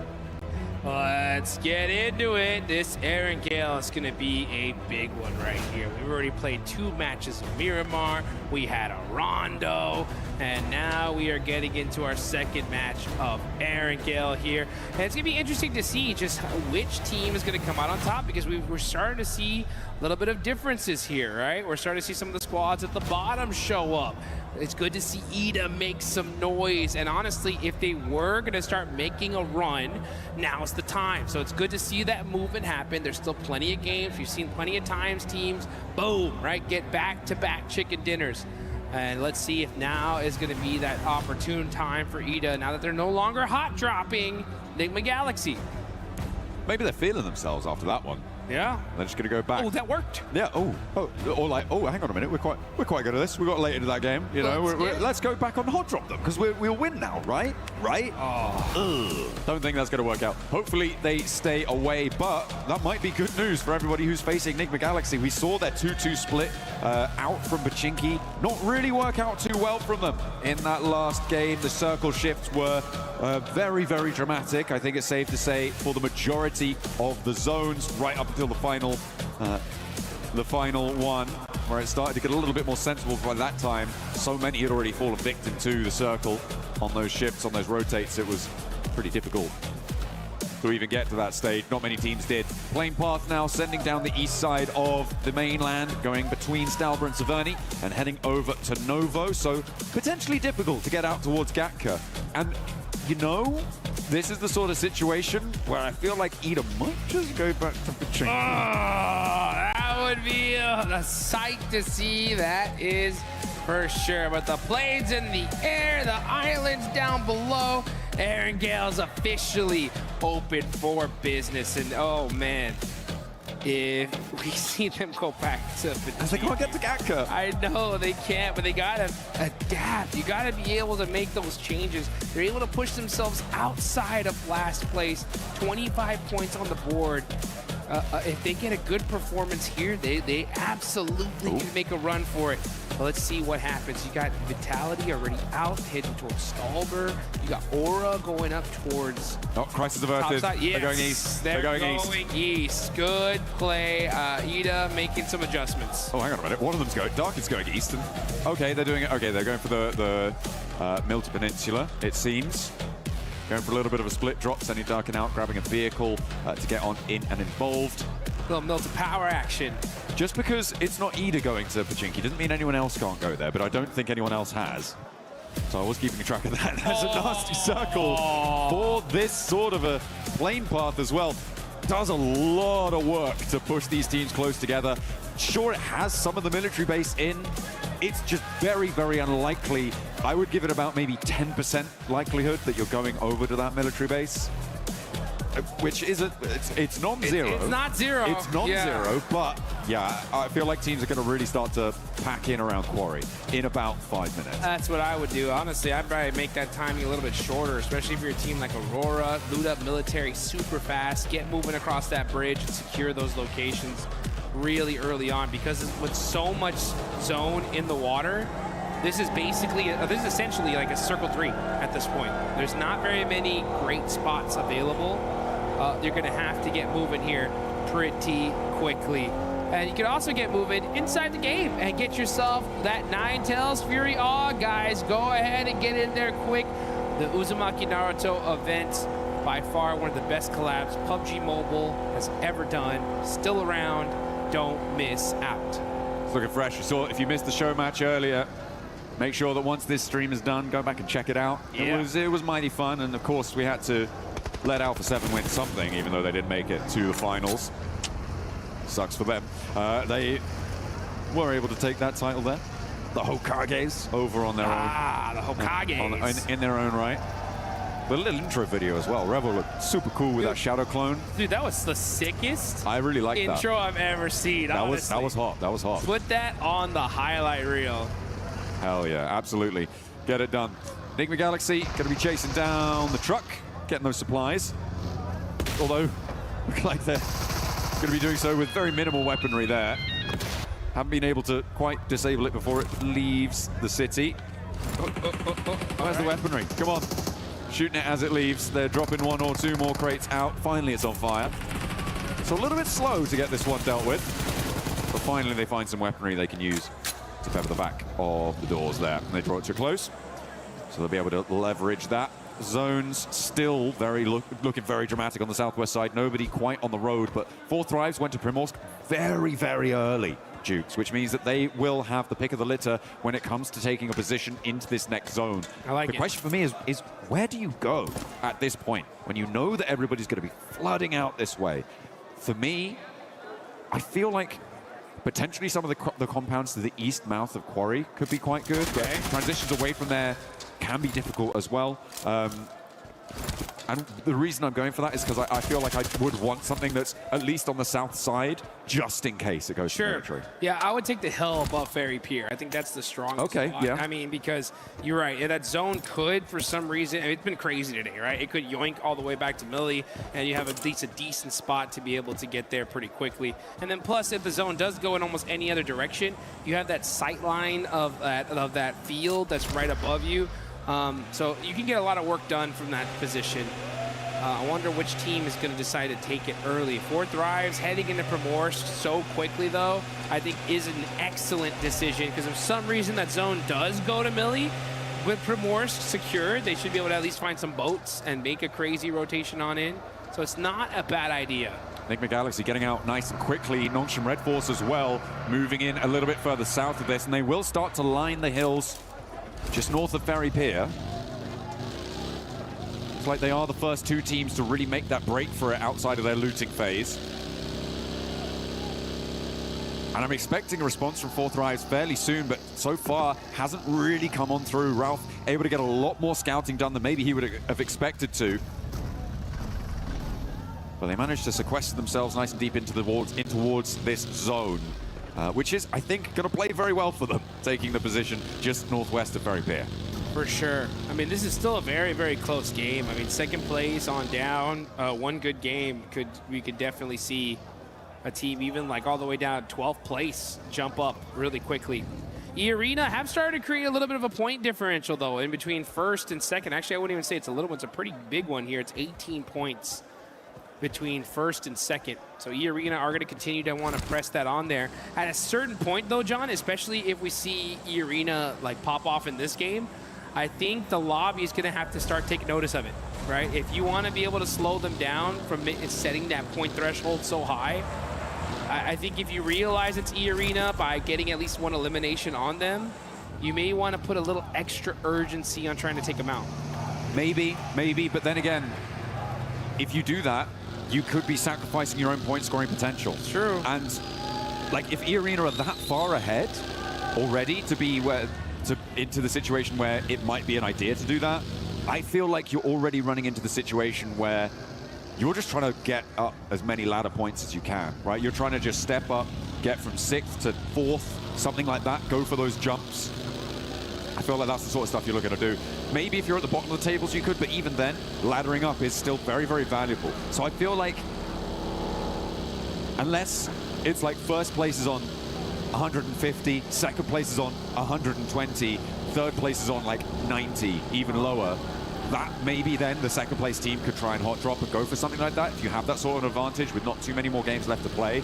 But outside of that very specific scenario, I feel like targeting E-Arena, I mean, given the form that they're on, probably just generally a bad idea. Yeah, I don't think we're gonna, I think hot dropping in general of them is just terrible, no matter what the situation is. I just think that if you just somehow can see them, like for example, in the feed, you hear the shots. Sure. Maybe you do a little bit extra to try and take them out as GodLike starting to make some noise. There's S-Power with the run over. No fear getting taken out, but Sleepy, oh! We thought he was gonna get the thirst, but GodLike was right there to support his teammate.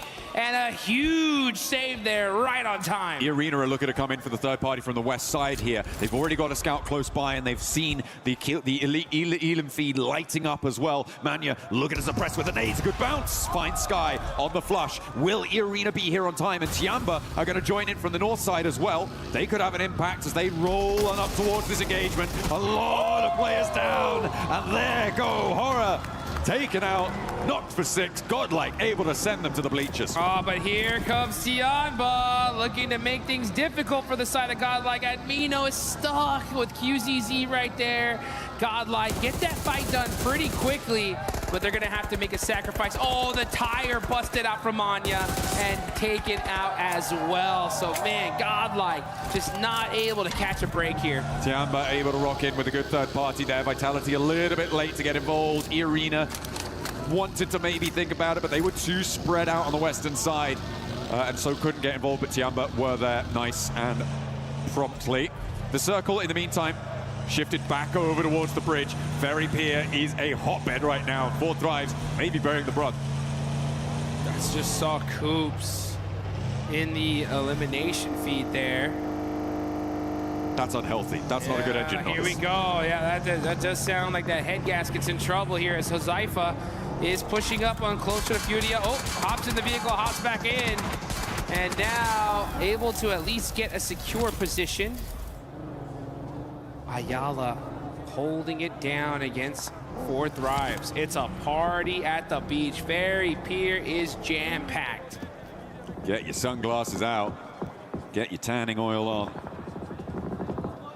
It's going to get toasty very, very quickly as teams crunch on in. Maybe a little bit of calm, though, before this storm.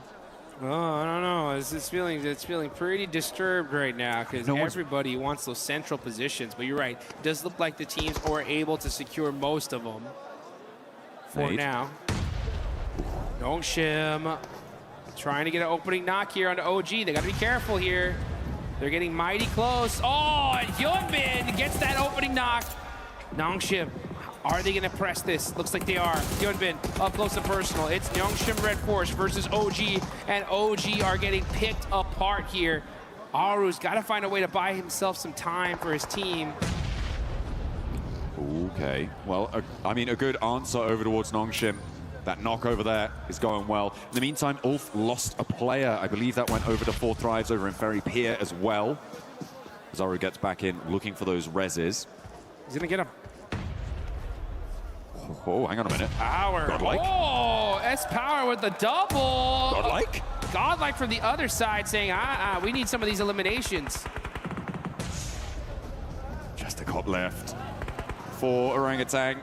Needs to get Aru back, and S-Power says, you know what? My work here is done. Peace out.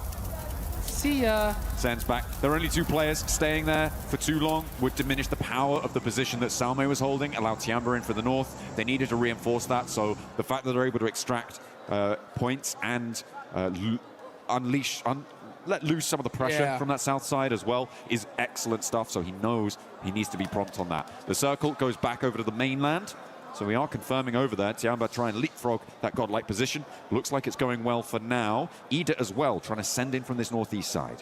Got S2G over there by the Blues. They're going to have to come down that hill and find a way in. The thing is that's all open field there. You got Vitality holding the north side of the circle. You got one of the players from S2G. That's Kamikaze. He's going to be trying to get some angles here to see if he can find at least a next position for his team. But Ferry Pier, like we mentioned, completely stacked. Take a look at the replay here. Huzaifa. Ooh, nice shot there. And pick on the Solus.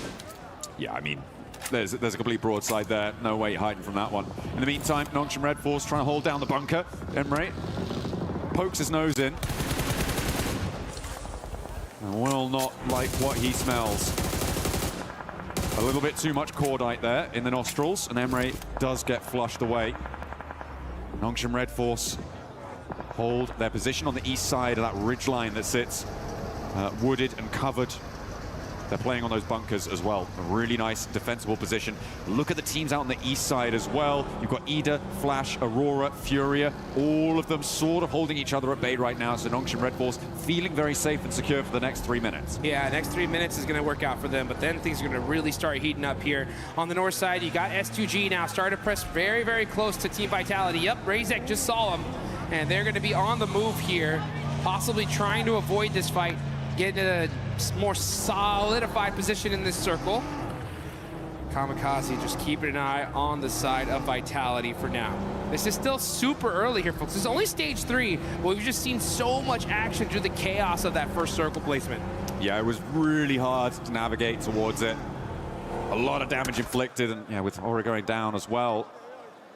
We're down to 15 teams. A lot of raggedy squads on the cards as well, which makes things nasty for plenty of our players.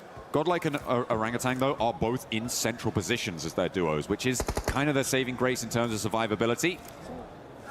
They'll try and keep things going. E-Arena on the west side, holding around that quarry. They've left Schweppes actually onto the Primorsk Hill on the northeast side of it to be that off angle for them.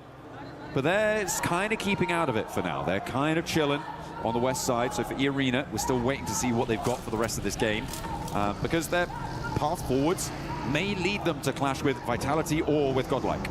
You can see Schweppes, though, from E-Arena. He's all the way down in Ferry Pier, just getting some sight lines, getting some intel for the rest of his squad. Got to be careful not to get too close, though, to the side of Nigma Galaxy. Now you see Aurora Gaming. Let's see where this next zone's going to go, though. That's when the fight's really going to get started here. Zeol is going to eat a little bit of blue damage. He's keeping an eye on Flash. Uh-oh, yeah, he's trying to play this quietly, hoping that he comes in this direction, but instead goes in the opposite. Next circle does pop on over, and it is heavily to the east side. I mean, this is good for Nongshim Red Force, right, on their position. We were talking about that before. The fights on the east side will need to conclude. Tiamba sending in a might challenge on Orangutan's position, but it's fairly open on those hills. Going to be very difficult to hold. Fortunately, there's not too many full squads around them.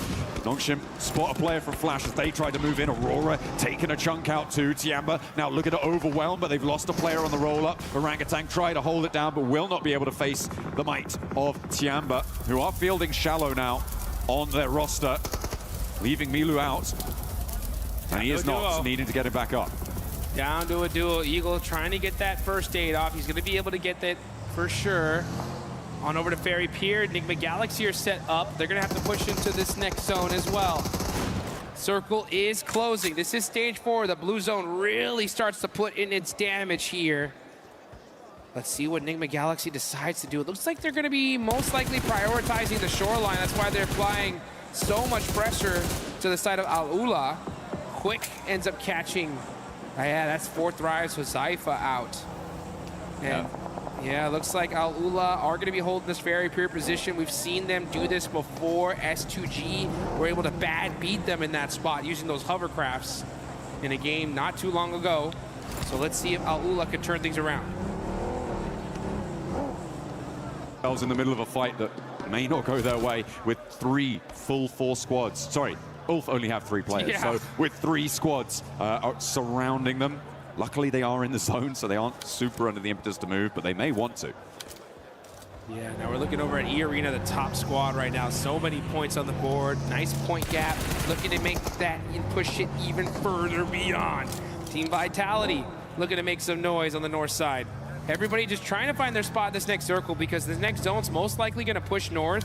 And if it does, that is wide open field, which S2G have a decent position in. Tianba and Nongshim Red Force are pretty locked down. But these teams on the south side of Ferry Pier, honestly, should already trying to figure out what is the path they're going to take into this next circle. And the only way they're most likely going to get there is through some insane shots. I'm looking at the shaking and moving right now for E-Arena because now is the time that they need to transition into a pivotal point in this game. For the time being, for the longest time in this game, they've just been on this west side, waiting, playing that edge, assessing the situation. But now they need to start to move forwards, and that is not how you want to start it. Salme immediately goes for the flush, and he's gonna go unpunished for the moment. I don't think they've got an answer here. A nade up and into the top floor of the window for Tony K doesn't connect. Zest Power hiding somewhere else in the building there. Will not find that fight. So for E-Arena to lose a player here, I mean, that's great news for the teams chasing them. Yep, huge news. And GodLike now knows exactly who they're fighting and the importance of them taking this out. Next zone does go on over. Huge zone here for Tianba and Nongshim Red Force. That Ferry Pier heel is just so strong. I kind of like this for Ulf as well. I mean, it may be a struggle to fend off all the teams in Ferry Pier, but once they're there, they have a fairly isolated area. Survive quite deep into this match, but the transition over to the hills can be very, very difficult, especially with 2 teams lining you up side to side. Vitality gonna have to make a break for it now as they have to roll out from the north edge. And they're gonna have to cross a lot of open field here. This is what I was talking about. This zone is not very kind to those teams that were playing on the edge position. Yeah, Team Vitality, you're just kind of waiting to hopefully have these teams in the middle start fighting so they can, you know, get a free rotation onto this next circle without too many eyes looking at them. But it's going to be a tough rotation. Yeah, Ray-Z is going to be driving right back. Say, guys, it's pretty jam-packed down there. No bueno. It is no bueno out in that open area. Enigma Galaxy finding the back tail of Al-Ula and able to drag that one back. Claws does fall. As E-Arena is still trying to dislodge GodLike. There's Power with the shotgun, tries to find one, steps into a nade, but not before getting a knock. Now it's all up to Salme. Has got a nade cooking. Still with the pin pull, drops it down, nearly finds it. As Schweppes tries to move up to support Tony K and get that res. S-Power falls, and Salme has Mormon now to handle. Gets the first lick in with that shotgun, and Mormon has to back up. S-Power had that. It was such a fortunate nade there. Samway has the right-hand priority. That's what he needs. Catches it on the Mormon and gets the knock, but great teamwork there from Schweppes to get the nice 1v2. Nigma Galaxy could potentially roll out and try and third party that, but in the meantime, Vitality crashing up on towards Tianba's position, playing beneath Nongshim Red Force out to the east as Vitality have taken a knock out to their western point. They are still 4 players alive, but E-Arena are rolling out now. They can turn their attention that way. Steps onto a landmine, blasts his leg sideways, and down goes another Vitality player. They are getting torn apart as E-Arena descend as well, sending a 4th position.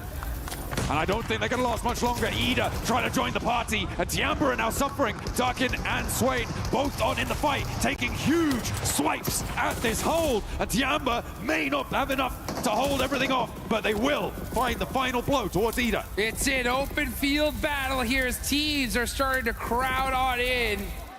And this is looking like an absolute battlefield. Tons of nades going down, and down goes Vitality. S2G joining the battle. 2 eliminations to their name so far. And with that fight, all that commotion happening, it allowed them to be able to get a more solidified position in this circle. Great timing from the side of S2G. E-Arena are like, hey, I don't care about the timing. We're just gonna push up and hit some crazy shots and put everybody on notice. 2 teams crashing onto Tiamba's position was enough of a smoke screen for E-Arena to be able to move up nicely. Despite not having one of their players with them, they are now on 5 eliminations. They've pushed past the 90-point barrier now, Jukes. Wow. It is a great result so far. 10 teams remain, but they're on the outside of this circle, and Nigma Galaxy are going to cause problems. They've seen what's happened, and they think, no, no, no. This can't stand. No, no, order. And they find, well, actually, it's S2G who find a shot onto Schweppes on the backline. Stop that, said Nigma Galaxy, and honestly, the whole lobby needs to start really worrying about E-Arena here because the White Rabbits are starting to run away with this thing. Remember, $500,000 for first place, $250,000 for second. That's a big difference here, folks. Now we're gonna see Nigma Galaxy. They got that knock. E-Arena are outside of the circle. Tianba will be gatekeeping, and this is kind of a perfect situation for the lobby. Nongshim Red Force, though, gets super blessed in the zone. They are dead center. It is really their game to take advantage of here. And they're really hoping that E-Arena go down fairly soon because then they can put a massive dent in the gap between these 2 squads. E-Arena, though, currently focused on Tianba and Nigma Galaxy. Nigma Galaxy find another knock, sending it over towards Schweppes. And I don't think this is going to be resible. Mormon and Turney K now having to keep it together. On top of the 5 elims they found already, and Lost might have an angle on it as well, suppressing that angle, but Mormon goes down, can't hold face against Nigma Galaxy, and no knocks are sent their way either. Mormon gets flushed away, as Schweppes does get back up. Meanwhile, over in Ferry Pier, Aurora, Alula, and Ulf all coming into the fight. It is getting chaotic down there. It's getting messy as well. Turney K the last to stand for E-Arena, and then Nigma Galaxy have to push into Tianba. And nobody's happy in Ferry Pier either. It has been non-stop action for the last 7 minutes.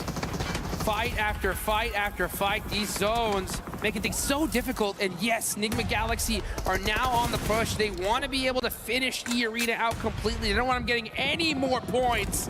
And I believe, yes, with that nade, that's gonna do it. E-Arena finally taken out.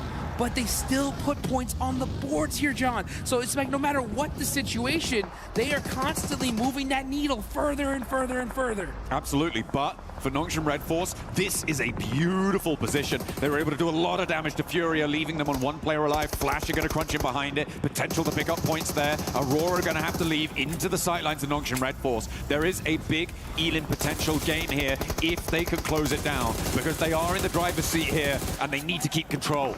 All these teams need it. They all need this chicken dinner and all the eliminations. Nice. And that's Furia gone. Nongshim Red Force.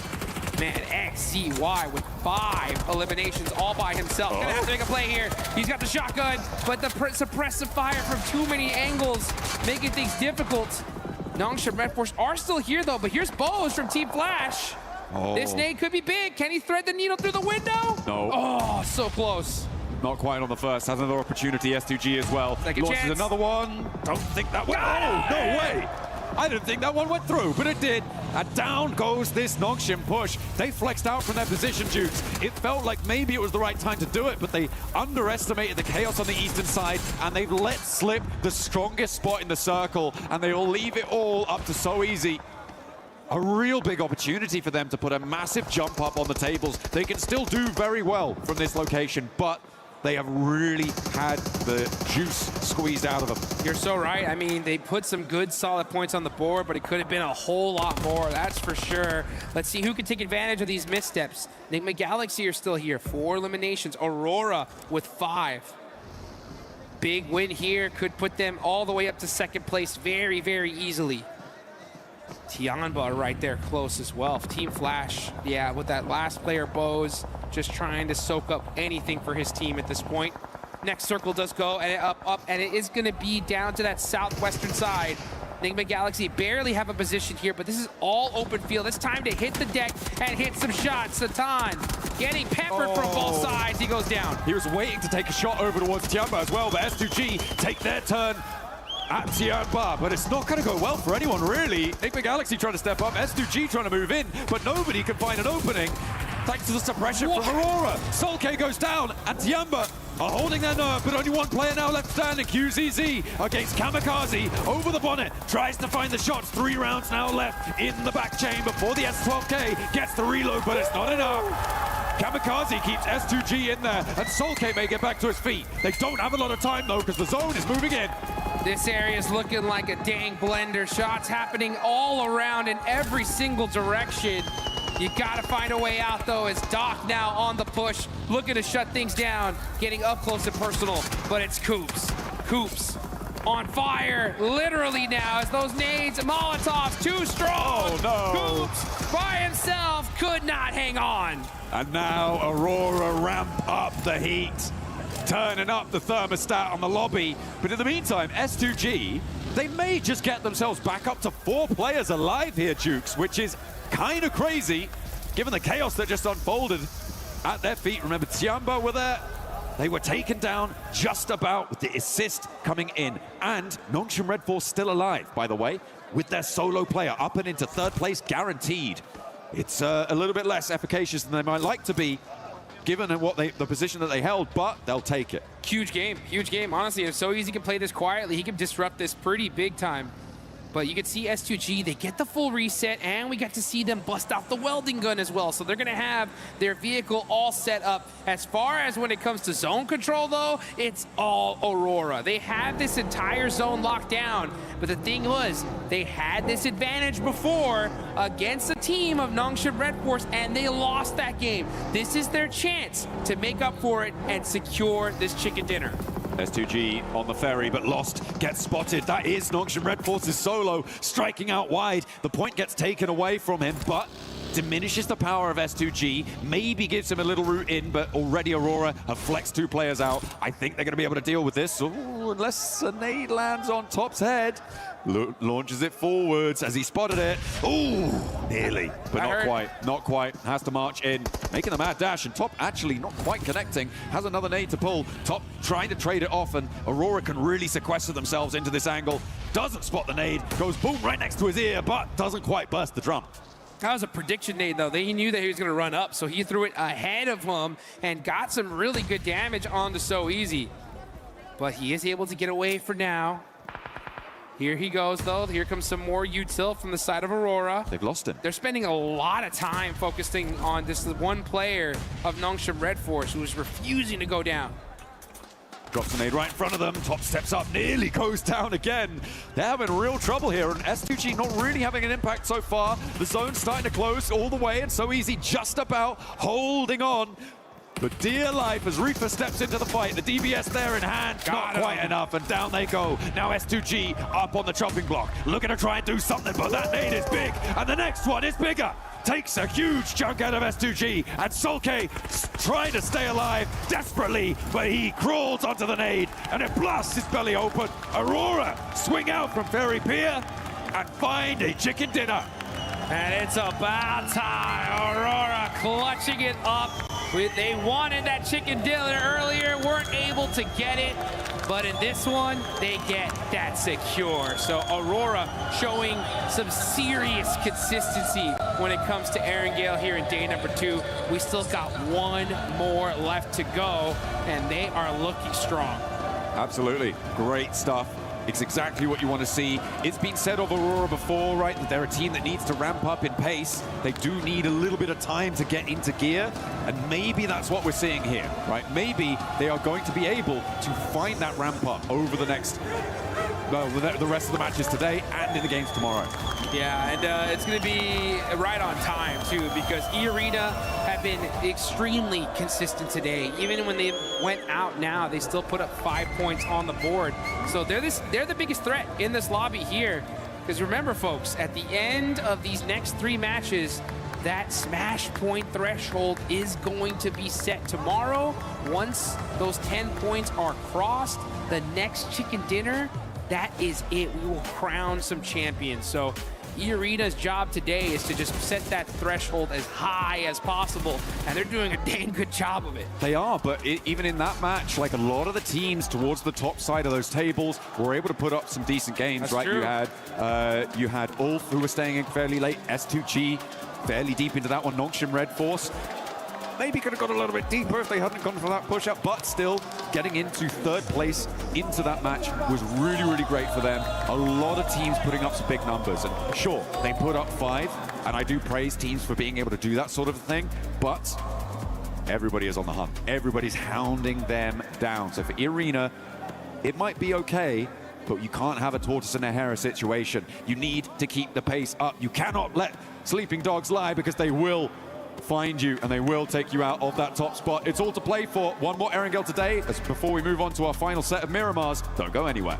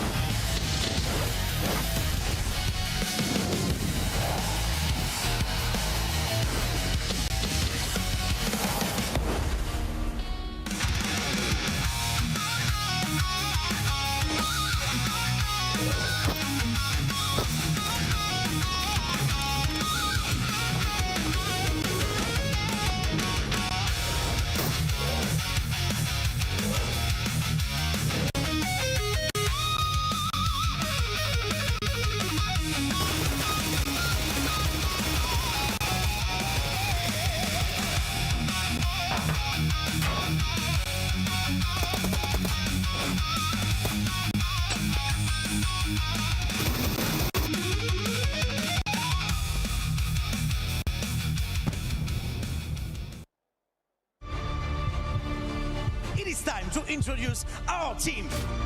Obviously, I'm here to support GodLike Esports. This is one region that was, never considered to be very aggressive in general, but with GodLike Esports, the thinking has changed, and these guys have shown the character. Watching them. Boy! Wow, throwing that nade up the stairs, catching him off. That's the series holding those angles. He's doing those tight peaks.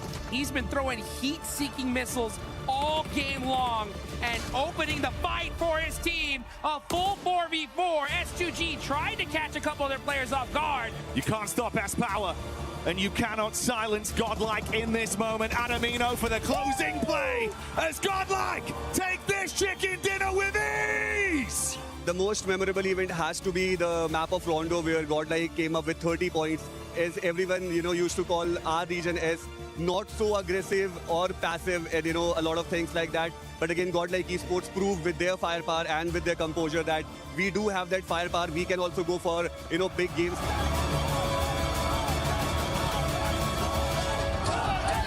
For us, honest, it was like a very unexpected turns of event that we qualified for grand finals. Like, I don't think anyone in India or anyone in our team must have like imagined us playing our first international tournament and straight up qualifying for grand finals. So when that moment happened, we all went crazy. Like all of us, the GodLike family, everyone in India, we were all celebrating, and honestly, I will never forget that. The fans over here, the love for the game, it has been amazing, and we are having a great time over here till now, yeah. I always had this dream to go and, visit the Eiffel Tower, and it was a dream come true moment for me.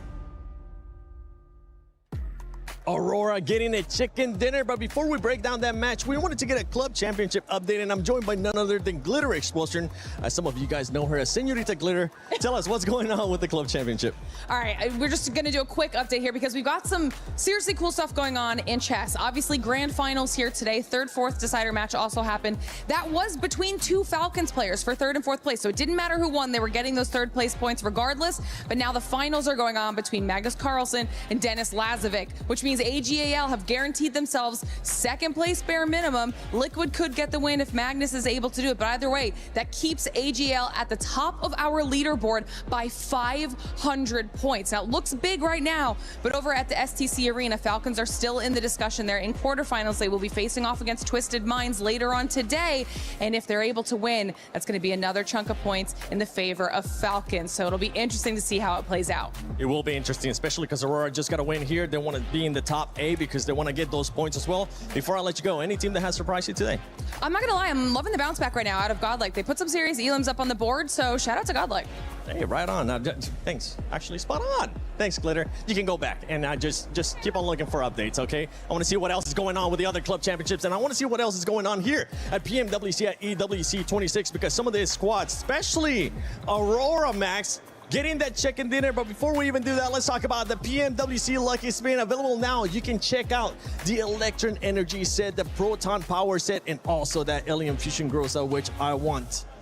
And I'm still trying to get, and I'm going to continue to try to get. So make sure you guys check that out. This was co-created with PvP creator Nana. Make sure you log into PUBG Mobile, get that lucky spin before it goes away to get your PMWC swag. But now, Aurora, yes, that's right. Look at this man. This man is absolutely ready. He's been cheering for Aurora for the longest time. But Max, we got a chance to see them play that so well too, and just pretty much like a boa constrictor, just squishing everybody in. Oh, yeah, like a snake. Well, they weren't really snaking in, actually. They were just dominating and eliminating everyone. But, like, finally, no throw from Aurora and Epchira. Yeah. They made it. They saw it through until the very end. And we actually see Ziola, that I said, he was very impressive. I wanted to see more from Reefus and Doc.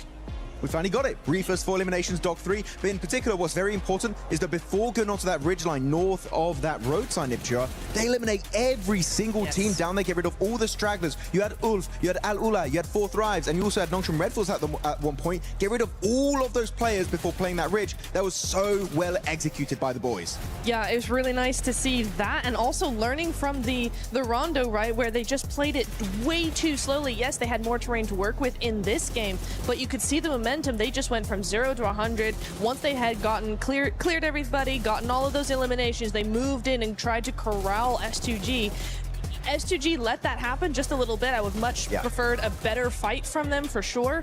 But for Aurora, that was much better, much more what we're used to seeing from them. This is a herding team. They control teams. Teams don't control them. And right now, this was them controlling teams. I literally wrote down on my notes that, oh, S2G, they looked really good at that sort of northern side. This should be a nice win from them. They got the hovercraft, exactly. You know. But no, I have to agree. Aurora played that incredibly well, and they were able to take that time to make that spacing. But also, did you notice, like, Nongshim So Easy causing a little bit of chaos as the solo player between these two full teams? I mean, that was kind of crazy to see as well. I was looking at S2G, obviously, to have that, you know, they were denying the flank from Flash coming around to them. They had a nice 2-2 split on that north side. Soul game with the hovercraft, we're going to bring that up again, but yeah, a little bit rough for them. So the way that Aurora were able to calculate that with a little bit of annoyance from Nongshim So Easy, great play. Talking about Nongshim, they were able to put up some good points as well here in this match. 13 points as well with S2G, 13 points. Max, which one are you looking at? I see you ready to talk. Yeah, because Nongshim Red Force, sure, they gave themselves 13 points. It's eliminations, 5 placement points. I feel like they threw that game. Generally, I think they could have at least bare minimum gotten a top 2 in that position, if not an actual chicken dinner. But then Furia which is not on Longwood. They're not even on the dip on top of Longwood. They're in like this one shed on a little plateau below them. And they get an opening knock, and I'm like, okay, great. Nongshim Red Force maintain the pressure, maybe chuck a Molotov or a grenade. They fully crash the shed, and then Flash are like, what the hell are you doing? We're just going to do a counter grenade and Molotov and swipe the entirety of Nongshim Red Force. If they just held their position, they would be where So Easy was. You said So Easy was trolling. If you had a full team, there would be giga trolling. But I feel like, yeah, Nongshim Red Force, sometimes they get great games, and sometimes they do some of the biggest fumbles in a tournament. It hurts. It really does. I think it's a great example of something that happens at every level, as we're seeing here, right? Where you get this, that you get tempted to actually full send into a position, but you got to really think about why that team that you're fighting fell down so easily. Generally, it's because the position is bad for one reason or another. It's very constricted there. There's a little ridge around that shack. It's very, very nadeable. Lots of areas to bounce those that utility off. So if you're gonna push something like that, or if you're fighting against, hang on a second. If you're fighting against them, right, you don't push that, because then you yourself get naded as well. It's very nadeable for a reason. Yeah, and that match was a perfect example of what can happen whenever you end up just catching up even more to that first place. E-Arena ended up getting 5 points. You can see Aurora Gaming just jump up to that second place with 81 points. What was a 1 point and 18-point gap to that second place has just now closed up to 9 points. I'm so happy to see it, because we saw throughout the entirety of today, right, there were a podium team at the very start, slipping, getting almost nothing done. They were in 8th position before this game. Now with that chicken dinner rocketing right at the very top here, just behind E-Arena with their 81 points. Literally the only team single-digit points away from our current pack leader of E-Arena. But the thing is, very flash in the pan, right, Niptura? We need to see more consistency, and especially not throwing games when you know you can get those wins. Yeah, it's gonna be interesting to see. We have one more Erangel and then 2 Miramars as well. Aurora tend to do quite well on Miramar, typically. So we'll see how that goes. Again, yeah, they can be very hot, very cold. So it is just down to game by game what they're gonna do. But we're looking at the second page here. Flash and Hora, 48 points each. They are looking tied right now, but there's quite a bit of a gap between them and 4th Thrive. So even further down the leaderboard, we're starting to see those gaps emerge. Yeah, Lace, for some of these teams here in the second page, I'm going to be keeping a close eye on them, because at one point we're going to have to start cutting them out, because that point gap is just too much. And keep in mind, going into tomorrow, that smash roll is going to be up play, and it's going to be plus 10 points of whatever first place ends up with. Yeah, and it's strange because, like, I know me and Neptura were having a look at GodLike, right? And they're making such calculated and well played. And then I even sort of said, God damn, they're so strong as just a little duo. Why don't they just kind of like go in that little map and do their thing? But it's just unfortunate, you know, they were getting like 7 elims in that spot, but just not making it any further. And I sort of touched about that on the shared studio on the couch. It was like they're getting themselves in these great, like, close range fights, capitalizing on it, winning it. And then, like you were saying, moving back in and not, like, the other teams are sort of circulating because they're doing that too late in the game. But I do feel, we've seen it before, Aurora just did it. They can just have this great game, and that will push them up a lot further because they're getting the elims. They'll be able to do it. And they definitely need it, especially where they are currently. We've been praising them in regards to the performance that they have had today, but we need to see a lot more out of GodLike, because they are currently just so far away from the first place. And at the end of the day, you want to be in first place. That's what they're going to be hunting down. By the way, special shout out earlier on to Hot Jukes and John for casting those first 5 games. But now it's time for the main show. Yeah, it's okay. I still got you, baby. For Blank and Jackie Blank, you got me. Come on, man. Oh, mate. All right, that's one hell of a setup. Thank you, Seven. We appreciate it. Some great points being raised there. Indeed. There's some good breakdown. Got all the fans, of course, enjoying themselves. Saw it over there. They had the I Love Maxman sign. We don't have one of those, unfortunately. We've got love for snacks right now, which is cool. We've also got OG and GodLike behind us, which is always good to see too. The support is unreal inside the arena at the moment, as per usual. It has been awesome all the way throughout the tournament, but we do have a lot of people with us this time. So we're going to get loud. We're going to get a little bit crazy with it, because I imagine to finish off the day, you know, it's been a long day. All right. We might have some mad circles to finish things off. Yeah, do you reckon? I reckon. Should we make sure there's still some good energy left in the crowd? But we could try. Yeah. Right then, Paris. A few games left to go today. Let's see how much energy we've got. Let's make some noise in the building! All right, that's what I wanted. Proud of you, Paris. You've been killing it here at PMWC, and we'll keep the commentary flowing as the games go on. We can lock in As we start to get towards the end of the day, it's been enticing, Blank. Some good quality PUBG Mobile coming out, but I'm excited to see if there's any more twists in the narrative. That's what we're looking for. We're looking for some twists, some turns at the end of the day, some mysteries yet unsolved. As we do get back into the thick of it, we're going to be going to Erangel one last time before we head towards our final 2 Miramars to close out this mega day of PUBG Mobile. Again, like we said, Paris has been fantastic. You guys have been fantastic. The fact that you've been with us this entire time, supporting the teams the entire time. We've heard the drums. We've heard the excitement. The drums better come back, though. I'll be sad if the drums aren't in the crowd. They're ramping, mate. They're getting ready. They're ramping. They're getting ready to go. There would have been a couple of paradiddles here and there. You got Ralph on screen explaining to his team that they're definitely not getting hot dropped over towards Pachinki. It's not happening again. Eda's had a good game now. They're like, maybe we were the problem. Yeah, maybe we don't do that anymore. Which, honestly, I think it's a fair shout. I think, you know what, 4 different members of the talent team spoke to Ralph about that yesterday. We were kind of making sure we can get that one across as many ways as possible. It seems like the message has been sent out. Yeah, it was like, it was coded through Ralph for Eda. Yeah. So, what do you think about that? Ralph was very pleasant about it. He was like, I don't think they should be doing it. Like, We keep getting points. Yeah, they were. I mean, I think we got about 12 elims off the back of it, which is kind of sick, honestly. It's a good amount of points. We do get our plane path down from the south side all the way to the north. You see there, Eren and Scarface currently topping the leaderboard in terms of damage, which is a surprising statistic for me. They've been very, very consistent throughout. I'm glad to see Eren there. Hasn't quite beaten out Scarface just yet, but I'm glad that Scarface has been the rock so far for Ulf. He has kept that team steady throughout. The suspension system for the Ulf vehicle, which will need to make a move down towards the south side of the map, but it gives a good game here for Aurora, who have been baiting us for multiple years for a massive win at an international, and they might just be giving us it here at PMWC, at EWC 2026.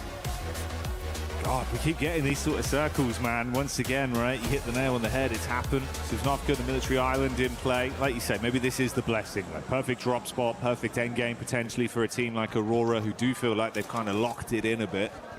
So we'll see. We'll stick with it. Potential for a lot of early fights. You got Flash taking on OG early as Aru's already down. Tiamba amongst it as well. A couple of squads looking to get stuck in instantly then. The revolver to the dome there. A little unfortunate for guys over on OG. Flash seems okay though, get themselves back up on their feet. Like you say though, we got Aura on screen. Eagle. Explosive bow. Almost hit it as well. A little bit of pinpoint accuracy with the arrows. Jiggle. Dropping some ammo across. Everyone's a little bit low right now. Level 1 vest, a little bit difficult. I might be actually just dropping some of the bandies over. Well, Sleepy is having a troublesome time getting towards them. I think he's in an awkward spot. Sky, though, is coming in from the other side of things. He's over towards the north side of Saverni, so this is a long exit for both squads. I don't think any team wants to be here. Tiamba, as well as Aura, stuck in this awkward engagement. Eagle with a Honey Badger at distance on the sidelines. E-Arena also swinging by, but they should get gone.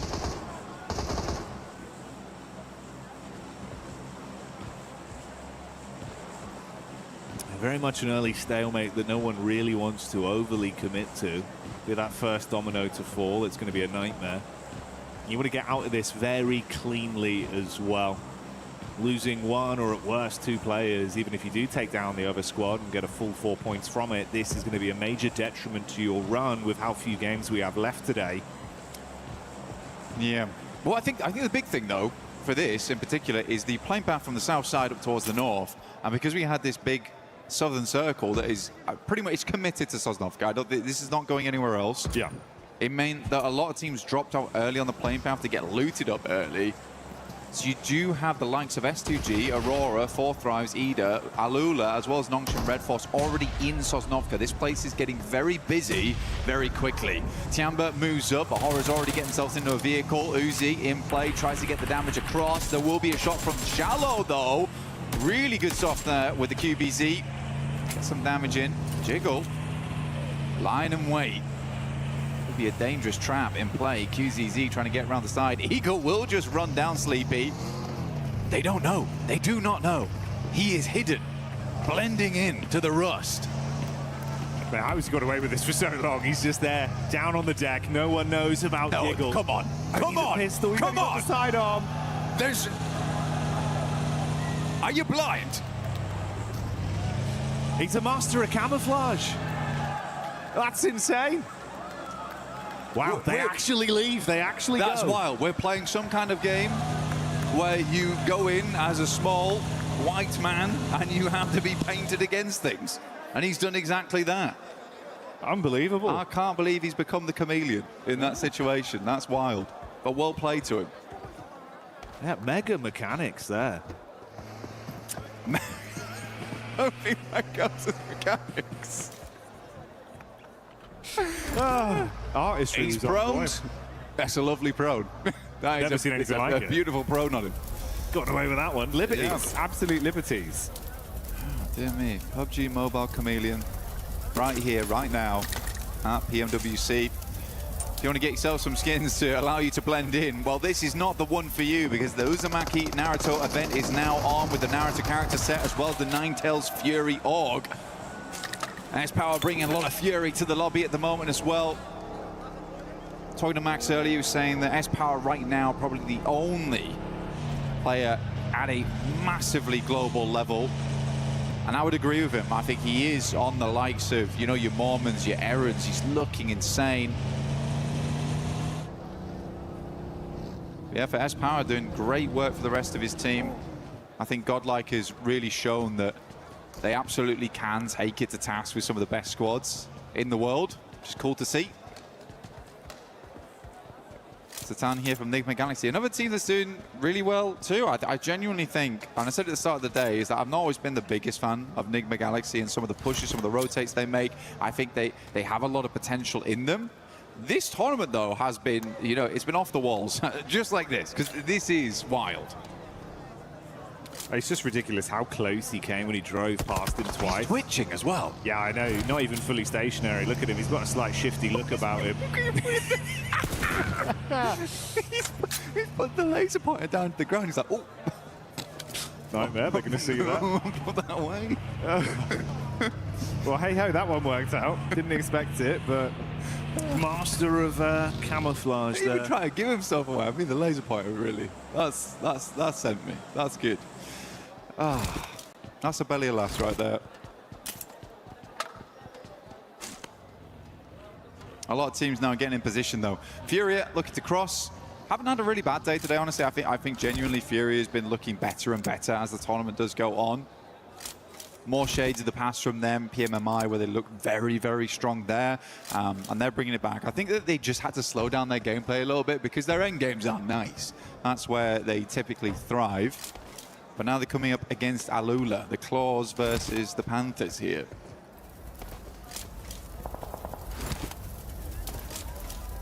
Giving us the proverbial question of which set of claws are sharper. Are they both depicting Panthers, though? Because that would be... Maybe a Jaguar. Maybe a Jaguar, yeah. Like that. Keep you guessing. You never know. Battle of the Animal Kingdom. Oh, S-Power with a nice little lift there. That's a 5-pointer. X5 on that one. A lot of airtime. It's a great multiplier. It was a great multiplier. I like that. Anyway, we get next circle. We've seen this before. You didn't hear. I don't know if you could hear that, but there was audible disappointment from the crowd. Everyone was oohing and ahhing at that one. Does head out far towards that west side. Really uncomfortable. Very, very uncomfortable. Ida's already good spot, though. The rest of the team, I would probably say to try and regroup soon, though. Nongshim Red Force has played a similar position to this in the past on this exact spot that Tizzy is currently actually located on with XZY. So I think they'll just try and secure that going forward. They might even try and take the compound of Vitality one on during this map before as well. We'll see what they do. Can't be too greedy, though, because, again, like I said earlier, it's very busy in Sosnovka at the moment. A lot of teams here. It's going to get pretty aggressive down there when things do kick off, especially with how this zone shifted, man. Cutting out a lot of that play space once again. So you're fighting around the bridge, you're fighting on the island. Like you touched on, even just a couple minutes into this game, with how close they were off the playing path, a lot of squads did already make their mass migration down and start to try and dig their heels in a little bit. You've got a few squads that are still outside in the mainland towards the blue, having a bit of a slower rotate. A lot of traffic as well on the bridge over to Sosnovka. Fury there, as we saw that establishing shot with Alula just ahead, guarding the entrance. It's then Vitality behind them, and similarly Flash behind them as well. Yeah, Fury's getting squeezed like a fruit right now. It's not looking good for them. They're getting pushed down by Vitality and Flash behind that as well. So this is a awkward approach. They would like to get across, but I don't think Alula's going to let them across so easily. Igor's is far up though, so he just needs an opener. And Alula looks to be leaving. I think that's the correct decision at this time, just because the circle did push so far over towards the western side. You don't want to get left behind. E-Arena still being here is somewhat of a question mark, but if they knew they could hold out a team over towards Box Compound, sure, why not?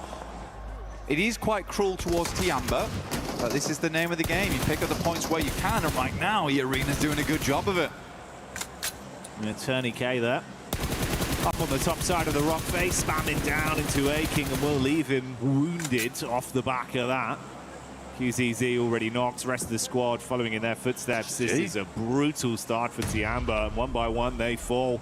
So E-Arena find them outside and dispatch them with ease there. Another 4 points on top. That's a 94-point total over the course of today's games. It's a strange one, right? Because they both started up over towards Severny, Didora, as well as Tiamba. Tiamba swings wide over towards North George. Flash does take a knock there, and probably a flush too. This is over towards the fight on the bridge side, so we'll come back to Tiamba in just a second. Axel low, Crazy on bended knee. P90 in play at this early in the game as well. Good to see. Trying to run back through, but Razak just goes straight into the crosshairs, and one by one, this is looking a bit more uncomfortable. Nice backstab, though, from Axel. Quick switch over to the shotgun through the window. Throws the first man down on the deck. Still has some firepower to play with. Zone nipping at their heels. Razy out of the running. Razak knocked. Axel looking to defend. Throws the nade deep. Thankfully for Bowles, he was able to reposition. That one isn't going to hit him just yet. Ooh, he's closing the distance, though. Wants to really get in there. Oh my God! Response back from Axel's quick. And he can get the meds in as well, Blank. Vexy should just about hit this. It's close, but picks itself back up again. We'll go for the res over towards Razak. This is a good recovery right now from Vitality. Sadly for them, Aura has made an incredible run down from that northern side. They are fast in position. Bozy is down. Nigma Galaxy currently holding out Ulf. Lord up on high. Ketch has no idea. Caught in the broadside. Will get taken down, but a lovely refrag coming through from Eren. Ulf likely will now play on as 3. It's starting to look worse and worse as time goes down. Lord the only to fall here, and Ulf has been very much struggling to pass on by through Nigma Galaxies. The circle in the meantime did move further down towards the south. IQ taking a tumble though. What's happened there? Yeah, this is not the dream at all. Ooh, Lord's actually trying to dismount towards the top side, so if maybe they do win out on this fight, somehow they can grab him back up. Oh, good read onto Scarface. Ralph ready for the encounter. Bullets being peppered. He gets him so dangerously low, but he's still standing. He can just tuck in behind the box now. Oh, well, that would have been the operative word. Could have tucked in behind the box. Not going to happen now. Laid out by Ralph. Satan with a re-aggression as well. And this is starting to turn. That's the way Ulf go down. They started out with a bit of a recovery, but finally finished by Nigma Galaxy. Only one player cut short from the roster there. They'll carry on as a trio. Meanwhile, amidst this, we have Vitality bringing the thunder back onto Hora. It's been a while since I've been seeing Vexy on the main stage, but still got it in him, it seems. Razak does go down, and looks like Vitality might just want to be making the cross going forward. Looks for Sky. Vexy will pick him up, doing a great job here. Settling in for Federalis. Oh, I mean, good job. Really, really well done here from Vexy. I mean, multiple times keeping the team awake and in play, even versus Flash earlier on. Fantastic stuff. Yeah, big step up. Brilliant individual moments there. Zone crunching in a little bit as well. Ooh, Vitality suffering casualties, it seems, with the Elim feed lighting up. That's Flash that are trying to defend the entryway over the bridge. Another headshot from Tops has shut down Vexy after the good form we saw from him, and Axel has fallen due to the damage sustained. The zone eliminates him, and Vitality finally buckle. Yeah, it's just, there wasn't a lot of boat rotates from a lot of these teams on that north side. Spent a long time looting up. I don't think they were quite prepared for how southern this circle was going to end up going and how quickly space was going to be taken out of play. But we are in a really awkward arena of the map as we head down towards the southwest side. There's a couple of compounds around here, a lot of open space going forward. Ralph moves up to the plate here. Tony K goes down first. Good shots from him. Will finally fall there to a sideline. But Mormon just cannot hold on. In comes Godlike. They don't care, they're going straight past.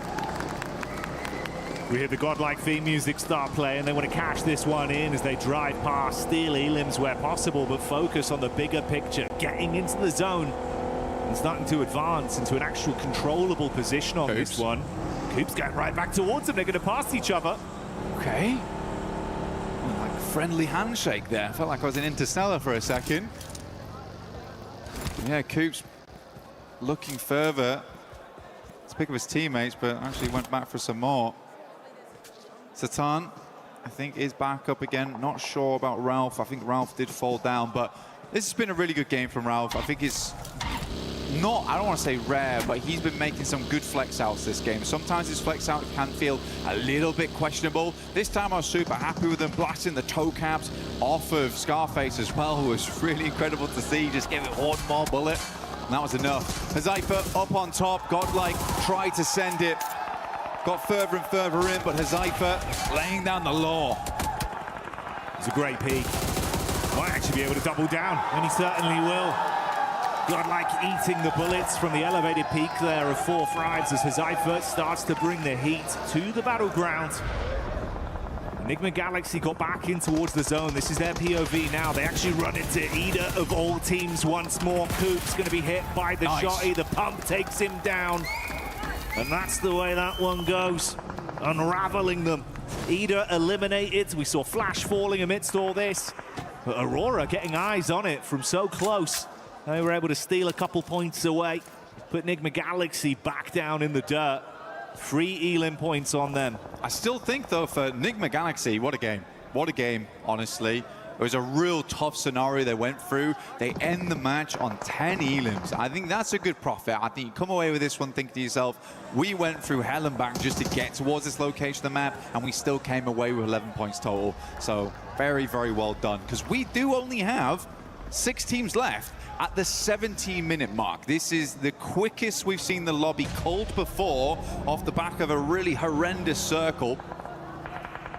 S2G set themselves up, kamikaze as per usual, flying in towards those front lines.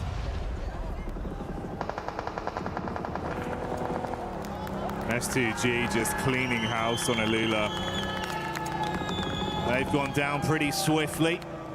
Ooh, Furia might actually get a bit of a read on this, though, with the forward scout we've got from Ayala in the back of the vehicle. So a lot of sight lines being opened up between our squads. Aurora's still got space to play with. In the grand scheme of things, it's been a little bit quieter on the Elim front for Nonshin, but they're still in the running of the conversation. They've had some good consistent finishes today. It's felt like it's all been coming together communication-wise when they get a good angle to play off in these games. Well, Hyunbin's basically the crowbar of South Korea right now. He's been cracking these lobbies open. He has been cracking the lobbies open. It's good to see. And I think the rest of the team rallies around that so easy. He's been very, very nice on those long sight lines. We've got to come up against Aurora, though. Aurora's starting to really feel it. And despite having a lot of weird finishes where second places, where they should have won, especially versus Nongshim Red Force earlier today, they would have been far and away at the top of the leaderboard. Some moments where Aurora just can't quite finish the job. Even then, the consistency has been good. So it's an impressive showing from them. But we have that rivalry back up to bat once again here between Nongshim Red Force and Aurora. But shots coming from the sidelines does make things awkward. Oh, nade right over the top. That's Doc that looks to hit them heavy. And if Doc's fired up, mate, Aurora might keep the pace on pretty swift on this one. Fury just off in the distance, haven't overcommitted to anything just yet. Yunbin still up and kicking. They got height on it. Just can't really afford to overextend too far. Get caught sleeping. This could be a big unraveling for that side. Tizzy's got to bandage himself back up to stay pretty in the situation he's been left in. Aurora are aware of that angle from Furia at least. Free smokes for Tizzy being the difference between a raw face from Reefus potentially coming their way. I think the problem right now is absolutely that angle you're talking about between Furia over towards Aurora. You've got Top off in the distance there, currently holding on alongside with Zhol. They look to make the move out, but Furia had that angle on. One player very low in the back of the vehicle. I believe that is Zhol at the moment. Can't quite find the next shots, and Ayala is playing it very safe. The angle over towards this way, but Tizzy with nasty nade goes straight through the side mirror window. Oh. Response back over, they dash some nades of their own on target, but it's actually a response from 4 Thrives. Pulling up to the party, looking to third party on this one. Aurora trying to withstand. Nongshim going down as the last man, and So Easy will collapse from it. Doc already piecing out. Ooh, mate, that's the rotate straight into the camp of Furia. That is very on point for Doc. He's got that Doc in him. Yeah, that's the brand right there. Moved instantly over towards Furia, held that angle, made them feel a little bit afraid, right? S2G still got Kamikaze swinging, layering in the vehicles. Circle moves over towards Kamikaze. You can hear Turkish fans for S2G a little bit loud themselves. Hamzi finds a shot over towards Hazaifa. That's on the roadside, and a horrible time for it to happen. But it's all popping off now. Reefus up first, nade in hand, looking over towards Ayala, very low. Chief pulled the pin, but a little late. Solke runs through the both of them. Oh, mate, the car's done enough just with the bonnet. He's dived out with the shotgun in his hand, vehicle burning behind him. Squad mates falling around as the shots are being spammed. Quick turn, finds that one, throws Furia out of the running. This is the best Solke's looked in quite a while, actually. I think that he's getting a little bit more of that aggression on board. I think a lot of times he was relegated to being this anchor player. So it's nice to see him, you know, channeling a bit of that Silas going forward as S2G gets the ambulance out, pulls out the rest of their team, gets them rezzed and back up into a position to fight. Not taking any chances on this one. Went out for the first aid kit. A necessary first aid kit in the moment. The med kit taking him to full. Requires Doc to put a little bit of extra work in. I'm shocked he survived that long. Reefus had the peak up at first, left him sweating bullets, like you say. The clutch heal barely buying him enough time to stay along for a few extra seconds. Now knocked behind the vehicle. It's a bold maneuver from Solke, but does drag him from the rest of the team. Likely leaving S2G as a 3-man, but they have the compound central. See where the next circle heads over towards. Can play off the back of that, but it's going to be Aurora. 4 Thrives, ping-ponging between one another. Taking some pot shots at S2G in the meantime. Hard confirm with the nades thrown over, so much so that Doc nearly went down from the danger close to his team. Luckily does have the meds to fix himself with no one nearby to convert from the lower HP he had. But you're spot on, mate. We heard the excitement from the fans. You can see why S2G, they were playing with some confidence and aggression. Previously, it's been Kamikaze that reps himself in those situations. This time around, he plays close to the squad. They control the compound, but you're going to be pushed from 2 sides. Difficulty with this compound as well. There's a lot of space to control here. There's a lot of space to control. There's some flat walls to work off the back of. So teams could send in over towards one side. And having a 3-man inside there means they cannot control every building effectively. So these 2 on the side here. This is over towards the eastern edge. Sat on Aurora's angle. Possibility to move in. Oh, S2G's just got to be very quick with this, but you know as soon as someone makes a move for that compound, the other team is going to fly on in. They're likely just going to wait this out until the circle confirms this is a definite compound finish. Don't invest your eggs into one basket until you know. A few seconds out from that zone crunching, we'll see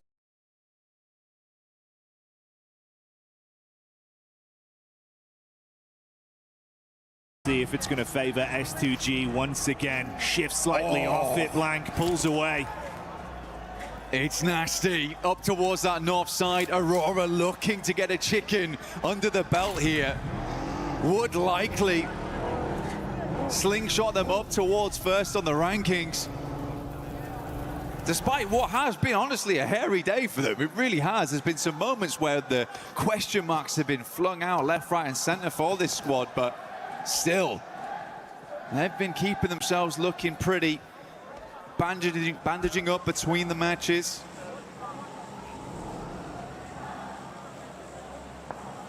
Blessing of it as well with the zone shifting. That crate that came in, you can see that Top & Co were able to push over, get an early duo onto that, grab some extra bits and bobs to armor themselves for what could be quite an intense final fight once they now get attention from 4-5s and S2G.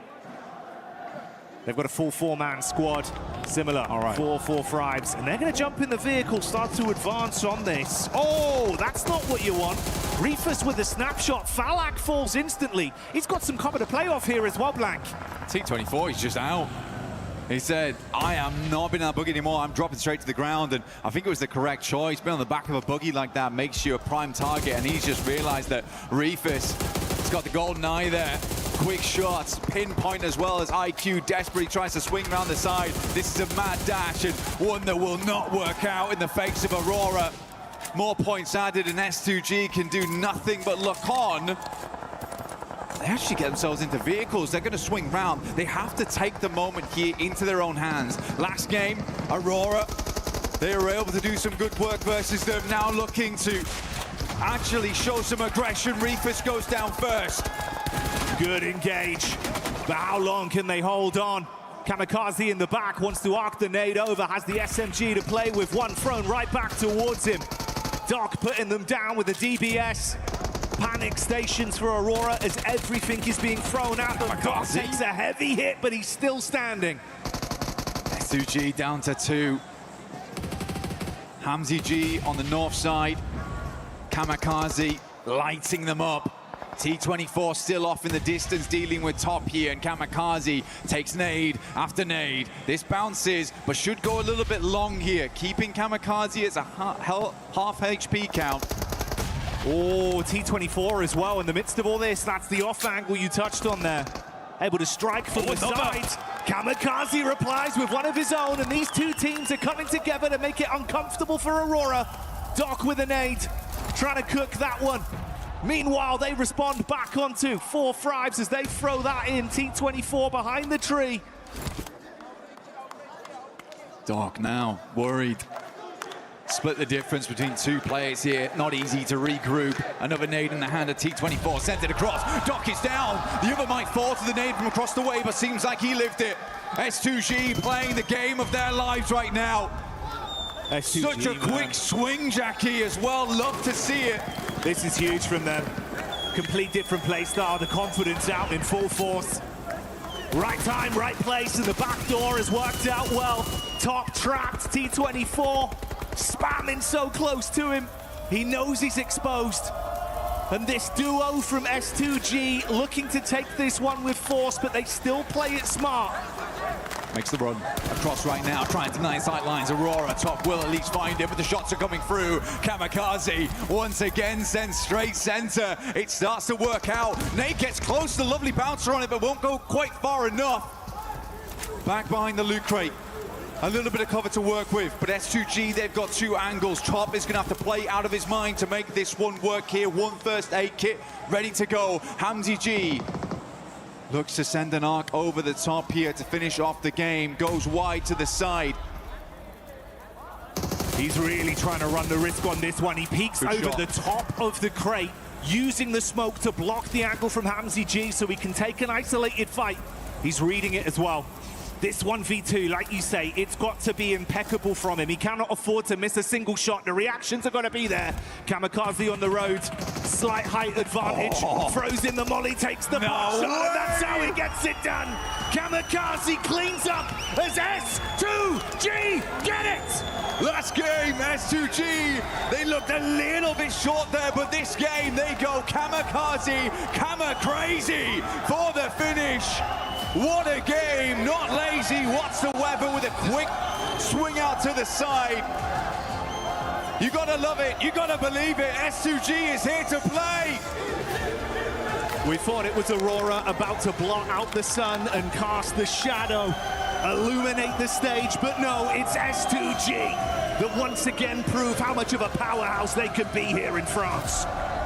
T24 as well, man, the jump out the buggy to sit down on the floor, I couldn't believe that. I mean, he made a quick snap decision. But lads, I'm gonna have to live this game out. I'm dropping into the grass, and I'm gonna cause problems. You can feel the energy in the arena as well. We get the replay from that one. Some big individual maneuvers. I love the strategy as well, Blank. S2G here, the way they were able to control the situation, knowing they had to be so proactive, but didn't overstep the mark. And then on the flip side for Aurora, you're playing with dice, gambling on some of these peaks, knowing realistically, it's a risk that you have to take. It's not an easy 1v2. It's actually a very difficult circle, and yes, it pulled away, but they were unsure where they wanted to fight out towards, and maybe they had to full commit over towards Fourth Rise, clear that angle sooner to deal with S2G. But again, for S2G as a three-man there, they make the only decision they can. It's been something they've been saying all tournament, is we just don't care. We will just push those angles. We will try and get something done in those end games. And it was lovely to see them prove that immediately after that last game where they sort of just laid down over on Arangold.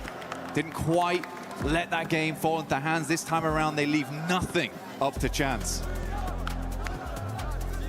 I think that does summarize the play style realistically. This point in the competition, after so many play days, so close towards the real big picture. That prize pool looming over you, you can't afford to have any doubts in your mind. Leave it to another team, and your dream could be snatched away. Whereas for S2G, they've been rising to the occasion, and that oomph, that killer instinct, that's what's giving them these leg ups. Absolutely, and in the end, for S2G, this isn't even their best map, man. They live it on Miramar. This is where they usually thrive. So to have some good moments here over on Erangel is lovely to see. Again, a couple of our teams really making their mark right now. Fourth Thrive still playing really well. Honestly, for them, I think even that early game where we saw Hazaifa playing the big Lions Rock, where he could just have that oversight, knew exactly what they had to do. As teams flowed in, just deny them. But we do have Kalaris over on the stage for a little hit with the players.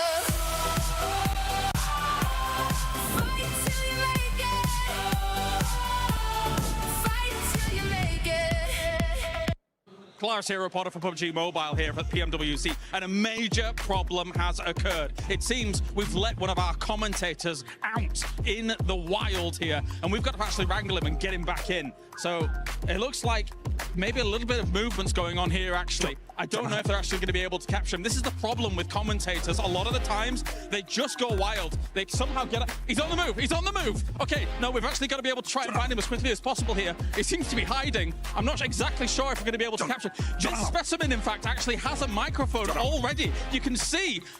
He's dangerous. He's very dangerous. He has a microphone already. That means he's actually ripe for the commentator desk already. They might be able to actually capture him here. They've caught him cornered a little bit. I don't think he's very interested in it, but he might take to it. Let's see if we can place down some bait or something like that. Some bait actually might be able to work. Usually chicken dinners are the prime meal of a commentator here for PUBG Mobile. Will they be able to make it happen? This is a tense moment. John Allen? It looks... I think they might actually have it. They might have it. They might have the John Allen. It looks like... Oh! Did you see that? Get a close-up of that. Get a close-up of that. I think they've got him. I think they've got him. Unbelievable scenes here at PMWC. Oh, that was close.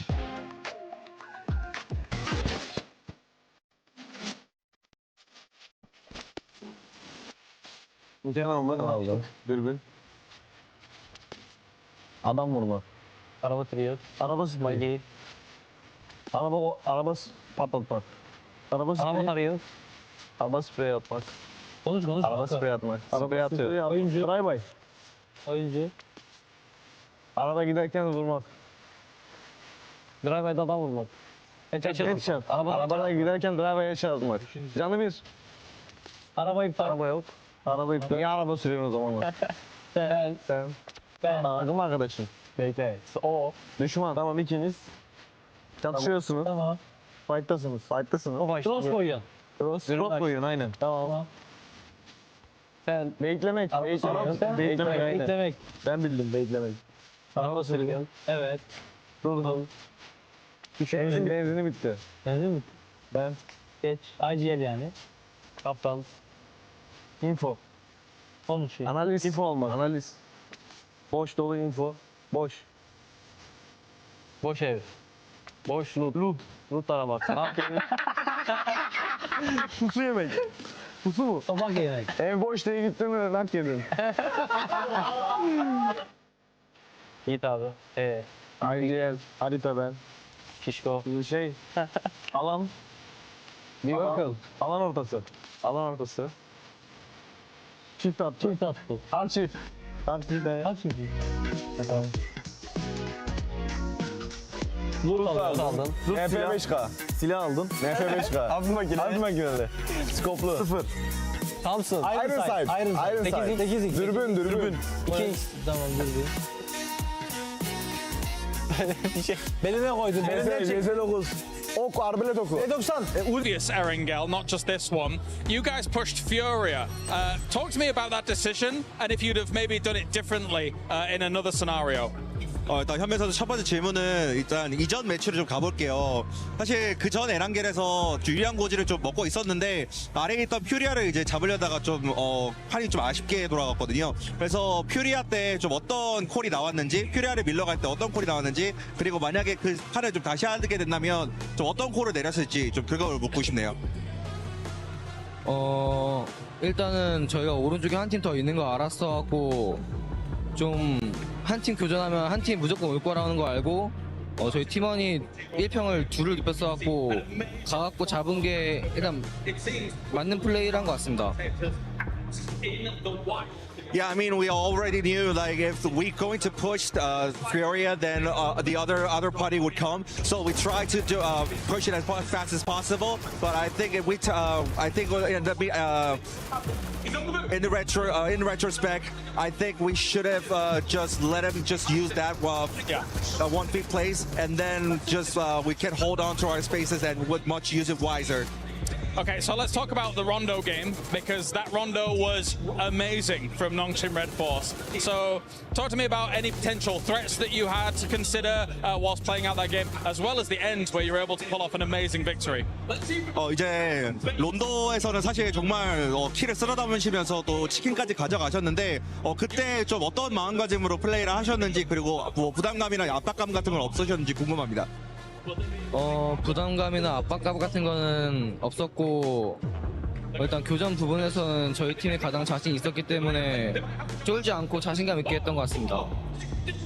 Yeah, I mean, there wasn't any pressure at all. Honestly, we were very confident in our team fights. So yeah, we tried to get it head on, and then I think that worked really well. Thank you very much for joining me, Hyunbin. Thank you very much, Maddox. That does it for us. Down on the stage. Thank you, Kalaris, for that interview. A marathon of a day that we're having here, as 6 matches have already been played, and S2G has been able to go now back to back with those chicken dinners. We still have 2 more matches to go here, but honestly, S2G, this bounce back inhibitor out of them. Quite literally a bounce back. All these nades coming in clutch here for S2G. Very, very good sign for them. They're climbing up those ranks. That should put them theoretically in that first place, but we'll wait for the overalls to confirm that. But it's looking very, very good for them. With just 2 more Miramars to go, S2G, they are a Miramar team.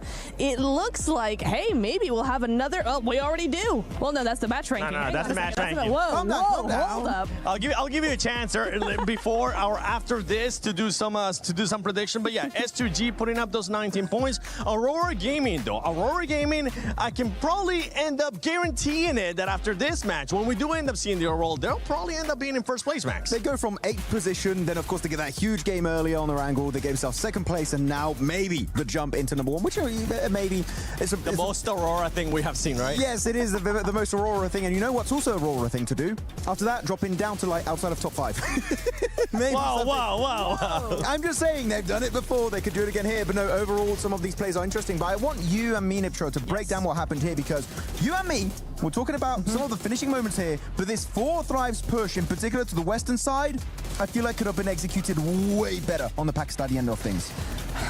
Listen, I was on the edge of my seat screaming at the television because I was like, okay, guys, they just need to hold. They just need to hold. They go up around onto a third-party position. They're playing this very, very well. The zone just goes complete opposite. And they're like, absolutely not. You're not getting this win. I'm like, okay, this is tough, right? But they could still make this work. And then they just do nothing with it. They wait far too long. The indecision is right back where we started. And to top it all off, rather than making a very decisive play and just full sending it, they stop really, really short, slow down, allow Top and the rest of Aurora just go all over it and go, no, you're not coming over here. What were you even thinking for Thrives? And honestly, I have to say the same thing. I mean, really, you hit the nail on the head right there, which is they slowed down. And that was the big mistake. At that point, just capitalize, commit. Even if you get eliminated, I'll respect you a lot more for at least trying to go the entire way, because if you do so, you get rid on the western side. I think it was Doc and possibly Top at that point, which get rid of those 2 players. Guess what? You got a decent dip to work around. It's still not sure you're going to get the chicken dinner, but at least you have that opportunity to go the entire way and actually get yourself that chicken dinner. So 4 Thrives, still good points on the board, but they could have gone in a bit more in this match. Yeah, they could have gotten a little bit more. And once again, that indecision, you guys highlighted it too. I just want to back you up with it, because that's been the biggest question mark for this team for 4 Thrives. We've seen good performances out of them so far, and you know what? Let's take a look at it again, because you can see right there when the air is stopping, that's when they question themselves in the tour. And we were all hoping that they would just fully send it.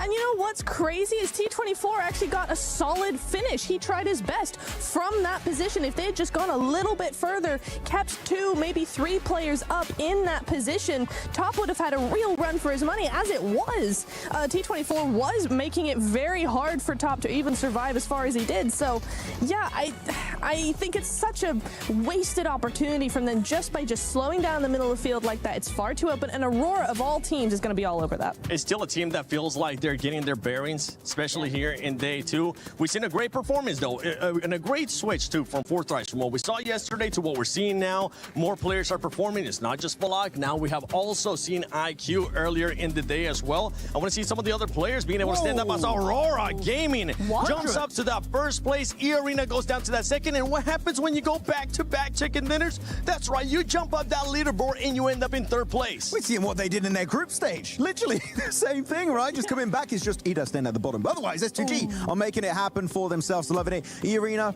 still getting a few points. pretty consistently throughout the day, but when you get bangers like that from Aurora Gaming, oh my goodness, they are looking fantastic with the eliminations in particular that we saw earlier today, right, Niptura? Placement points were fine, but the eliminations, they were a little bit lackluster in some of those matches. Man, they're putting up big number after big number after absolutely big number. Big number. Yeah. It's the momentum that we saw yesterday from that one Erangel game, right, with the 2 hovercrafts. S2G just bullying the lobby with those. No hovercrafts today in the same fashion, but still managing to get that chicken dinner back to back. That's going to be looking very good for them there. One thing's actually scary right now, and I'm starting to realize it. I know we kind of joke about Aurora, the inconsistencies that we have seen out of this team, but for this team, one thing that has been consistent for them is their placement. At one point, we were kind of critiquing where those elims are going to be coming in. Their placement points have been there. The eliminations now are starting to get picked up here in the second day as well, and this team is looking like a team that wants to become a champion. They're like 4 placement points away. S2G, they got 3 wins, by the way, which is an insane ratio to have. So definitely Aurora only has 1. Exactly. They do only have 1 chicken dinner, so that's some very consistent stuff on board. That I'm looking at a team that it's kind of the opposite from Aurora, which is Ulf, right? They had a massive rise. They got that chicken dinner with a 4-man finish on Erangel, and after that, their second place, falling down very slowly now in the middle pack, but though we on the second page, big upsets, and Tiamba just not able to maintain that top position 7, which is heartbreaking for this team. Tiamba was one of those biggest question marks for us, especially because of the way that they ended up performing yesterday. We saw Milu being able to pop off. Today is not the same performance out of their squad. We knew that they have the fragging power, but those placement points were just non-existent, and right now, nothing's going their way. Nothing is going their way. I mean, you're seeing them there with 9th place there, 63 total points, 14 placement points. I thought you were going to go with that catwalk again. This will be the perfect time. Not this time, maybe later. But yeah, no, the only thing we can hope to see is that they come back tomorrow stronger, fighting, able to do what we know they can do. I mean, they go into teams and crush them in seconds. I mean, it's easy for them, but just not today. It's just all over the place. Yeah.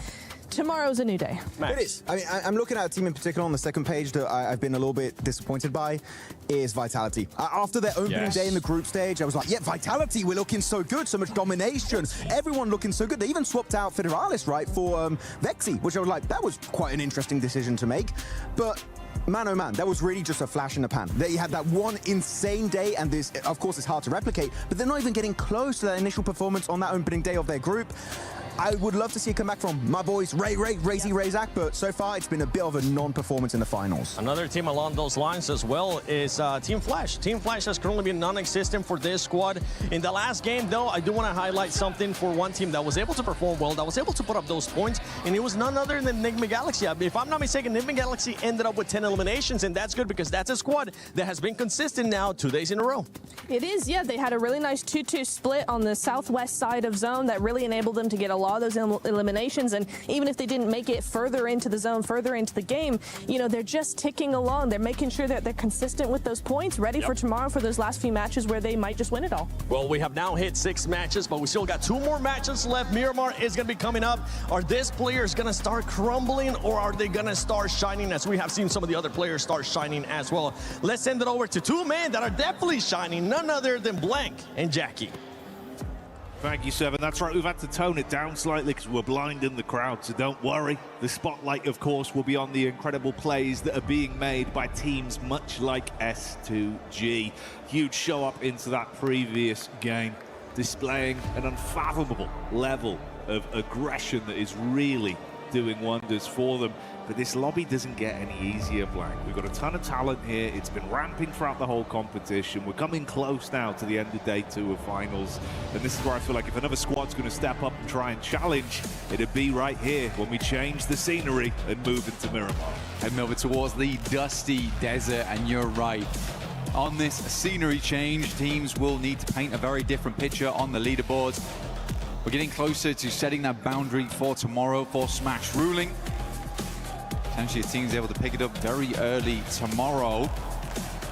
But the amount of chicken dinners that S2G's got, I mean, it's very much a possibility for them to make that happen. They've been very consistent so far. Loving how aggro Kamikaze's been too. We get a very, very northern start here over on the northwest side down towards Truck Stop. So a little bit more inaccessible down towards that south side. We're looking at Los Leones, Potavariso, Impala, Mr. Vaich, Macera. So more of these positions on that north side need to be taken up, like La Cobreria, even water treatment potentially. Torremada, El Zahar. See Nongshim Red Force. I always found this drop spot kind of odd when they were choosing them, but Nongshim Red Force has like ruins. They take ruins all the way on the northwest side, and they just play that out. It's so out of the way, but with this plane path, they get out super early and get this trash drop started almost immediately.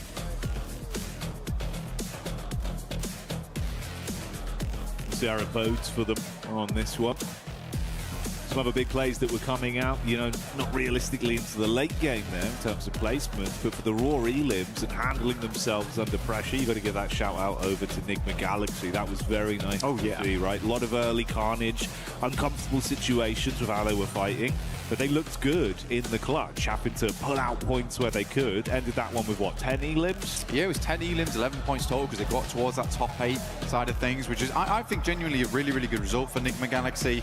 I think when you have those types of games, you've got to go for a massive salvage. Now we start over on the northwest side of the map in terms of dropping those players off. We're moving hard down towards that southeast side. Got a lot of water involved. We got the rocky outcrops, the mountainside down towards Potavariso on that western edge. So should be a fun circle to play around with. We could end up back in Los Leones as we did earlier in the tournament. Always fun to have an urban finish. Gets very hectic. But yeah, I think if we look at the leaderboard right now, it's very comfortable on the staging, right? We drop off slowly. It's very much an even stairway to the top, where a 20-point game can be a big difference maker. For Enigma Galaxy, they get a 20-point match. Suddenly they're tied with Aurora, who have currently managed to settle themselves in first. The first team to break the 3-digit mark as well and hit the century here in the finals.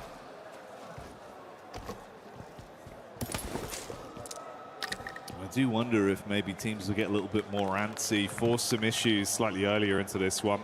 A couple of our big names already inside the zone there. 4-5's Aurora, GodLike not too far away. S2G making their rotate down from truck stop. And then Tiamba, of course, towards the coastline. Keep that in the back of your mind, but focus on this as well. We've got some weapon skins, of course, for those of you at home that want to get your hands on some lovely bits of kit inside of the game. So make sure you're participating in that. Absolutely. And we'll throw that up on screen shortly. You can take a look at it then. But for Aurora, there you go. As if on cue.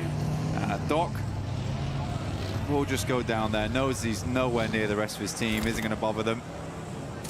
So unfortunate there for Aurora to lose a player out almost immediately. Again, weird entry point for a lot of squads where they want to get in towards the circle as soon as possible. S2G giving themselves the best advantage early on as they fly down from the eastern side of the map. And swinging past Impala right now, might look for some of the high grounds that sit towards the southern portion of this one. Enigma Galaxy a slower start though, over towards El Pot, so they're going to hang out here for a little while longer.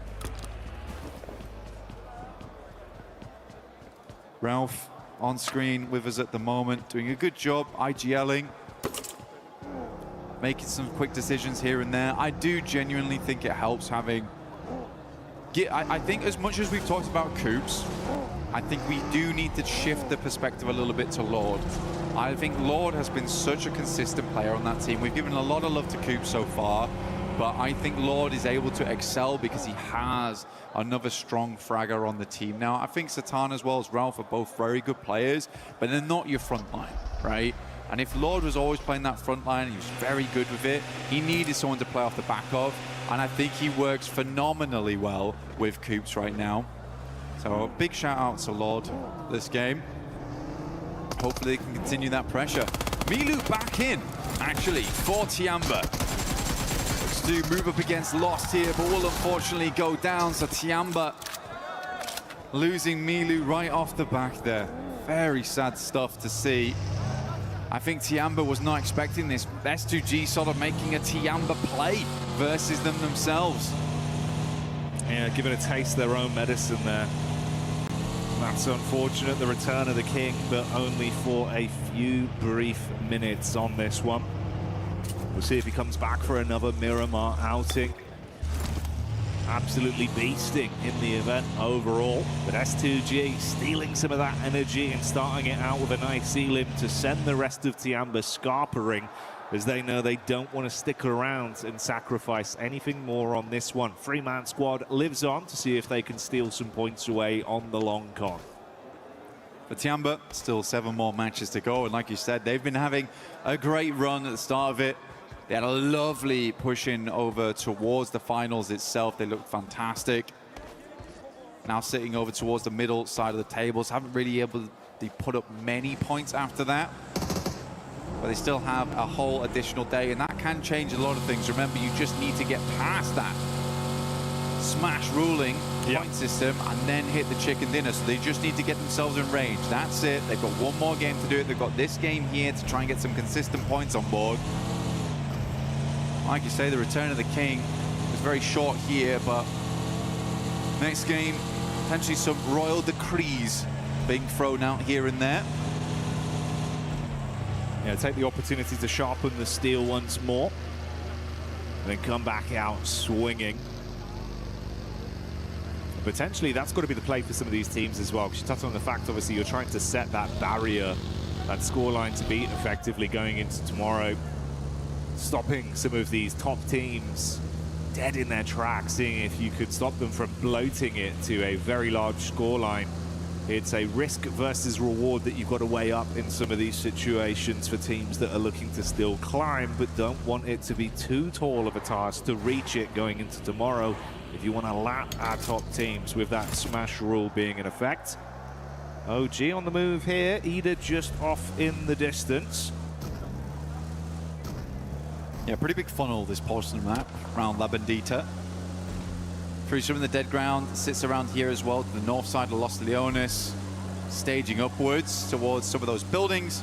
Ulf's already met that quota right now. They're a little bit further towards the center of the map. Ulf looking for another good game. They were in second place for a little while, but then swiftly fell out of it, and Ulf's looking to get some more points on board. Again, for them, a good game would pretty much settle themselves up towards the top 3.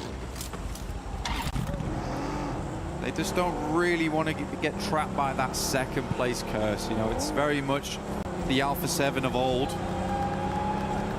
Flash loses 1 on the knock and will be immediately flushed there by S-Power. It's from GodLike on the south side.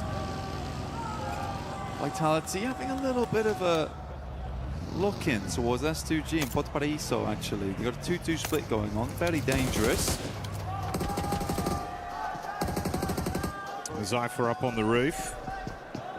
Nade in his hand as he starts to make a move over the top side and see if he can get that one down on target. So 4 Fribes collapsing in early. Jiggle knocked. Sleepy arcing a nade back over as well. Going to cook that one. If they came running over now, could be very detrimental. They can tuck into the stairs as well. Get a safe recovery on the go here, so Jiggle can still be in play. Ooh, Falak though putting on the pressure, and again with the flashbacks towards yesterday. 4th rise up against Aura. No Fear able to clutch it out towards the end. IQ though finds Sky, and No Fear is nowhere nearby. Starting to fly on in, but I think it might be too little too late here. T24 did hit the floor. For the rest of 4th rise holding on fairly decently. A tanky though from the sidelines on OG. Literally as soon as T24 got picked up, hit the deck straight again. Floating around just on the periphery. The Vultures circling these 2 teams right now. Ooh, up close inside of the compound though, it's Sleepy that looks to clothesline them in the close quarters combat. Few shots fired over, good assist from No Fear with the SMG as Falak gets lit up. They go in from both sides, the stereo piece. Nice. It's a brilliant clear. Oh, punishing 4 Fribes one by one. You can't believe it. For 4th rise, it's almost a dreamlike experience versus Sleepy. Deja vu once again as No Fear drops to the plate, but OG, they come in to pick up the pieces. And that's 4th rise down. No Fear taking some shots once again, but Sleepy is out, and OG with a fantastic 3rd party onto it. Oh dear me, for 4th rise. the horror experience continues. Yeah, those weren't scare actors, Blank. Coming in with real weaponry on that one. The worst event I'd ever paid for. Yeah, you would not enjoy that. Yeah. OG certainly That's a real chainsaw. They had a great time, mate. Cut through them. It's like a bad magician. Slice you in half, but hey, you're not going back together. They steal those points, keep on dreaming through this one before Thrives and Aura out early on our opener of Miramar today. Checking with some other teams, though. Aurora, very, very slow to the circle itself. They're coming from that western side past Chumacera. Likely will hit a traffic jam, though, with the boundaries in place. A lot of teams trying to sidle their way through the northwest edge of Los Leones down towards the southeast. But we are hitting those rocky outcrops where we slope down towards the eastern side, leaving Vitality and S2G on a little bit of an island of themselves. The next circle will determine whether these teams do need to cramp up towards.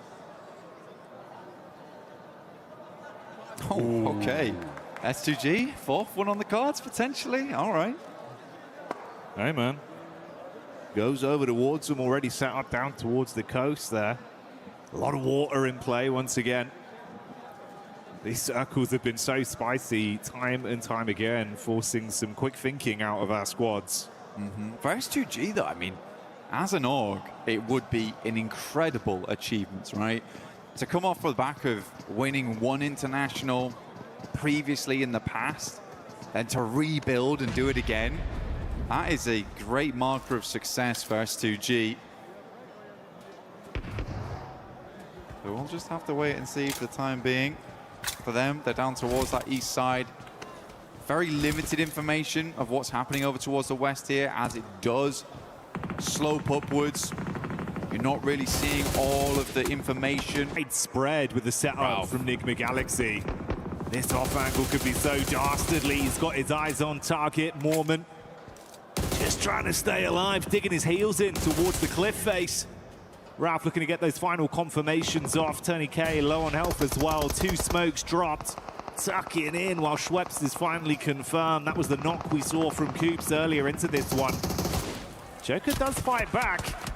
They know about the angle from Ralph, but you are so pinned in, so many positions to be aware of, and they can take shots from all sides. This is the only problem with sometimes Ralph's flex outs, is that he really does just bait his teammates sometimes. It has worked out quite a bit today, but this is the problem that arises. Lord does go down for it. I think in the straight fight, they might have done a lot better there having nades, because Ralph's also got all the nades. He's got 5. Like, those would have been lovely. He placed over towards this side, up against the players. Hoops sends one in. It's a good amount of damage. Knocks one over towards Turney K. Luckily, Mormon was able to dash down the hillside, avoid a lot of that shrapnel. Still took a hell of a beating. Going on for a little while here as well, and starting to drain some of the more offensive utility that's being thrown out. Obviously, they're tucked in just on the rock face here with the map geometry, making it uncomfortable to fight with bullets. They have to nade onto it. I think that was the last nade for Coops, now thrown in. Satan is somewhat closing the gap, but he's being peppered back as well, and they now know. Bro, Ralph, just come over. It's 2 players. Let's hit the 3v2 and just win this fight. Oh, it's going on for so long. Finally, at least one more confirmation as we will see Turney K buckle. How on earth, though, have they just been given this free fight with no assist? Mate, this could end terribly for both squads at this rate. I mean, Joker's still off in the distance there as well, and Ralph finally gets in the car. This has been a strange one. It's been a very strange one, and it almost feels like very reminiscent of Nigma Galaxy of old. A little bit too comfortable with these odd splits here and there, and Ralph goes down. After that explosive opener, you thought they had him banged to rights, but E-Arena, one by one, have punished back against Nigma Galaxy, and with that last nade from Mormon hitting Coops, they thought it was all over. Well, it is now. But E-Arena, they are very glad to have this guy on side. He is more than a man, he is more man. Here in play, still kicking strong there at the top of the leaderboards, 98 points, but you'd hope lesson learned there for Enigma Galaxy. You can't afford to be doing that. Not worked out for him whatsoever, mate. Too indecisive.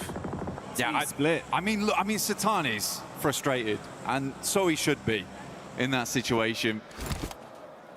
What a... I don't even know what to say.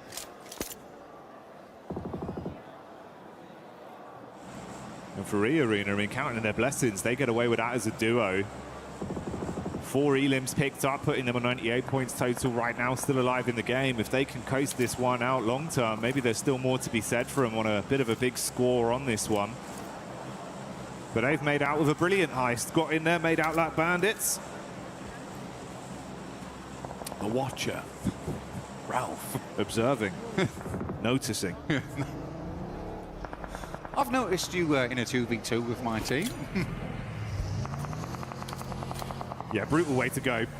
Hey-ho, is what it is. OG back on a move onto bigger and brighter things. Let's see what they can do. ACOP, quick shots. That's Chief getting spearheaded straight through, and the vehicle going to confirm him. Silence up close with a nade in his hands. Pin pulled, sweaty palms. Can he blow them away? Silence does get one off. Back onto ACOP, leaving them in a effective 3v3. Zone going to be crunching back in onto Silence as well, and he's low on HP right now. Nate's thrown all over the shop. He's worried. So he should be. Might just get the first aid kit off here. Pulls it off in time. A tanky though, going low, gets the heal. Silence is down and out. We got Nightcam on board. Watching on as his team struggles up against the forces of OG. Either now looking down towards them, punishing. Only Ayala left for the squad to move forward. Vitality found themselves a decent position, and somehow Nongshim Red Force have been able to swing down towards the southern side of the map. But again, I feel where Tiamba's playing, completely workable from this spot. But you'd hope for Ulf this is a good game. And I think this is where they need a good game to stay in contention for the top side. Yeah, if they want to be in that conversation, you've got to get the boots moving. As we gave you this establisher here of the map crunching in, we did see Ayala, I believe, there on Furia falling. So Furia do go out with the on-watching from the coach, main man Knight. So OG get away with one player still in the contest here. See, Widgock's going to have to play a very, very slow game from this point as just a solo. Does cut away some of that effective close line early setup we saw from S2G. They're going to have to move over. This is why you were highlighting Ulf there. Very central. Tiamba, similar sort of story. And Aurora with just the duo. Yeah. That could try and get involved in the conversation as well. And if we look over towards Ulf as well, when we pan past them, they're on some really nice high ground. Looking down on a lot of these teams, like it's a very, very good spot, not only to gather information from, but to springboard the rest of your game. It could be thrown a curveball and get a hard shift over towards the northwest side or down towards the southeast, in which case you need to push down there. But yeah, I think for Ulf, they should have a good lay of the land going forward. Flash still as a 4-man though, over towards that northern edge. E-Arena off towards that eastern side. Living actually, despite everything. They were stuck in the blue for quite a while.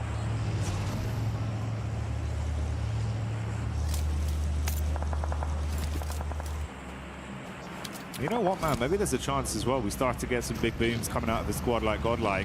Man like S-Power, supply crate come down near them. He's a bit of a cheeky chappy. He's got that good energy about him. If they can get armed, he does, yeah. Potentially get a good bit of a shift on this one as well that favors them positionally. I think they'd be a team to show back up. This is the kind of environment they can certainly deal some damage.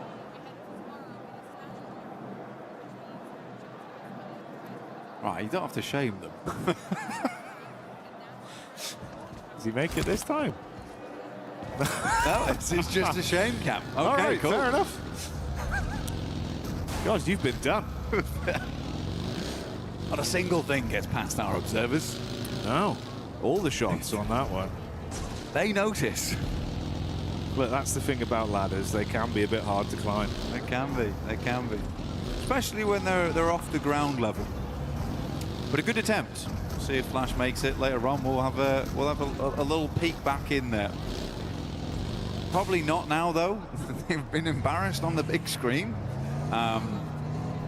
Nongshim Red Force looking over towards S2G. Important fight here for the eastern side. Trying to play off that edge. Kamikaze looks over the top immediately. Pulls off from that angle. Gives them space on this one. Lost on a real long back angle there. I do like where Lost is playing. He's done this a few times before where he's this really cheeky position. Luckily, Tizzy immediately notices him.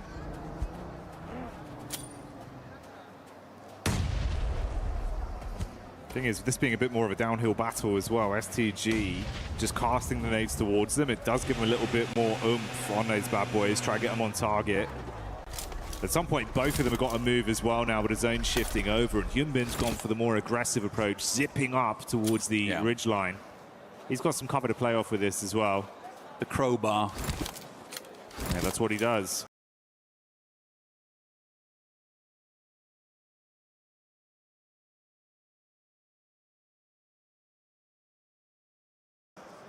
Looking to get dug in over towards S2G. Prime apart. Ulf, Aaron actually finding shot over to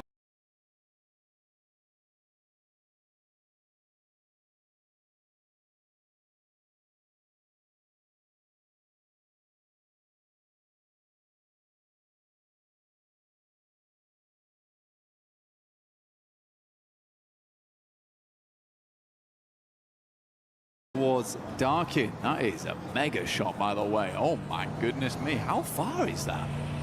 Almost 400 meters on that bad boy. That's Aaron for you. MTG still wandering around on one nade there from So Easy. Tries to get a bit of damage done. Lost still in the back lines, but he's been effectively harassed.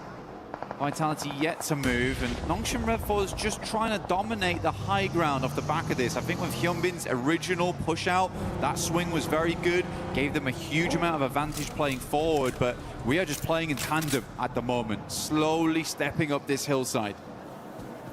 Yeah, climbing up bit by bit. For the Mafia, it looks like there's a little bit of posturing from GodLike back down towards this fight that's occurring in the Elim feed with Alula taking on Ida. So GodLike might try and siphon some points out from that one, whilst you do still have this elongated uphill battle between Nongshim and S2G. Ooh, the duo of Aurora as well, even getting a good distant connection off onto GodLike to at least knock one of the players. Alpha pushing a bit further down as well. They were debating going for it. Oh, but that's actually Top getting the knock onto Soulless. Yeah, that's awkward there. Kamikaze though, E-Arena. It's Mormon once again at distance. M4 taking the shots in. Kamikaze immediately has to rebuff that position. Nongshim Red Force takes advantage of it. So Easy peeking. Good shots from Joker, goodness me. Lucky to still have his hat on. Aaron knocks over towards Razak. Aaron has been hitting some nasty shots, by the way. Yeah, he's been super slick with it. Great gun skill on display. From range as well, gets a little bit more awkward from some of these long-range fights, but doesn't bother him. He's been consistent. Very important he gets that knock as well versus Vitality. Massively slows them down because Ulf had 2 players down, knocked. Now they do... I think they just lost 1 entirely. Yeah, they did. So they're down to 3 now. That's Soulless. No longer in with us. It's all from a really, really good position. I don't really know how they lost a player there. And it's hard to deny those sight lines in this area of the map. There's a lot of little defilades, random bits of environmental objects that are going to keep you alive. Skinny trees. Aurora's living it large. Honestly, has 2 players. I think that's what I'm most surprised by, but Top has been having a really, really good day today. I think he's currently topping the damage meters, well, hey, with Reefus playing alongside him up there. Ooh, well, Zone moves in, still has actually a bit of favor towards Aurora with the position they were set up in, but this battle between Ulf and Vitality has been going on. Meanwhile, amongst it, S2G start to crash onto Tianba. The drum starting to beat. Just outside the doorway, shots into the back line. Heels being pulled out as QZZ tops himself back up. Hamzik's so low as well. You're going to be caught on a wrap. Wow, somehow gets past the door. Oh, mate. Bullets bouncing by him, giving him a short back and side with a haircut, but he's still alive. Nades into the long building. QZZ lucky there. Almost went upstairs as the nade came through. Joker will finally go down. I mean, Arena was certainly making some enemies, stinging away at some of the players around the map there. But for Tiamba, they've got to love this longhouse, and holding on to it is the name of the game. Sadly, no Milu here to make those 1v4s happen. Only 2 players from S2G, so not looking like another chicken dinner going forward. Desperate to take this longhouse off of them, though, and hold out all the teams coming in from the northeast. Molly goes down, forces Hamzy G into the homestead. Yeah, they got the read, though. They know the info. Heard the thunderfooting of the footsteps as he plays close on the stairs. Meanwhile, Vitality continuing to put pressure onto GodLike, holding the back line. Ulf stealing away some of the points as well, as Razy will get hit heavy. Razak down as well, calling for backup from Axel, that's got about 1 point of health left. And that's Nonshin Red Force that are lighting him up with So Easy coming in. Only Vexy left then. Scary scenes for Vitality. Nades being cooked out from Scarface and dash back down onto Nonshin Red Force. Still waiting, lying, prepared to strike for the S2G side, close towards Tiamba's compound. 4 different fights occurring here. Yeah, this is pretty madness.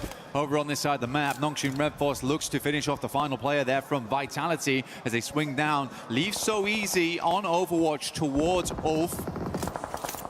Flash stepping up to the plate. Unbeknownst to them, this is a 5-man team inside the building. We're lost. Hamzy G and Tiamba underneath. Smoke start to bloom. Nongshim takes quite a lot of damage, though, as GodLike starts to push on through, whilst Ulf maintains a little bit of help.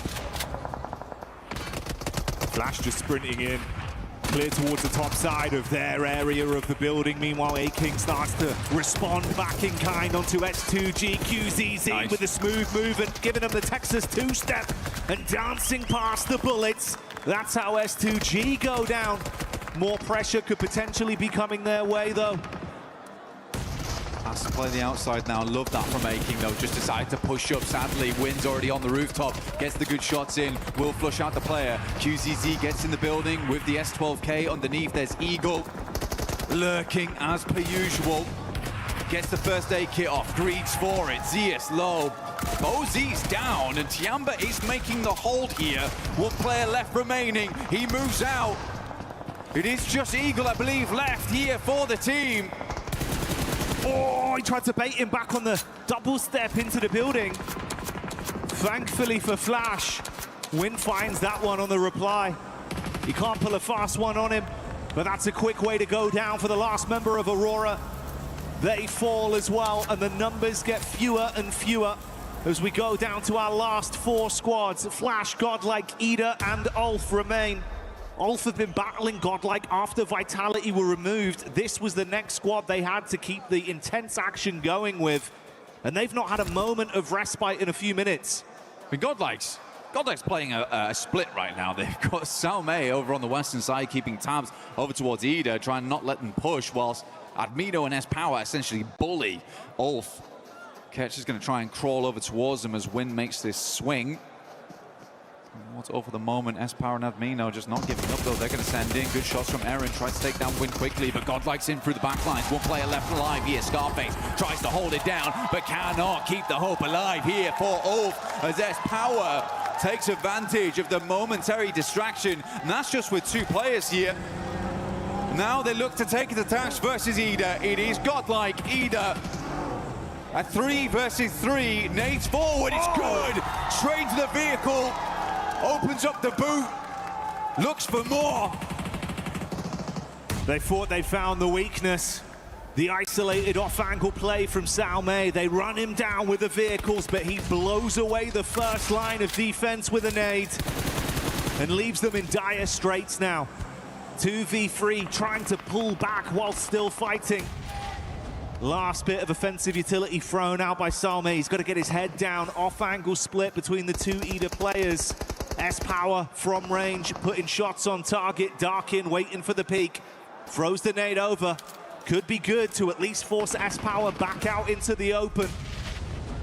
Good damage over towards S-Power there, like you say. It doesn't force him out, though. He just holds his ground.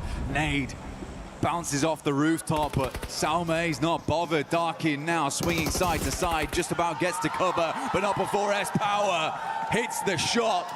Now just Rita all alone. The rest of GodLike pushing down into him. The terrifying trio of GodLike being fired up. The ferocious crowd here in France giving them their energy. Chant after chant, screaming the name GodLike, but can they do the arena proud as Rita makes a move? Bullets on target, gonna hit the deck. He's low, he's trapped, and GodLike know that they are inches away from grabbing the chicken dinner. Salme with the elevated peak, they're looking for the shots. Rita, gotta make the move. Peeks back up, fires the warnings over. That's one knocked as Rita looks to hold on. Can he somehow clutch this? Ooh. No! Cut short in the final moment as GodLike find it. S-Power right at the end. Looked dire, looked bad, but he brought it back into full, clear picture. GodLike grabbed themselves a chicken here. They've been getting closer and closer to that meal, and it's here right at the end of the day. But if you're fortunate enough to be here at EWC 26 for PMWC, you'll hear that organization's name echoing through the hall as the fans cheer on their squad. That chicken dinner locked in. A clutch play at the end denied, and GodLike securing the dinner to give themselves a fighting chance, setting their sights at climbing up the rankings.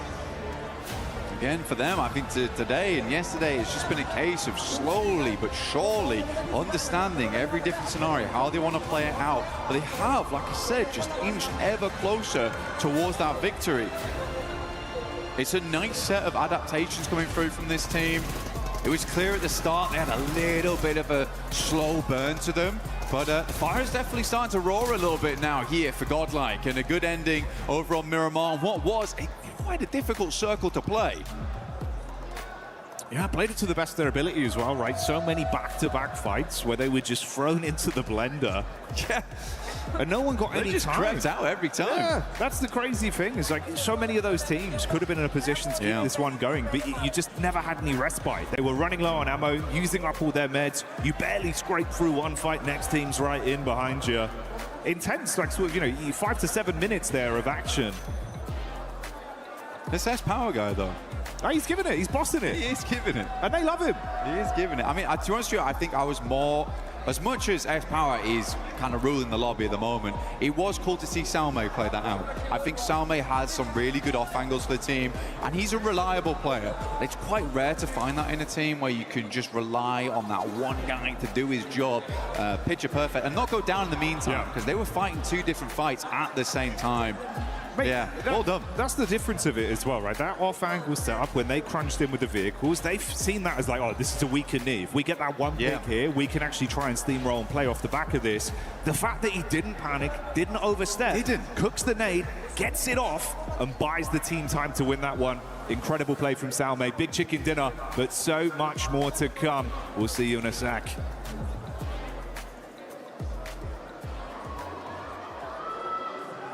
Welcome back to PMWC at EWC 26. My name is the 7WG. I'm joined by Maxman and also Snoix, a professional player for PUBG Mobile Esports. Snoix, what are you doing here?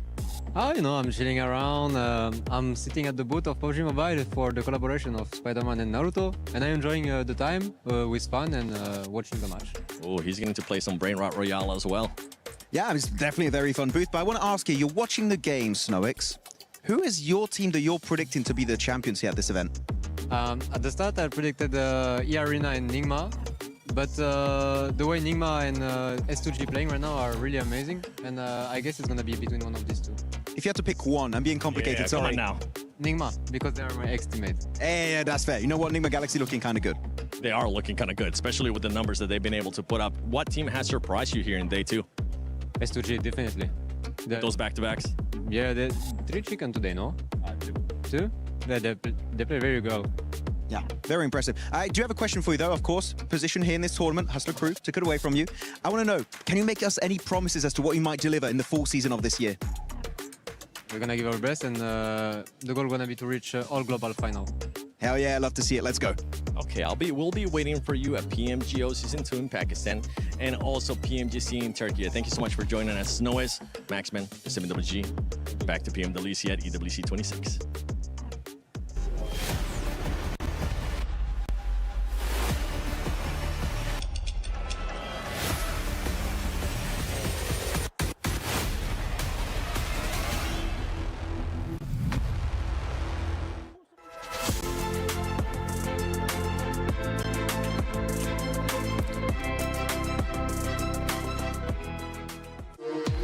We were there for every click, every clutch, every respawn. We were there for the years of grind, and we're here. Now, the proud founding partner of EWC, powering the biggest event in gaming, shoulder to shoulder with the world's best, making history. Greatness deserves a stage. Lenovo Legion, reach your impossible.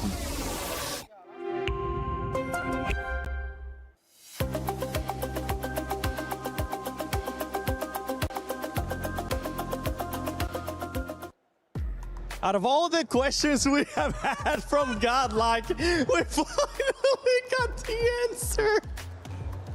I'm sorry. That was, yo, props for running. You know, props for running. But for the rotation of many teams in this tournament, actually. That was quite good. Just reenacting what happened in the game. It was really scary late. Towards the end there, super scary from GodLike. I thought you they meant were about to Sorry. It was scary. Thought you meant scary from Neptura in that rotation. But look, absolutely impeccable. It was a little bit scary, but of course we believe in the clutch ability from his power and the way that they were able to fully swing on Nongshim, right? And then you think, oh, okay, Off might come and contend that. No, they're going to absolutely obliterate them too, putting themselves in that nice position. Obviously, they had such great support as well, but to have that front line and to be able to come from that rotation that they did and to calculate, I mean, it is tough because you don't know what other teams are going to be doing, but to calculate that sort of swing on the southern side, heck yeah. Heck yeah, indeed. And for GodLike, a team that definitely needs the points, this puts them in contention, Max. If they get another win or if they have a strong finish here, they could end up challenging for that top 5. Yeah, it's definitely a possibility right now, but I love in particular this game when you're looking at GodLike, they just put down the hammer and said, this is our position on the western side, forcing teams not ready to crash onto them, but forcing teams to avoid the fight, right? Especially in Ida, forcing them to go for a wider northern rotation. Al-Ula eventually just crashing and completely failing in their attempt to actually get control of that western side. This is a very impressive GodLike we saw this game. Yes. We don't see it very often, but this is, in terms of oppression in the tournament, this is one of their best games so far. It is. And the thing, Natura, is that this team, just to remind everybody, it is their first international event, first international finals for all these players. And they're being able to put up the numbers. Hey! And boy, that makes me happy seeing S Power. Not only the great hair, the great gameplay from him, but you could kind of see the inexperience there towards the end of the match. And that's one thing that I'm kind of happy they're going through this and they're gaining this experience, because next time they're going to be ready, they're going to be more prepared, and they will be able to just finish off that match a lot easier. No, absolutely. They will be able to finish the next win they get, because I doubt this is their last. They will be able to finish it off much better, just with a bigger bang. I totally agree. I think overall they did play that final fight very, very well. They held off when they needed to. They were aggressive when they needed to. They didn't go full aggro without enough information onto Ida because they didn't know where they were. Very, very well played. That's a mature style of gameplay, but they just did take it a little too far in those final moments. They almost got 1v3'd there because they didn't wait. They didn't push when they should have. I mean, this third party, by the way, over to the eastern side, what a great push-up. The timing of GodLike was literally on point. There's no way Ulf can even fight back. They're just cornered. They were getting rid of one player of Flash just to make sure they get the extra elimination and placement point. And then Some hits that. Of course, it was not like a top speed vehicle coming in his way, but still Some, his utility is some of the best I've seen from this team so far. Of course, Rita, I was believing this might be the Ida win, but S-Power put down the hammer and make sure they got that chicken dinner. Never doubting S-Power, especially with the way that he has been able to put up numbers. We're looking at the top damage dealer so far. GodLike out there, obviously, with that performance that they have. But we got to talk about some of the other players, because Ida has continued on a strong performance here, bouncing back from those hot drops yesterday. And it's not just those hot drops that they stopped doing. They actually been fragging out. They've been moving up that leaderboard. Another team that has been able to put up good points, especially in this last match, has been Orangutan Esports. Yeah, Ulf actually, really good fight they had on the side of Tiamba. At one point, they were getting a little bit involved on a third-party distance, a bit of a distance away, and then getting rid of Flash. Good stuff overall from Ulf. I feel like they're still not on the level I would be expecting from them, right? Because Ulf is a team that I know has the potential to be a global champion, right? We've seen it back, PMGC second place, PMJ Season 1 second place. They have that potential. They're not delivering on that initial promise, but Ulf is a team that I know they're going to be willing to iterate and make changes if needed. But yeah, right now, a bit shaky. Bit shaky. Another team that has been shaky and has been very, very shaky is Furia, because Furia LA's, they started off strong, but if we look at Furia's past 4 performances, it has been 0 eliminations, 0 eliminations, 0 eliminations, and 2 eliminations. Not what we were expecting here out of Furia. What was that? Sorry, again, 7? 0 eliminations, 0 eliminations, 0 eliminations, and 2 eliminations. Oh, they got back in the car, didn't they? Yeah. Oh, that's your fault. You gave them the license. Yeah, I gave them true. license, but SMH revoking it license. for the second time. No, look, it just becomes this sort of point. Like, they are a team that, yes, capitalize on eliminations, but it does get to them on these longer stages, on these longer types of tournaments, because their play style is just getting completely shut down now that everyone is forcing and playing those placement points. So they do need to sort of adapt and move back into what I want to say yesterday, they were doing yesterday, where they were actually prioritizing placement. What I did like from them on this map particularly, they did get into that place, rotation a lot earlier than they traditionally do, but it felt incredibly short because they are tunnel visioning on trying to get those eliminations. So it's like it's a hit and miss for Furia, but like once they get that ball rolling with the elims, they're making the plays. Yeah, they want those positions, but if they're standing still, getting caught out, they just pull their pants down. Well, if they want to be challenging for that first place, you don't want to be caught with your pants down. You don't want to be caught doing those drive-bys that you've been doing, Furia. You want to see what you were able to do earlier in the day as well, which was getting those chicken dinners. But I want to take a look at the overall, because right now I want to see what the standings are going to be looking like. As we head into the final game, after this game, we will set the threshold for that Smash roll. Right now, Aurora Gaming with 104 points, E-Arena 98, S2G with those 95. If we bring in like the Smash rule into it, and we look at previous times, this is so doable for a lot of teams. Usually we see such a tremendous gap, and then it's going to be tomorrow, every team just trying to catch up. The top team, I just got to get 10 points and win this thing. But this is actually incredibly close when we bring into that format and that rule, that it still can be doable all the way down to 8th. Ooh, all the way down to 8th. Okay, Yeah. You're a believer. I like the belief that you're currently showing, because for 4Thrive Esports fans, they're looking to see some kind of bounce back here. Yes, we have seen flashes of greatness, but right now in the position that there are, 30 points away, not what this team wants to be, considering that they are the reigning champions of PMGO Season 1. I mean, I believe in them enough to think that if they have a good game in this final match of today, they still have a shot tomorrow. But it's looking worse and worse for them. Yeah. So it is, I think it really does come down to this final match. If they can get a 15-20 point game out of this last Miramar, then they should be okay. I'm going to have to say for 4Thrives, they're looking like day 2 of finals of PMJ Season 1. No! They're looking very... I'm not even... They're consistently not getting points, if I had to be brutally honest. So, not loving what's happening. Very indecisive, which is the biggest issue of 4Thrives, is themselves, right? Their mindset, hesitant, not trusting themselves. Though, second page, one team I want to highlight that we barely talked about throughout the entirety of these finals, guys. Orangutan Esports, really not being brought up in the conversation very often. And I know we have a lot of horror fans right behind us, right? And they're supporting them, but really there's no reason to cheer for them, because they've been pretty much non-existent these finals. I don't know what to say, because we saw them have some pretty good runs yesterday. Started today, they were also looking fairly strong. They had a couple of top 5 finishes, if I'm not mistaken. But now we're starting to see this team do not a whole lot of anything. And I don't know if that's because the teams around them are starting to really pick apart some of these slower paced teams. I really do believe that the teams at the top of the leaderboard are much faster, much snappier. I use that word a lot, but it's the correct word. It's really descriptive for what we're seeing here is these teams are always on the mark, always going forward, always making a move at the right time. And the teams on the second half of the leaderboard, Hora included, I just think they're acting a little bit slow. They're making those decisions a little further behind than all the rest of them. They're getting left behind in the zone. At the beginning of the day, though, we saw Hora being aggressive. We saw them just going for those fights too. But right now, that might be what's hurting them. I mean, actually, yeah, Hora had one good game earlier today, right? It was a podium. But the reason why I'm not super impressed, right, is that was literally right next to where they usually drop. They didn't drop there that game on La Cobreria. But it is, I call it Hora Mountain.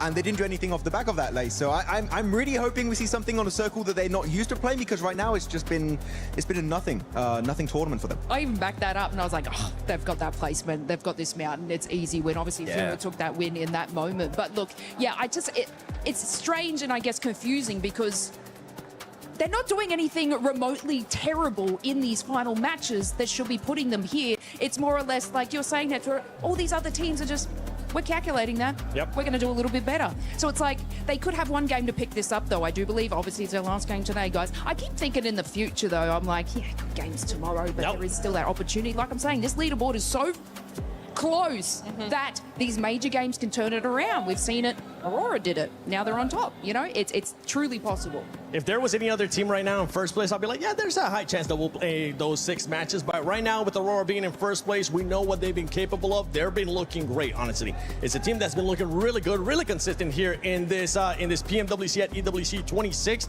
and they're looking to take that trophy home because that's what Top's missing. That's what Doc's missing. Sheol already has one global championship, and Refits, he wants to win that MVP and also get that trophy home. But let's send it over to Barney, which I don't even know where he's at. Where is that? Barney over there?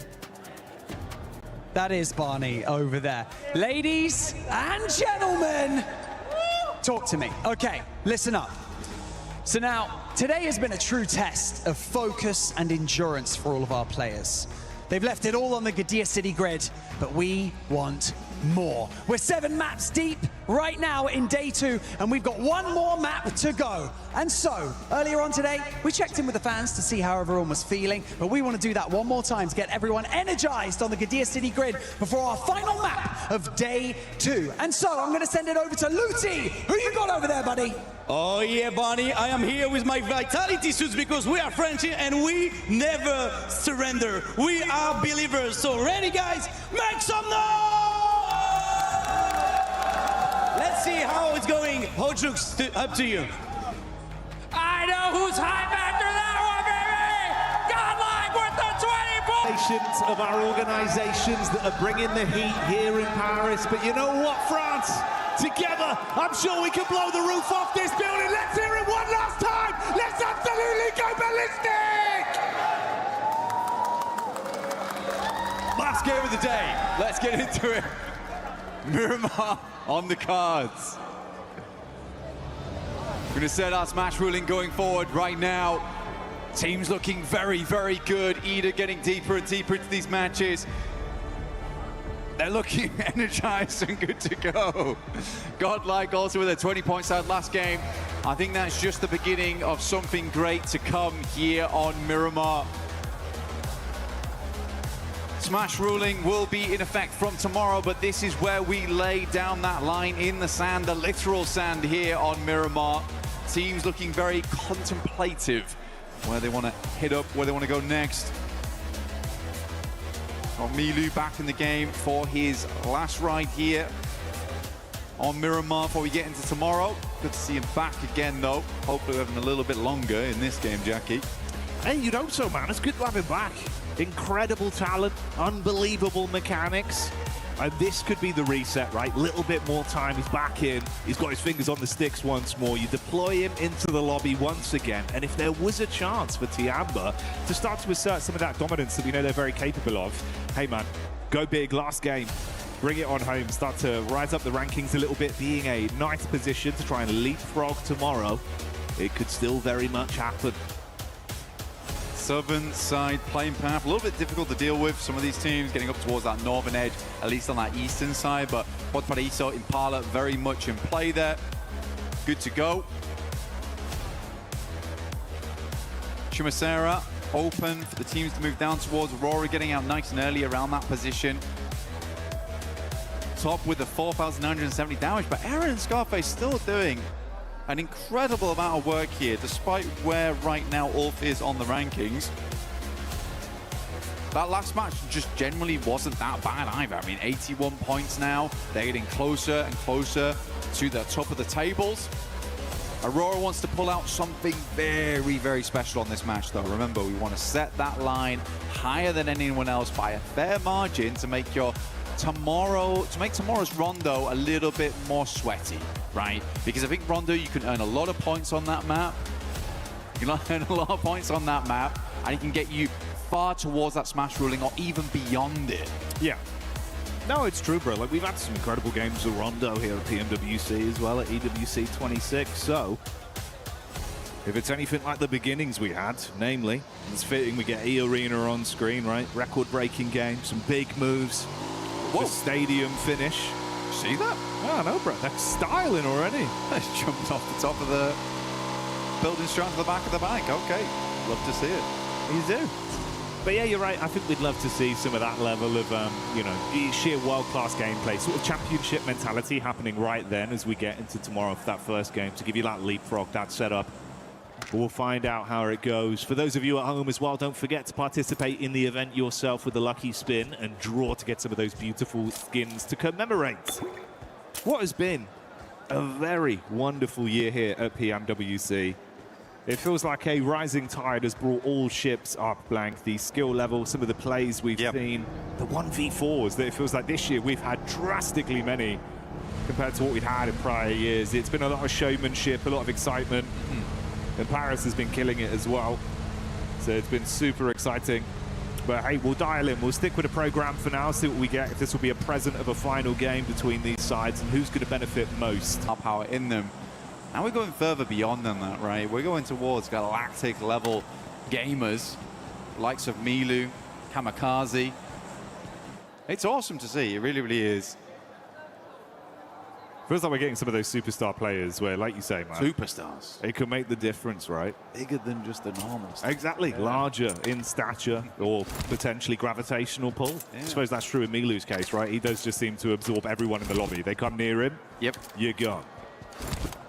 He's a beast. We did move over towards that western side on the circle, though, so that opens up a decent start here from Aurora, moving in from Chumacera early on. Got Picardo, positions around there, some of the trash drops, some of those compounds in play. Like, this is a very compound-heavy area of the map to start things off, like individual areas, not POIs. That does always make for a fun endgame. Oren via the Ma, you got Nongshim off the back of that southern plane path, dropping down towards Partona. Tizzy's already moved across, though, giving an anchor point for the rest of the team to move in towards. Still far down towards the south of the map, but at least gathering some information early whilst he loots up the couple of buildings. They used to be very much like RRQ stomping grounds back in the day. Way back in the day. 2021, 2022. We're going back there. Kicking it old school. We're rolling back the years with some of the plays we've seen. In some ways, it's felt like that has been the case, right? Kind of a weird dynamic of the old and the new coming together to make something very tasty with the maneuvers we've seen. Hey, bike rotate. Shout out. Man's getting his exercise in. His legs will be aching.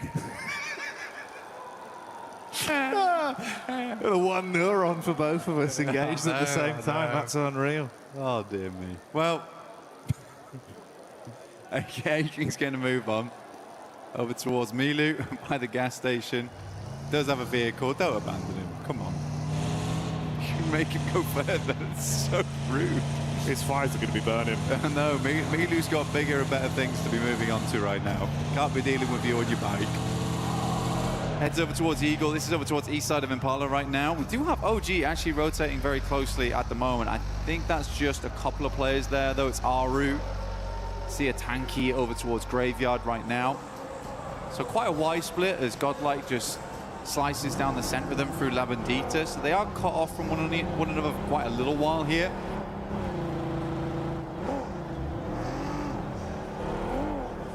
It'll be quite a slow start because, again, this is always funny. I mean, for end of game circle, end of day circle, this is really, really cash. And this is super casual. Nothing super scary to worry about with. We're not down towards that southeast side where we're playing uphill the entire time, up towards the plateau by the hay bales. It's just back to normality, which I bet a lot of players are quite fond of. It's going to make a lot of the early game a little bit more slow, a little bit more simple in your rotates. A lot of your daisy chains are going to be easy too.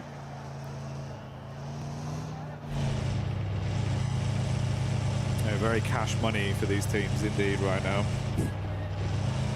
Casual, not cash. Could be both, mate. Casual cash money. Yeah, casual cash money. At the end of the day, you know, you get yourself up towards that top side, potentially secure yourself huge point cash leads. money. Yeah, exactly. I mean, the lion's share of $3 million here on the line it is insane. I mean, it's life-changing money. Oh yeah. You got the bread with the cheddar in the middle, called out a money sandwich. That's what they're all fighting over. Because it is ridiculous, man. You'd be doing wonders for your fans, for your organization. Even just your family, really. It's an incredible thing to win. I mean, Yangon Galacticos, super cool following their journey. Since their win last year, I mean, they've been very much celebrated. You love to see it. And all the guys just seem so happy coming into this. And lovely to see them repping the Ancient Charm set as well. They've got their own skin in game.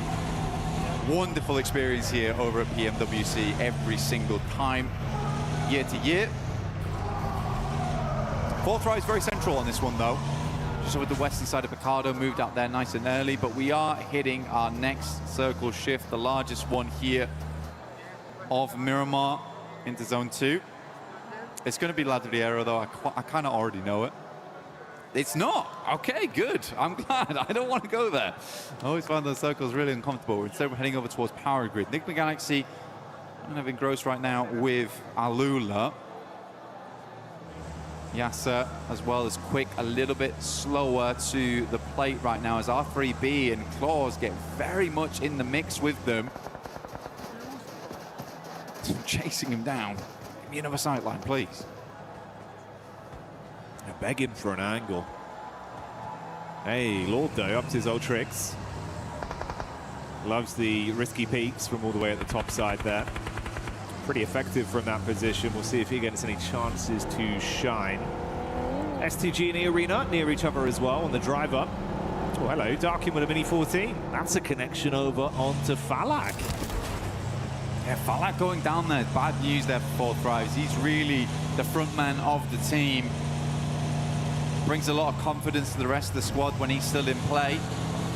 Should be able to get the res on this one. That was from Ida, I believe, and they are in front of them. So this is more a case of a step back type of deal rather than the full-on commit. But both Turkish teams, you've got S2G and Ulf making a pretty big send here. I think Ulf understands that they want to go a little bit further in this match. As before, 81 points, but they are taking big tags right now. Going very low. Just about stay alive in this one. Wonder if that was from S2G. There's some serious rivalry between those two teams as well. I love it. I do love it.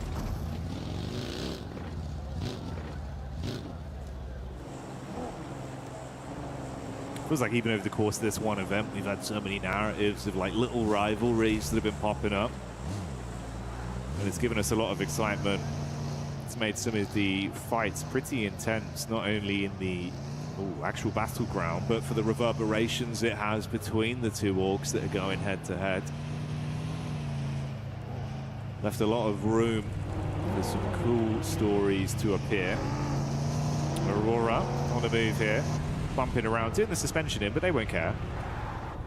Always switch vehicles if you need to. I thought it was quite interesting for Aurora because it's starting Chumacera. I think it's quite a straight shot up towards that north side, but they were a little bit slower to the circle, so maybe playing a little bit more comfortable on the edge here, or they just wanted to get as looted as possible, understanding that there is quite a lot of dead space in this zone. And they wanted to know that when it comes down to it, they have the utility, they've got the resources and supplies to make it through to the end, and they weren't going to be mega late by any means because they were starting in Chumacera. Enigma Galaxy do finally find that angle.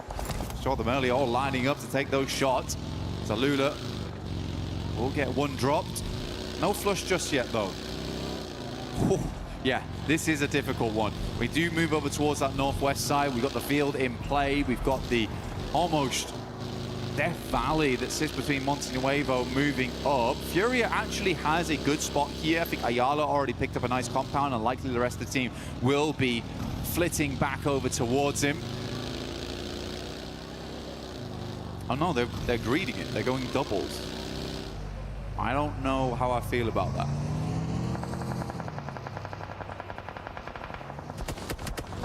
Trying to make a quick getaway, with Lord taking a couple shots towards the back of the vehicle there. A few stray bullets do connect, but he's still on the move, so won't be dropped out of the car by Hora.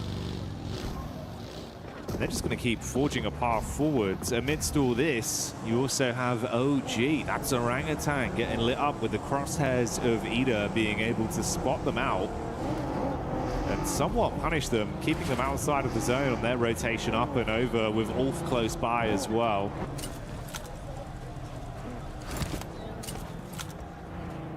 Furia right now, they're playing a 2-2 split. Yeah, I mean, they've got compound that sits over towards the western side, and then one that sits a little bit further east. They do have a lot of confirmation. I wonder if they're doing this just because they knew the playing path went from west to east, so a lot of players dropped out on that eastern side because there's more playable space over there in the first place. So they're assuming that there is going to be a big traffic jam on that eastern side, so they can afford to go for a 2-2 split right now. I would expect them to regroup on the next one, but this does give them opportunities and options going forward. And no one's challenged them. I thought S2G might try and plummet down there, but they've stopped short over towards some of the rockier areas of the map where they can settle in. Aru, though, finding good damage over towards Aurora, our current lobby leaders.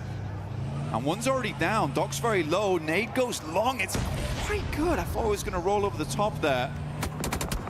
Oh, dear. Oh, dear me. Scarface once again. Those taps were deadly accurate, too. Yeah, punishing quick jabs to the ribs there. Gonna leave them bruised. Orangutan rocking up. Oh, doing the classic strat. Ain't got time to stop. Cruising through one by one. Aurora eating the shrapnel, and that's Orangutan taking the heat straight to Aurora. So 104 points is where their day of big earners ends. I love that from Orangutan, honestly. There's been so many times where they have had struggles on these roll-ups where they'll just roll through and try and get the drive-bys. There they just stop short. AKOP gets out and just hits the shots immediately. Then they can move on because they need to get further in. So big hats off there to Orangutan. Shots from behind there from Ulf, but they're moving directly into occupied territory with 4 Thrives. Hazaifa's down the backlines there, though. No one's really safe. I think Ulf is right now just trying to profit off a lot of the teams coming in from that eastern edge. Tiamba sending it directly over towards S2G. Oh. This is a hell of a push. Nice shot from Razy, though, over towards 1. But T24 will shut him down. Mate, punishing reactions with the DBS up close there. Blows them away and loaded slugs into that one, but here's the re-aggression. Oh, mate. Vitality on the reply. Whoa, they're going to crumble under it, so 4 Thrives keep on fighting. Amidst this as well, S2G were clashing against Tiamba, and the nade has knocked another man, leaving them with only a solo right now that's alive and kicking. And his aching. I mean, Ulf quickly moved on this mark as well. They heard the fighting. They realized that there was an opportunity to open some space in the circle on the eastern side. They left behind that fight between 4 Thrives, hearing it go on for quite a while. And they're going to be coming in late after this. OG even setting up in front of them, dropping down the barbed wire there for them to wander straight into. Tiamba, it is aching, making them move outwards. Understanding today the peloton won't be moving much further for Tiamba. Try and get some placement points to finish things off. Nongshin Red Force playing down towards that south side. In the meantime, E-Arena took the eastern compound after that shift, and Furia regrouped over towards the western side. So, happened as expected. But Furia does get the better off angle because of that, so well done. Ida as well. With Emre there getting line of sight back over, it's IQ that suffers from this one. Damn, well done again. Yeah, bro. Either start it off or finish it. So 4 fives removed from the equation here. 7th place, 77 points at the end of the day for them. OG were close by to all this as well. They pulled back when they saw weakened 4 fives, didn't overcommit, but they're still amongst basically a bit of a rough sandwich with Ulf and Ida potentially pushing down.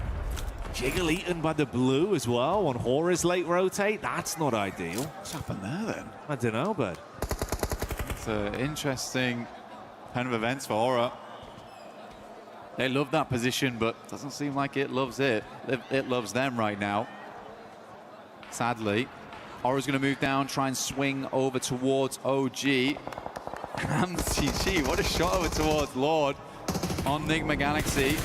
Sleepy will find OG on that one, and Ulf might want to push a little bit further in, clear out even more space over towards this eastern side. AKOP just trying to swing on down, will immediately get shut down for that. That was a bold maneuver. The rest of Aura moving up. Last player alive is Aru, and he is down and out. 2 very quick pumps there from the shotty in their face, and that's going to finish them. Looked a little bit scary from Sky when he was left behind, but the off-angle peak did wonders. Hamzik's still going, by the way. The Garant going crazy. Mate, sniper with a hell of a scope right now. Yeah. That is great stuff, great stuff. Not what you expect to see on the last game of the day. Circle centers directly, a very, very kind circle, but it's all this weird rocky ground towards the center here. S2G mostly having control over it. They even have Kamikaze down towards that south side, providing another point for them to move over towards. Aura looking over towards Ida right now, and Ulf still being those gatekeepers on that eastern edge.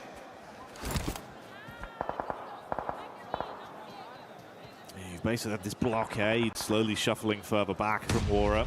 They pushed in, deal with OG, set the focus up onto Ida. They've got a bit of a read as well where the other potential teams are. Just throw nades over, especially with the visual contact there. A few shots back onto them from Ulf. They've got a bit of a ridge to play off, so they can sort of hunker in. Solus is on the off angle towards the left-hand side. This is his POV here. You can still paranoid though. Compound behind them, that's got E-Arena in it. Barking, finding final player there from Tiamba. The Tiamba will finish on 8th place, 71 points. Potentially taken over there by Fury, because I think they've got quite a good spot going forward on this one. Sky goes down to Solus, and Kedge will pick up the elimination. So Ulf still putting up points this game, up to 5 so far, but they are down to 3 players after an early knock and flush over towards Solus. They're making the most of it on this eastern side. I like to see it.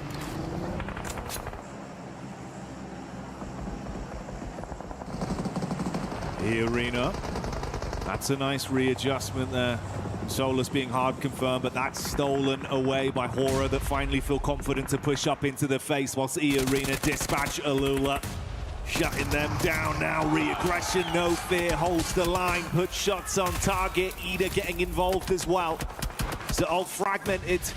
The 5 elims they got might very well be where they end this one with only a single reserve left. Mormon coming up quick. E-Arena, mate, they're in a good position. If they can pull points out of this game and stay alive, clean up on this battlefield ahead of them, it could be a gigantic slingshot to overtake Aurora. Yeah, set themselves up nicely for tomorrow. Mormon dropping smokes, trying to create a distraction in the front lines. Emre takes a heavy hit. E-Arena been quick with it so far. Mormon being a massively big player for the team.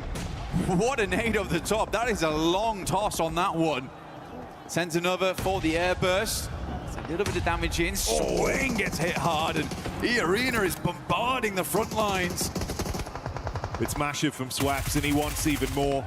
Sleepy just trying to steal points where possible, and this is now the response play. It's a backstab right now, actually. Oh my goodness me. And they do catch E-Arena sleeping. Nade goes out, Sleepy very low. One last nade in the chamber, goes too far. Airburst might have been needed to be a little bit cleaner on that one, but Schweppes not quite out. And Ida floundering in the background. Mormon back to his old tricks. Headshot there onto Darkin to finally finish him off. We see Nonshin Red Force showing up in the Elim feed as well, with Nigma Galaxy similarly taking the hit over towards GodLike, and Furia have smelt this weakness. They're coming in for a close collapse behind the vehicles, putting the pedal down to the metal. With S-Power gone, goodbye GodLike, but now they've got another team to worry about. This is the fight established by Furia. Pins pulled. All the nades sent over the top right now, looking for Nigma Galaxy.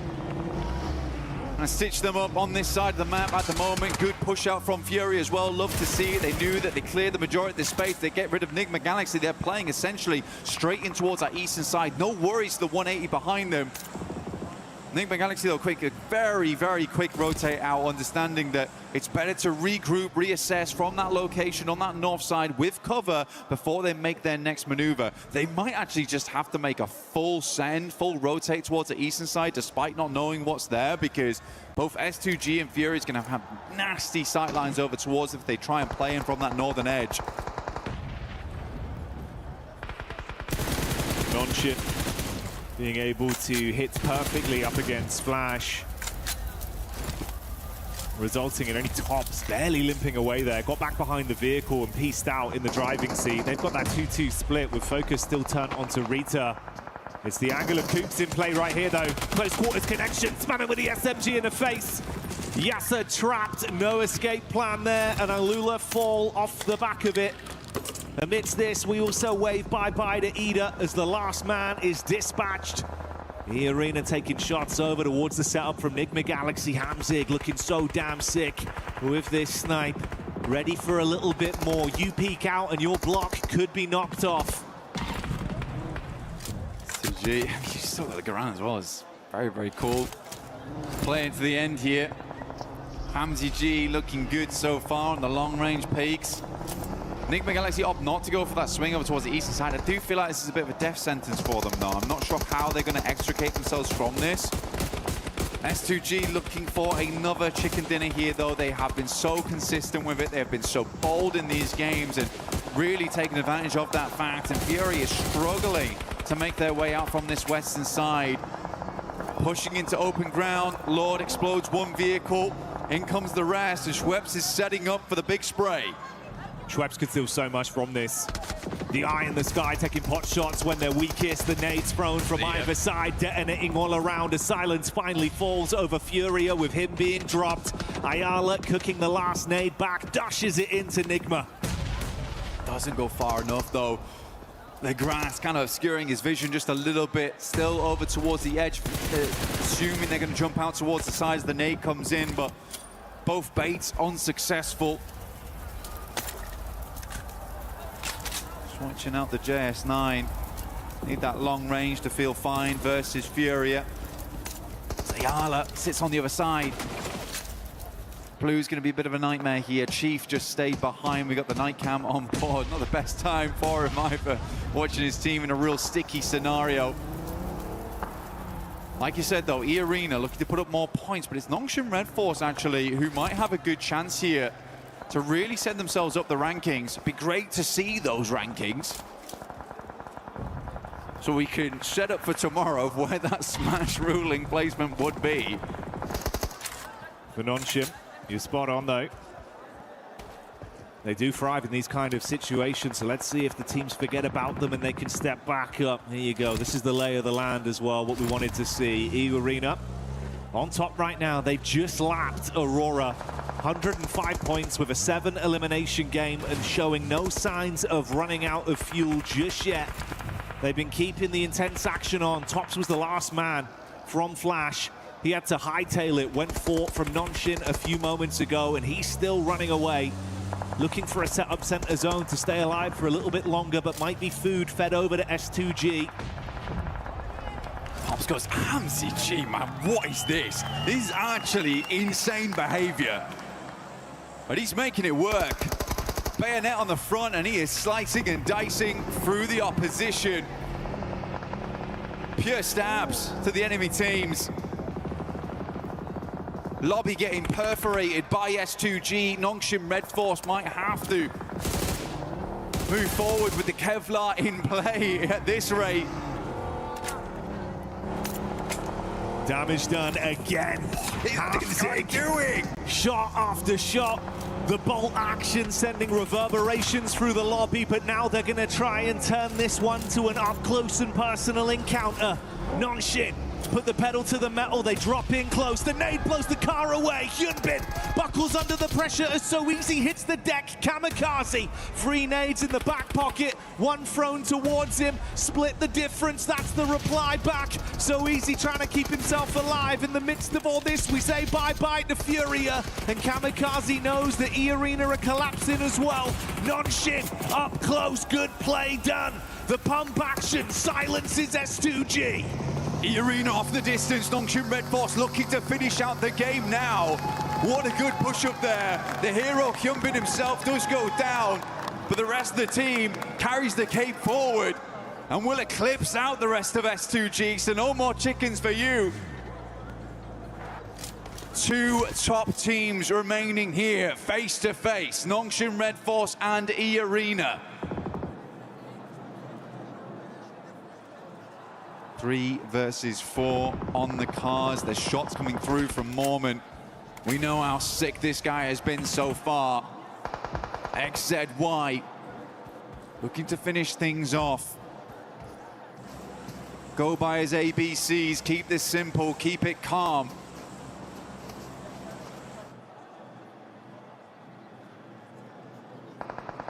But is school in session though? Can E-Arena teach Nongxin Red Force a lesson on this one? If they can find a knock, find a pick, they could collapse off the back of it, and we know they've been so damn good in thriving in the chaos today. That could be their outlier, that could be their way to close this with a huge game. Not only take first place, but absolutely skyrocket up to a nice point barrier going into the Smash Rule tomorrow. A lot riding on this for either team. And like you touched on, that one bit of benefit is the manpower advantage for Nongxin. They can play off each other in a slower approach. E-Arena still have vehicles in play, but Nongxin Red Force, they're on foot right now. Feel the sand between the toes, but it looks rougher right now for E-Arena. Smoke's been sent out, and a big old lineup here from Nongxin Red Force. Still using Tizzy as well as Hyunbin, playing off one another on this little ridge line. Buggy towards the center. Joker pulls out the initial nade. Wait for an opportunity to use it. So easy. Masked by the smoke, gets up towards the hard cover first. Hyunbin, always the first to charge. Crowbar in hand. Can he smash his way through the defense? No! Mormon asking them to feed him more as he just wants opportunities to show how good he is. The nade is primed. Nongxin lose their edge down to a 3v3, and the nades keep landing on top of their heads. So Easy on the wrap back around. He's going for the off-angle adjustment. Hyunbin crawling in to try and be saved.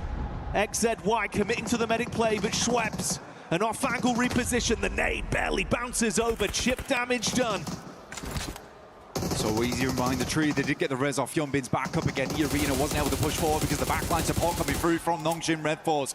Mormon round the side. Molotov prevents the push, but So Easy sidesteps it. Gets into this one. Hot beat on the card. S12K goes crazy. He's firing off shots, but these aren't warnings. It's him coming in to show how much damage he can do. So Easy wants to live up to his name as the punishing play arrives. And it's Nongxin Red Force with the chicken dinner. Showing some force right at the end of the day, and they do force themselves past everyone else on the leaderboard. This will be a nice points barrier going into tomorrow. Nongxin Red Force. Hyunbin has been amazing so far. That aggression that the rest of the team can follow up on is absolutely contagious. Yes, he goes down, but what a follow-up from his team today, right at these finishing moments, and a long day, to say the least.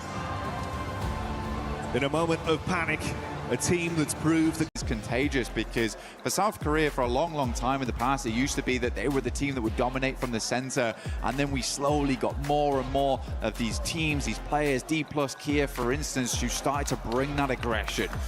And it's awesome. It is awesome.